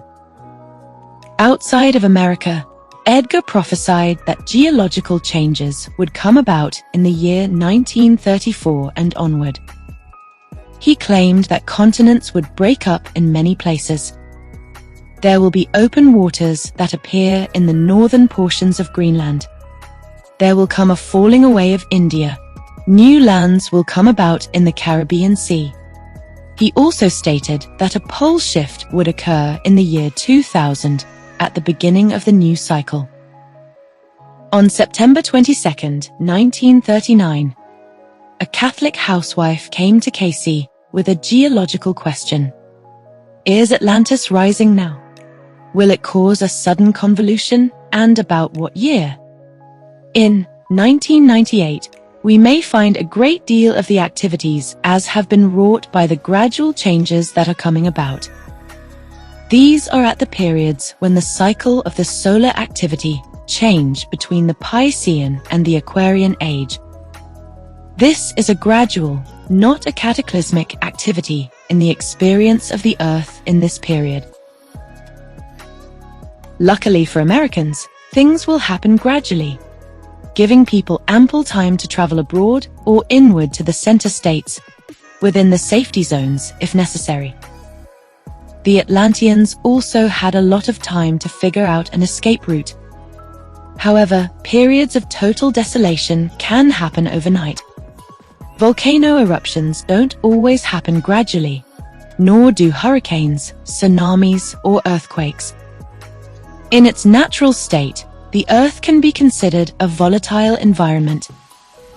Man was initially an outsider to the world, an alien to the lush, green, watery environment he chose to descend into, to experience the world in all its pleasures, luxuries, and delicacies. The people of Atlantis were lucky enough to experience the world in its untainted, natural state. Man's first kingdoms represented those of the heavens, and in the beginning, man had every intention of keeping his divine environment safe, sound, and secure. In early Atlantis, the air was clean, the waters were pure, and life was simple. The public worked hard to establish their environment as a magnificent refuge for all. Early man made sure to respect the creative forces responsible for his very existence. Citizens also made sure to abide by specific codes and morals established by the rulers. However, little by little, evil crept into existence. The pleasures of the land became man's focal point. Physical gratification took precedence over spiritual recognition. Man became cut off from the knowledge of the fourth dimension, after the new reality of earthly science took over. Although man came to advance mentally, scientifically, mechanically, and architecturally, he faced a sharp decline in his spiritual understanding. Unfortunately, both good and bad spirits pushed themselves into the realm of early Atlantis and Lemuria. Negative thoughts of greed and lust came into the hearts and minds of men, and these destructive feelings eventually made their way outside of his body and into his surrounding environment. In America, destructive forces are still at work. The lands are continually being ravaged, corrupted, and polluted by Beelzebub's evil sons and daughters. Just like the Atlanteans, countless Americans are also using and abusing the night side powers of the world. The forces of nature are again being used in ways contrary to the creative forces. Technology, again, is being used in ways of selfishness. Radio waves are transmitting negative, destructive energies. Televisions are casting explicit material. High frequencies from antenna towers are distorting the natural forces in the air. Electromagnetic radiation is diminishing plant growth and hurting all mammals. Nuclear plants and industrial factories are emitting harmful gases. Chemicals are being mixed, bombs are being created, and explosions are happening. Rebellions are occurring. Temples are being torn down, and walls are being put up.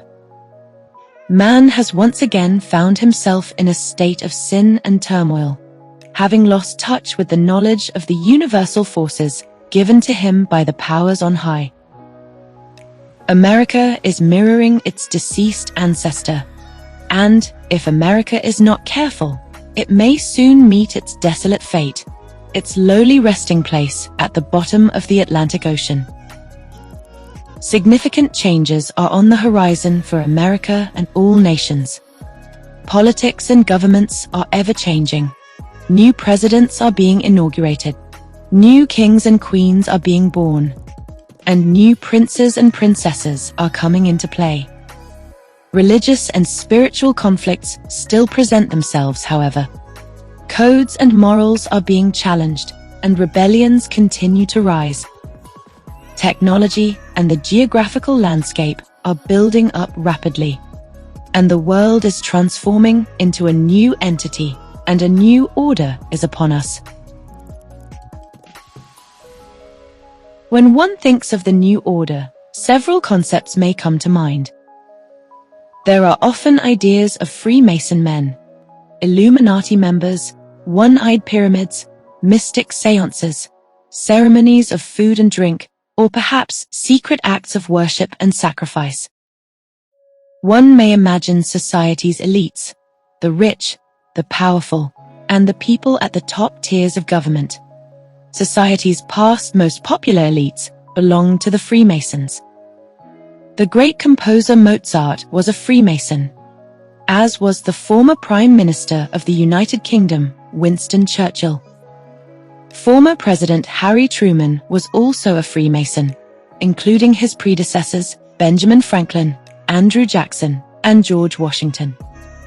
The Freemasons appear to have been responsible for laying the foundation of America's cultural, political, and economic standards starting in the year 1717. The early Freemasons can be considered a brotherhood, a fraternity. A man could not be admitted of his own accord by his own free will. Instead, he had to be vouched for or represented by an existing member of the Freemasons. New members took on a big responsibility when they decided to join the exclusive sect, for they were bestowed with secret knowledge unbeknownst to the masses. Knowledge they were not allowed to speak of under any circumstances. One can only imagine what the early Freemasons knew, and it's anyone's guess what today's elites know of. There have been many new orders throughout history. All nations have faced new incoming policies, codes, and rules instituted by all new kings, queens, presidents, and emperors. The top authorities have always dictated to the citizens and peasants of old. The middle members of society have always been pushed to either conform and change their ways, or neglect and rebel against the new orders that came to be established. On August 13, 1941, a session was carried out for a 66-year-old female Protestant, a widow and writer. The woman came to Edgar seeking information and guidance regarding her physical health and her life's work. She felt that a new life of service to humanity was calling out to her. She wanted to submit herself to the higher sources for guidance, being perfectly willing to give up all personal belongings to follow him who leads the way. She wanted advice on how to conduct herself in the world and what to expect in society's future. Cayce told the widow that the choice must be made within self regarding the proper activities, for every person has different circumstances, different emotions, and different vibrations. As noted, it's not only about the individual, but rather a group consciousness or type of universal mentality that must be considered as the world continues to alter. Cayce says that when the new Masonic order arrives, individuals should be up and doing things, staying active, and using their positive abilities for their life's work and purpose, while assisting others on a day-to-day basis. Cayce declares there will be strenuous conditions imminent in the affairs of man across the world, for many portions of the East Coast will be disturbed, as well as many portions of the West Coast. There will be disturbances in the central portion of the United States. There will be unusual combinations among nations. And much propaganda will be released from places such as the Holy Land, India, Spain, France, Italy, Turkey, Germany, Russia, and Norway. He says that great numbers of individuals will be formulated into groups who will declare specific policies. Many people will move towards questionable groups.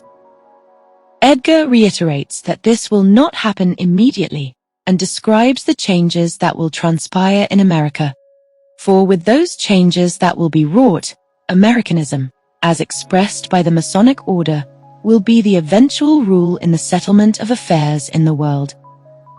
Not that the world is to become a Masonic order, but the principles that are embraced in same will be the basis upon which the new order of peace is to be established in 44 and 45, 1152 to 11.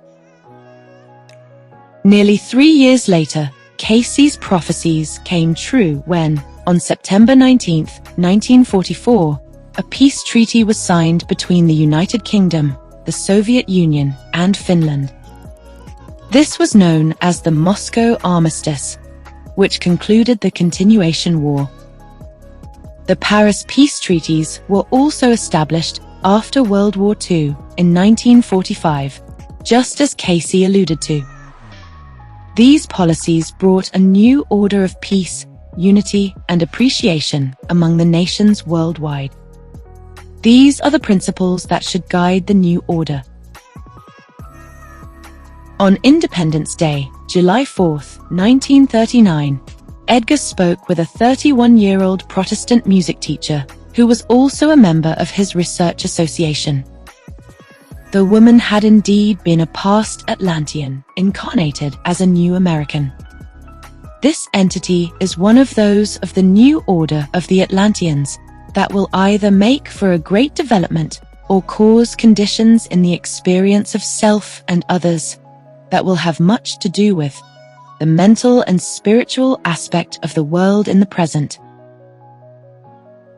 He said that she had been very involved in the changes occurring in Atlantis in relation to the new mental and spiritual tenets that were coming about. She became a great mother and carried power and might in making life choices.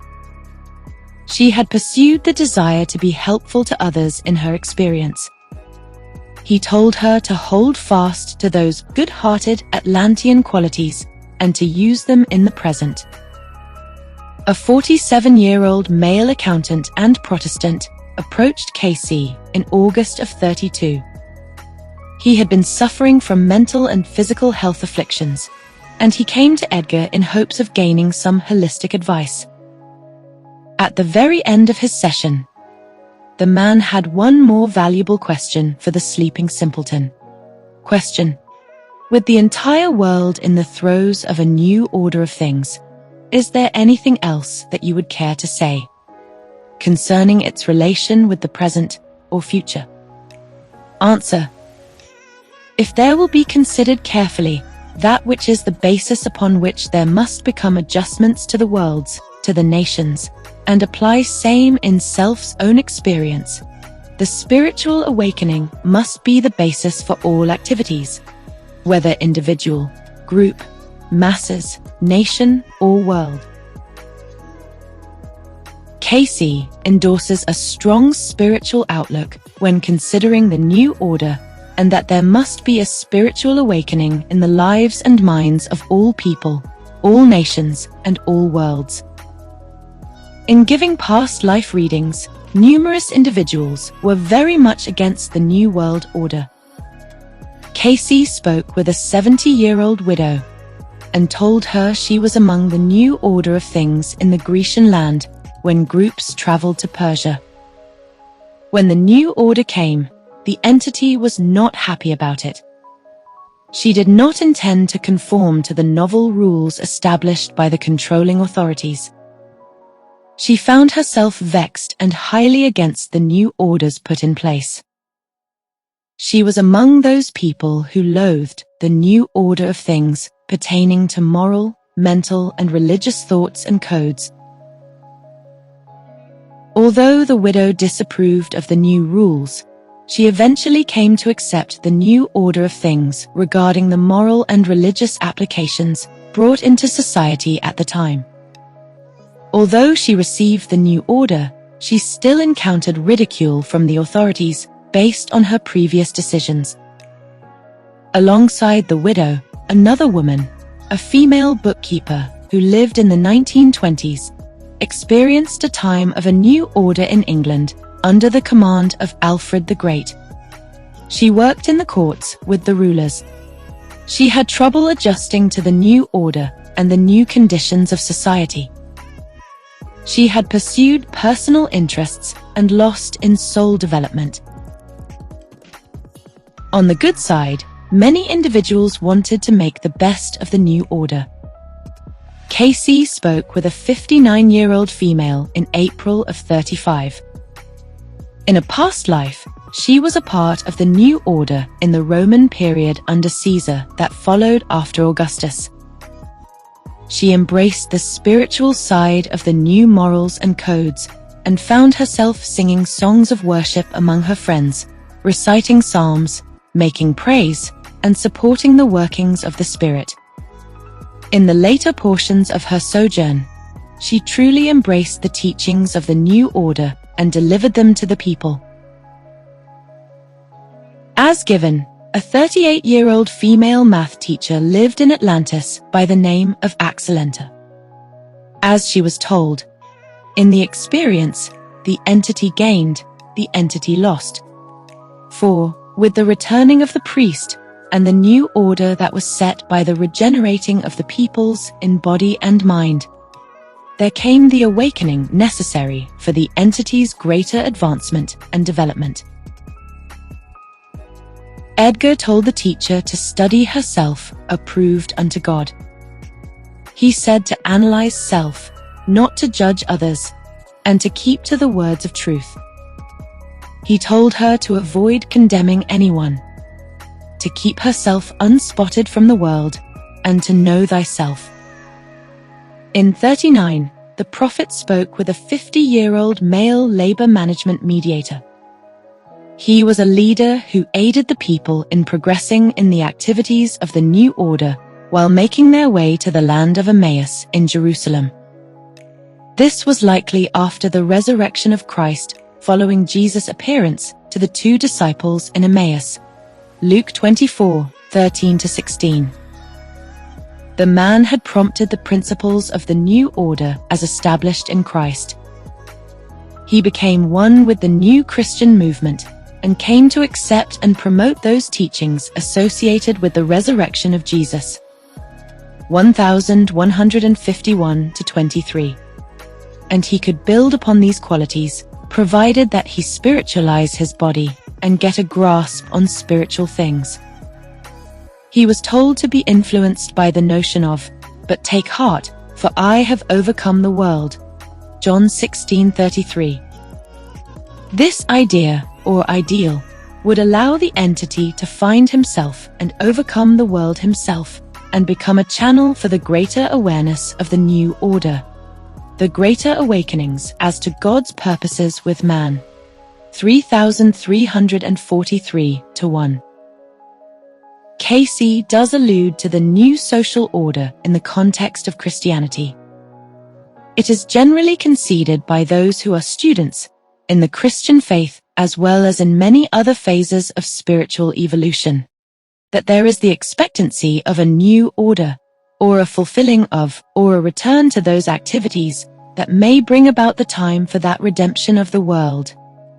It is also understood that a new order of conditions is to arise, that there must be many a purging in high places as well as low, that there must be the greater consideration of each individual, each soul being his brother's keeper. In the Bible, there exists the old law and the new law. There is the old way of doing things, as in the Old Testament, and there is the new way of doing things, as in the New Testament. The ancient Hebrews first established the laws given by the prophet Moses as given by the God of the Old Testament, Yahweh. Over 600 laws were established on how to carry out the Lord's will. The Jews were thrilled when they received the Torah, for they now had clear instructions on how to get God's approval. The old laws called for many specific customs, tabernacles, altars, acts of worship, and animal sacrifices. There were strict food laws. For example, if a grape fell from a tree and hit the ground, it was not to be eaten by anyone except a poor person. Another food law: the priests were not allowed to eat owls or bats, nor were they allowed to eat storks, swans, eagles, or ravens. Also, men were ordered not to shave their heads or mar the edges of their beards. Another Old Testament law: if a burglar was caught breaking into your house during the day, you were not allowed to kill him. You were only allowed to kill him during the night. Also, the Hebrews were not allowed to wear clothes made of both wool and linen. A person was not to mix linen garments with the gender of a cattle, such as leather. The pagan priests would wear such clothes. Laws such as these were to be followed and never to be broken. Otherwise, havoc would ensue from the powers on high. According to the new Christian faith, the old laws were done away with when Christ came. The ultimate sacrifice had been made, and a new order was established in Christ, as given in the book of Hebrews. This is an illustration for the present time, indicating that the gifts and sacrifices being offered were not able to clear the conscience of the worshipper. They are only a matter of food and drink and various ceremonial washings. External regulations applying until the time of the new order. 9:9-10. After the old laws were abolished, Christianity eventually came to revolutionize the entire world in every single way. A significant event that ultimately led to the Christian New Order came in the form of Christianity becoming legalized in the Roman Empire in 313 AD. Thanks to Emperor Constantine, Christians could now walk the courts of Rome without suffering persecution. Christian bishops were now welcomed as guests among the emperor and his political parties. As Constantine took his seat among the priests and bishops of Nicaea, the government of the Roman state became one with the authorities of the Christian Church. One of the main reasons Constantine endorsed Christianity was to unify a fragmented empire. He wanted to do away with all the political and religious disputes among the masses, and brought Christianity into the picture to bring people together in one mind, in one thought, and in one faith under the one Christ.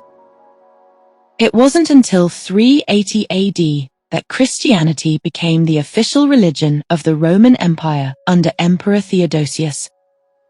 He issued the Edict of Thessalonica, which urged all citizens to become Catholic Christians. The Roman Empire was now a Catholic institution.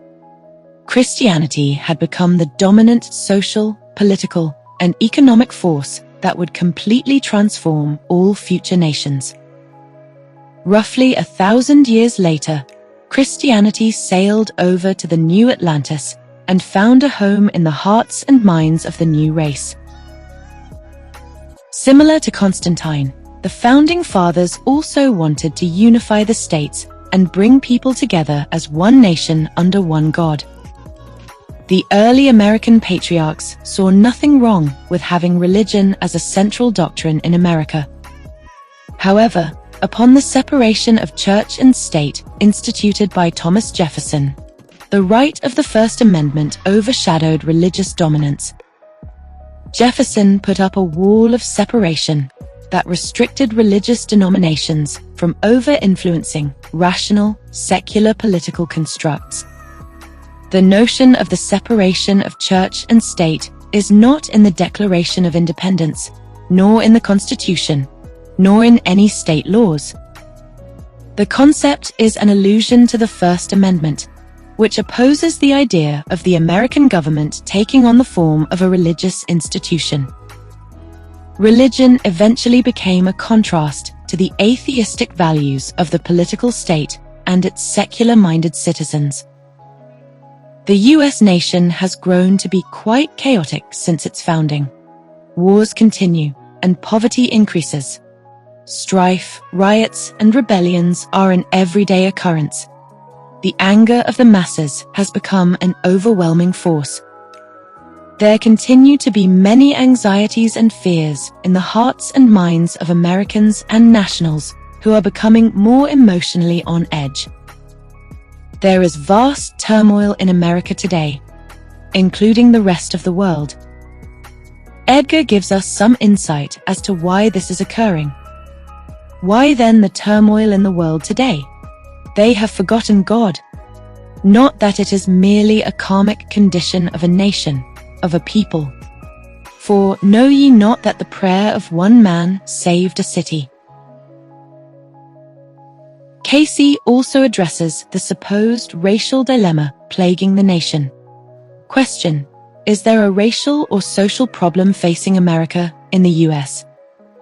Answer: as indicated, these all depend upon the effort of individuals to all who live as brothers one with another. Know that the heart of America is in that purpose of supplying thy brother, though he be black or white, though he be Gentile or Jew, though he be bond or free, for all men must be free. Moreover, it's not about the Republican Party, nor is it about the Democratic Party. As given, Q, how can it be met for the protection of our democracy? A. Raise not democracy nor any other name above the brotherhood of man, the fatherhood of God. 3976-24. The Founding Fathers stood up for these godly ideals as well. They were all for one God and for establishing a brotherhood of peace, love, and good morals within the nation. However, non-religious individuals were intent on bringing their convictions to the forefront. The secularization of America was for those who wanted to stray away from religious motives and unfounded theological ideas given by the archaic church fathers. Modern culture doesn't want to listen to the holy authorities of old, nor do they want to listen to the warnings and foresight of the prophets regarding what's to come. Today's America seems ambivalent towards Christianity. However, we should be accepting of it. As was declared, then, as ye, as an American people, stand as a nation that has accepted Christianity, and has even put upon the coin of the realm, in God we trust.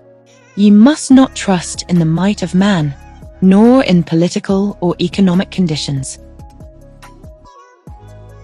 In light of Christian opposition, one must ask himself, when was it so wrong to love thy neighbor as thyself? What is so wrong about, if ye love me, keep my commandments? John 14:15. What is so horrible about giving to the poor? If each individual were to follow the simple tenets of Christ, then the entire nation would be at peace, finding love amongst thy brethren. However, the nation is still strongly divided. But is Christ divided? The answer is no. Christianity should act as a blanket of hope, bringing everyone together in unison, each state functioning as a member of the body of Christ. Only in these holy applications may the citizens of a nation find salvation. And, as a Christian nation, all American citizens must come to believe in Christ's birth, his ministry, his death, his resurrection, and finally, his return at the end of times. The Garden of Eden appeared to be the perfect place at first. Adam was the ideal man, and Eve was the ideal woman. But after disobeying the Lord, physical death was imminent. Adam's decision to eat the apple disrupted his divine plan of saving man. The eating of the apple brought carnal-minded influences, the sex influence, as known in the material world. The serpent gained control, and there came a lack of understanding on Adam's part.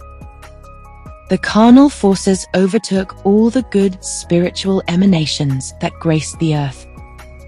The spirit was positive, the flesh was negative, and negative is only error. 262-115. Satan, the evil sons of Beelzebub, and society as a whole brought devastation to the once peaceful island. The masses became ignorant by pursuing selfish desires and self-gratification.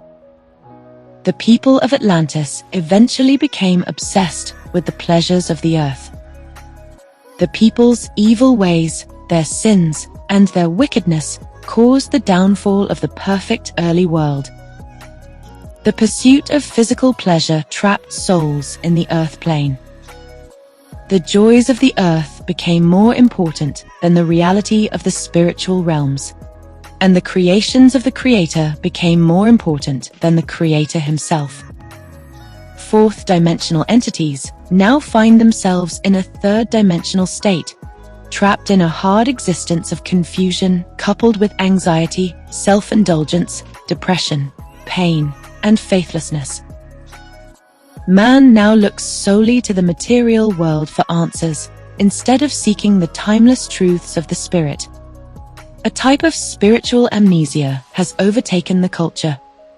If man wishes to escape the brutal reality of the material world, he must seek those things related to the spirit. Only by acting and thinking Christ-like may we discover such truths. For Christ gave us the knowledge and the truths to set us free from the throes of the earth. He came to preach the word that would release souls from the polluted material plane. Jesus took it upon himself to enter the earth and take on the form of a man to show souls the way back to him. Just like Jesus, Emilius first projected himself into the earth and became Adam to show lost souls the way. It was Emilius who first led spirits into the planet as thought forms. Emilius guided the projection of the sons of God as to be made manifest in the flesh. Emilius and the angels came to contemplate how man's appearance should be. After giving the new forms some thought, there was the propagation of beings in the flesh. The process of evolution was guided, here a little, there a little. There soon came a desire for companionship, an innate quality of the Creator himself. Although Adam fell in the beginning, Christ eventually returned to finish Adam's work and delivered the gift of salvation to all individuals.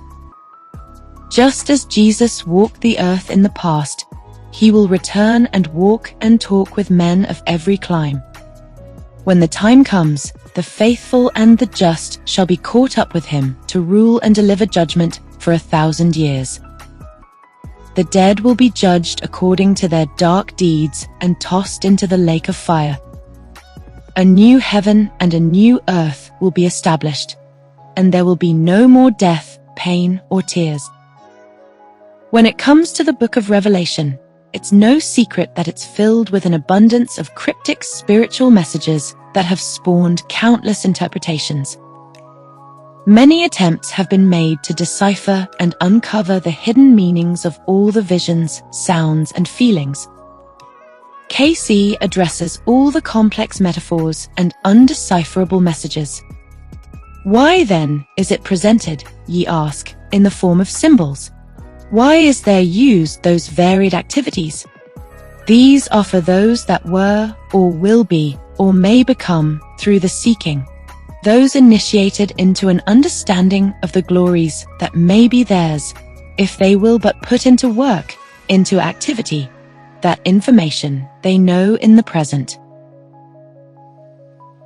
According to the cayce material, the book of Revelation represents the fall of man and the restoration of the human soul. It reflects the soul's journey through the mental forces, the carnal forces, and the spiritual forces in nature. It is a symbolic story of how a person attains the Christ consciousness to overcome the body and be released from the material world. This theme is shown in Adam becoming the ultimate Christ. The book of Revelation represents the body made beautiful. It symbolizes the mind, the soul, and the spirit overcoming the organic forces within the physical body in order to attain the highest form of consciousness and find oneness. cayce alludes to high vibrations and uses the analogy of a musical note within a composition. The person who wishes to reach the Christ consciousness must attain the correct tone, the correct pitch, or the correct voice. By using spiritual techniques, one may raise their vibrations and overcome the world, subdue the earth, and conquer the flesh.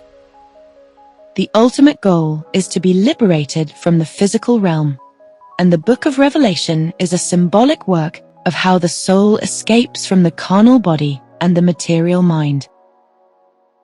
As given in the New Testament, the disciple John of Patmos went into a state of deep meditation and experienced colorful, extravagant, and treacherous visions. He was in the Spirit when he received these fantastic divine messages from the Lord. In the context of the readings, these were unique primarily to John alone. Each person can experience their own revelations, their own visions, sights, and sounds. If one wishes to apply the book of Revelation to their life, then the practices of meditation, prayer, and fasting become essential. All the early apostles, prophets, and disciples engaged in these spiritual disciplines in an attempt to have their own revelations. The basis of cayce's interpretation of Revelation relates to the human body and the soul experiencing an awakening of consciousness through the 7 spiritual centers, the churches, the glands of the endocrine system. The Church of Ephesus represents the gonads. The Church of Smyrna is the leaden. The Church of Pergamos is the adrenals. Thyatira is the thymus. Sardis is the thyroid. Philadelphia is the pineal, and Laodicea is the pituitary gland. By purifying and regaining control of the 7 spiritual centers, a person will never have to reincarnate again and will become a pillar in the glorious temple of God. The Lord's Prayer also interplays with the 7 glands. While reciting the sacred passage, each prayer section corresponds to one of the 7 glands. His holy words provide the forces to cleanse the chakras and to feel the Christ Spirit during meditation. Furthermore, The 24 elders in chapter 4 represent the 24 cranial nerves related to the 5 senses. The 144,000 seals represent the spiritualized cellular structure of the 12 major divisions of the body. The multitude before the throne described in chapter 7 represents the rest of the cellular structure during the process of spiritualization. The sounding of the 7 angels represents the process of physical purification. For the cells and their cellular structures must be spiritualized, crystallized, purified, purged, and renewed. Meditation and the power of prayer work to purify and regenerate the cells in the body made divine. The 4 beasts represent the 4 lower physical natures and the carnal forces that man must overcome. The beasts reflect the elemental forces in the body as related to the earth, as related to the elements. The beasts represent self-indulgence, self-glorification, and self-aggrandizement. The prostitute of Babylon mirrors humanity's lust and its desire for physical gratification. The elements of hail, fire, and blood in the sounding of the 7 angels also represent the essential elements of the earth. Fire is for purifying. The air and hail also purify and are for the crystallization of water. The angel with the golden censer and incense in chapter 8 represents soul-seeking and becoming one with the creative forces, those forces of gentleness, patience, and long-suffering. The 4 angels bound in the Euphrates River in chapter 16 represent the 4 earthly influences, including the air, the earth, fire, and water. The 7 heads and the 7 mountains also call attention to the spiritual centers in the body, and those portions that may be purified in the redeeming forces of the Lamb. The 12 tribes, the 12 gates, the 12 angels, and the 12 disciples all represent aspects of self and the seeker of the one God that resides within. Several sections in Revelation 18 represent selfishness. The marriage of the Lamb in chapter 19 reflects the raising of the spirit in the material body to become a new being. The golden reed to measure the city in chapter 21 demonstrates the measurements of those vibrations within an individual that may be attuned to a new purpose, a new desire, a new hope, and a new revelation from within. This all involves a pledge to take on the workings of the Spirit and a willingness to do the will of the Father, who was made perfect in Christ. All of these signs and symbols represent the wars that wage in the physical body of every individual. For the visions, the experiences, the names, the churches, the places, the dragons, the cities, all are but emblems of those forces that may war within the individual in its journey through the material, or from the entering into the material manifestation to the entering into the glory, or the awakening in the spirit, in the inter-between, in the borderland, in the shadow. Furthermore, Cayce comments on notions of the Antichrist and the mark of the beast. Question: what is meant by the mark of the beast in the right hand or forehead? Answer: these are as signs or symbols of this or that grouping, or of the organizations that become as a part of the vows or obligations to those who have joined in with the work of the beast. For having the mark of the beast and the mark of the Lamb becomes the difference between the consciousness of the indwelling presence of the Christ and the hoped yet not seen or known. Question: what is meant by the number of the beast is the number of a man, 666? Answer: just as has been given, that when it is taken on as being the exercise of the man, without reference to or realizing the influence which has brought same, though it may be in an organization, in a group, in any influence that becomes the work of man's hands, then it is the number of a man, and is numbered as may be the days of man. but lacks that consciousness of God and God alone directing. Having the mark takes away from the God consciousness related to man. It represents unevolved, animalistic behavior. It may come in the form of an organization, a group, or any influence that overtakes man's mind or his hands. The Antichrist comes in the form of the spirit of hate, contention, and fault-finding. Those under the mark are lovers of self and lovers of praise. As man continues to walk the earth, evil will continue to reign, and each soul who chooses the night side of life will meet their own undoing and will be subject to their own personal fire and brimstone. Question: will we be punished by fire and brimstone? Answer: each entity's heaven or hell must be that which it has builded for itself. Is thy hell one that is filled with fire or brimstone?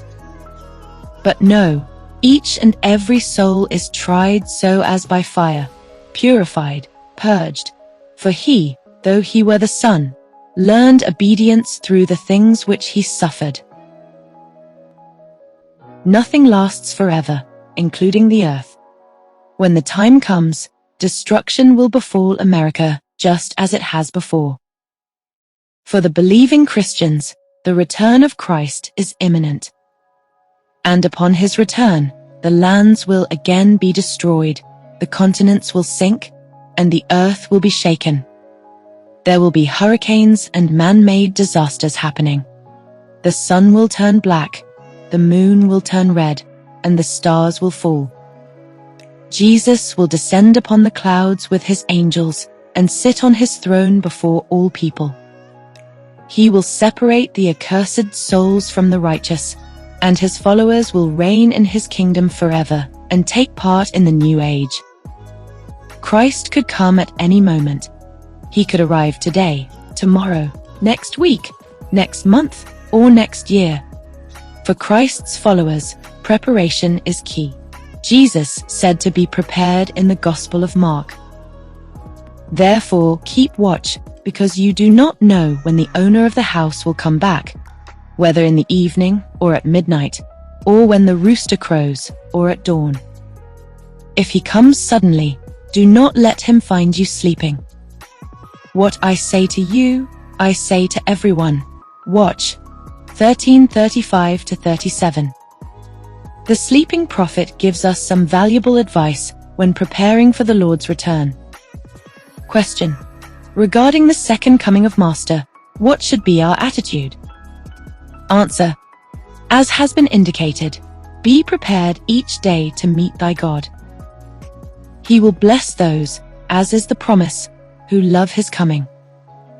Then, whether it be in this experience, or when ye have returned, let thy prayer ever be, Lord, use me in thy way. Thy will be done, not mine. Question: he said he would come again. What about his second coming? Answer: the time no one knows. Even as he gave, not even the Son himself, only the Father. Not until his enemies, and the earth, are wholly in subjection to his will, his powers. Question: are we entering the period of preparation for his coming? Answer: entering the test period, rather. Question: any message to the group gathered here?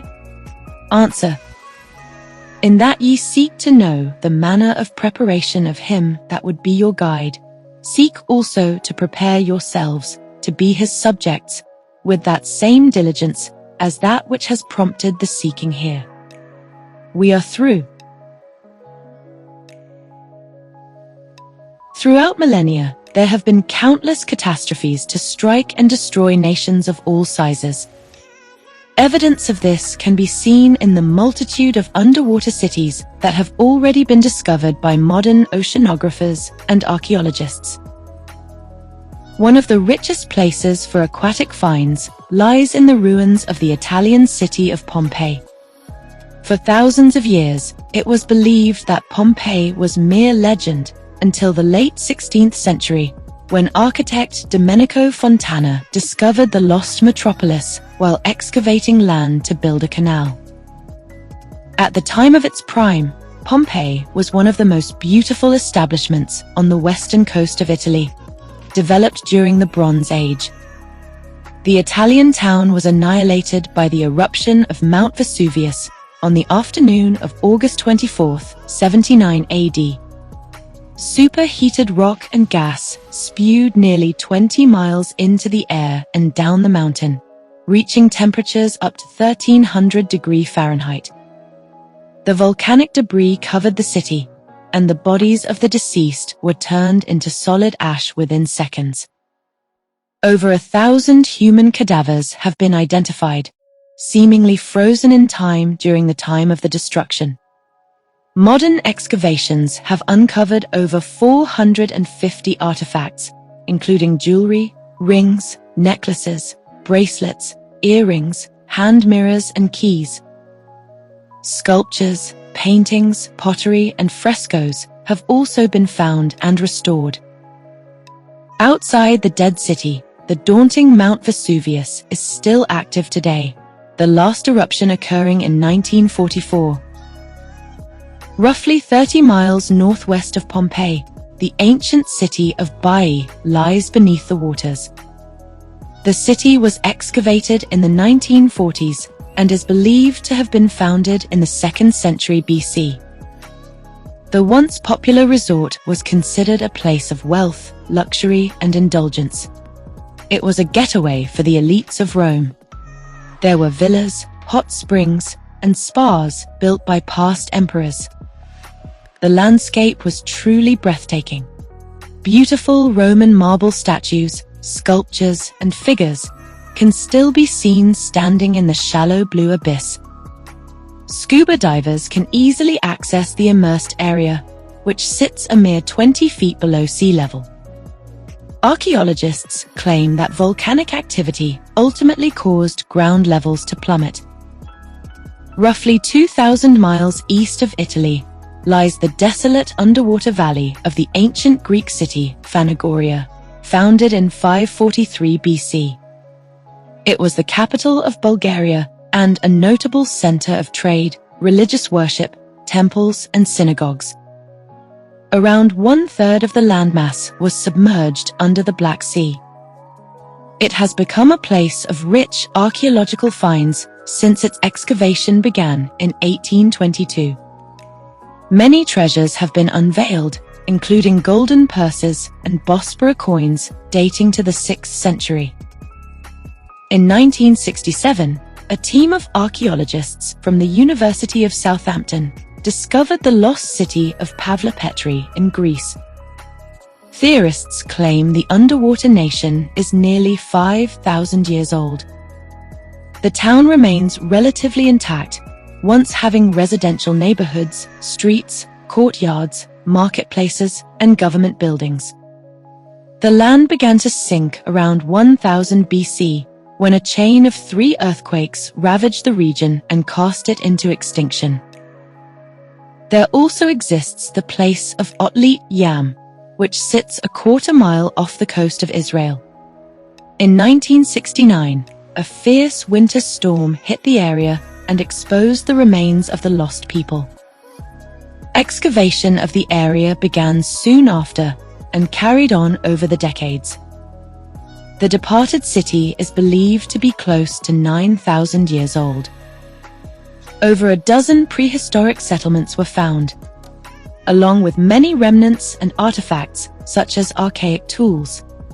The area covers roughly 10 acres. The remains of both human and animal skeletons have surfaced, including several grave sites. One sizable area of Atlantis contained a large basin of fresh water. It was constructed of 7 massive stones, each weighing over 1,000 pounds, all in circular form. It appears to be a sacred place where the gods were praised. Other distinct monuments dedicated to the gods were found. Scientists speculate that a powerful tsunami played a role in eliminating the land. A watery cove near Tichina, located in South America, was discovered in the 2000s when 24 submerged sites were examined. The city reached its peak during the second half of the 1st century and was home to over 10,000 citizens of the Tiwanaku people who predated the Incas. Evidence suggests that the Tiwanaku culture influenced foreign peoples like the Peruvians, the Argentinians, and the Chileans. Giant structures and megalithic blocks erected by the ancient communities were found. Walls and tombs depict highly detailed, highly sophisticated carvings and artwork. About 20,000 artifacts have surfaced, including ceramics, pottery, gold, silver, ornaments, and beautiful decorative pieces. There is also the lost city of Aulis in Greece, which is said to be the previous place of over 40,000 citizens. Archaeological remains indicate it was a wealthy establishment of a Hellenistic nature. Coins dated to around 300 BC have been unearthed. Inscribed on the coins were the heads of the god Zeus and the goddess Britometis. Much artwork can be seen in the underwater arenas, such as mosaic floors and pictures of birds, fish, dolphins, and eagles. Churches have also been uncovered. Ancient texts link the extinct city with other regions, including Europe's oldest known city, Knossos. The cause of the catastrophe remains unclear. However, scientists speculate that volcanic eruptions played a role in demolishing the metropolis. Lion City, located in eastern China, also sits underwater. It was a place of high political and economic status. Roughly 220 square miles of the ancient Chinese district rests at the bottom of Qianao Lake. Ornate buildings and temples remain intact. There were a total of 5 gates that surrounded the city. Sculpted dragons, bulls, and lions line the deep blue streets. Unlike the natural geological disasters that pummeled other ancient lands, Lion City was intentionally flooded in 1959 to make way for the Xinon hydroelectric and river dam project. At the time of the flood, around 300,000 citizens were forced to depart from their nation after the government took possession of it and liquidated the city. The Spanish government also caused the flooding of the town of San Roma de Sao in 1962. The demolition lasted over 20 years. Its residents were forced to make the slow, somber transition outside their homeland. Past residents describe it as an ideal living place. Many treasures of the town were collected before the land was flooded. Structures such as cemeteries continue to surface. The steeple of a Gothic stone church still peaks above the waters when surface levels are low. Another abolished haven was the place of Port Royal in Jamaica. Founded in 1494, it was a place where hundreds of ships would come and go. Roughly 7,000 townspeople took shelter in the once comfortable harbor. As the centuries passed, the port became a land of lawlessness, a place of sinfulness, drunkenness, gambling, and debauchery. Wealthy merchants and pirates sought societal pleasures in the brothels and taverns where rowdiness ensued. Port Royal became a place of corruption, and it was only a matter of time before the land fell victim to the powers that be. Exactly 200 years after its founding, an earthquake struck the port. The earth opened up and swallowed a multitude of people. The sea came in like an overarching wall and took out the masses. The soft foundation of the landmass quickly caved. The cataclysm of an earthquake wasn't enough for the sorry city. A massive tsunami soon followed and ravaged the land once more. Today, many treasures have surfaced, uncovering thousands of items, such as jewels and rings, including a pocket watch discovered during an excavation in 1960. The hands of the small, once active timepiece were frozen in time at 11:43 a.m. The lost kingdom of Dwarka in India was once considered a mere myth. The accounts of the land are mentioned in the epic poem Mahabharata, written by the ancient sage Vyasa. The place was once the abode of the Hindu god Krishna. Legend has it the city sank into the Arabian Sea after the death of the god. It was unearthed in 1963. Major excavations continued over the decades, and more than 500 artifacts have surfaced. Giant stone blocks and pillars can still be seen, as well as elaborate irrigation systems. When it comes to archaeological evidence for the legendary district of Atlantis, some groups claim that it's already been discovered. In 2011, a British research firm was confident they found Atlantis off the coast of Spain. A team of geophysicists used satellite imaging to survey the area. They implemented underground radar technologies and digital mapping techniques to gain perspective on the submerged terrain. Swamps at the base of the Guadalquivir River in the city of Cadiz, within the Doñana National Park, showed unusual geometric layouts within its landscape. Concentric circles appear to have formed, surprisingly mimicking Plato's description of Atlantis.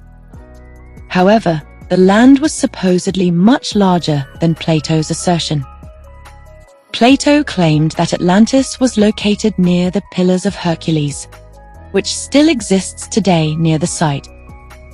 There is a 9-mile water gap between the southernmost point of Spain and the northernmost point of Morocco in Africa.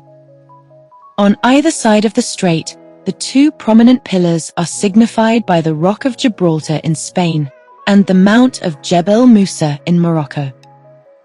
The research group claims a wealth of evidence has already surfaced, including sculpted artifacts and materials such as wood used for buildings. The ruins of a massive barbaric temple were supposedly found as well.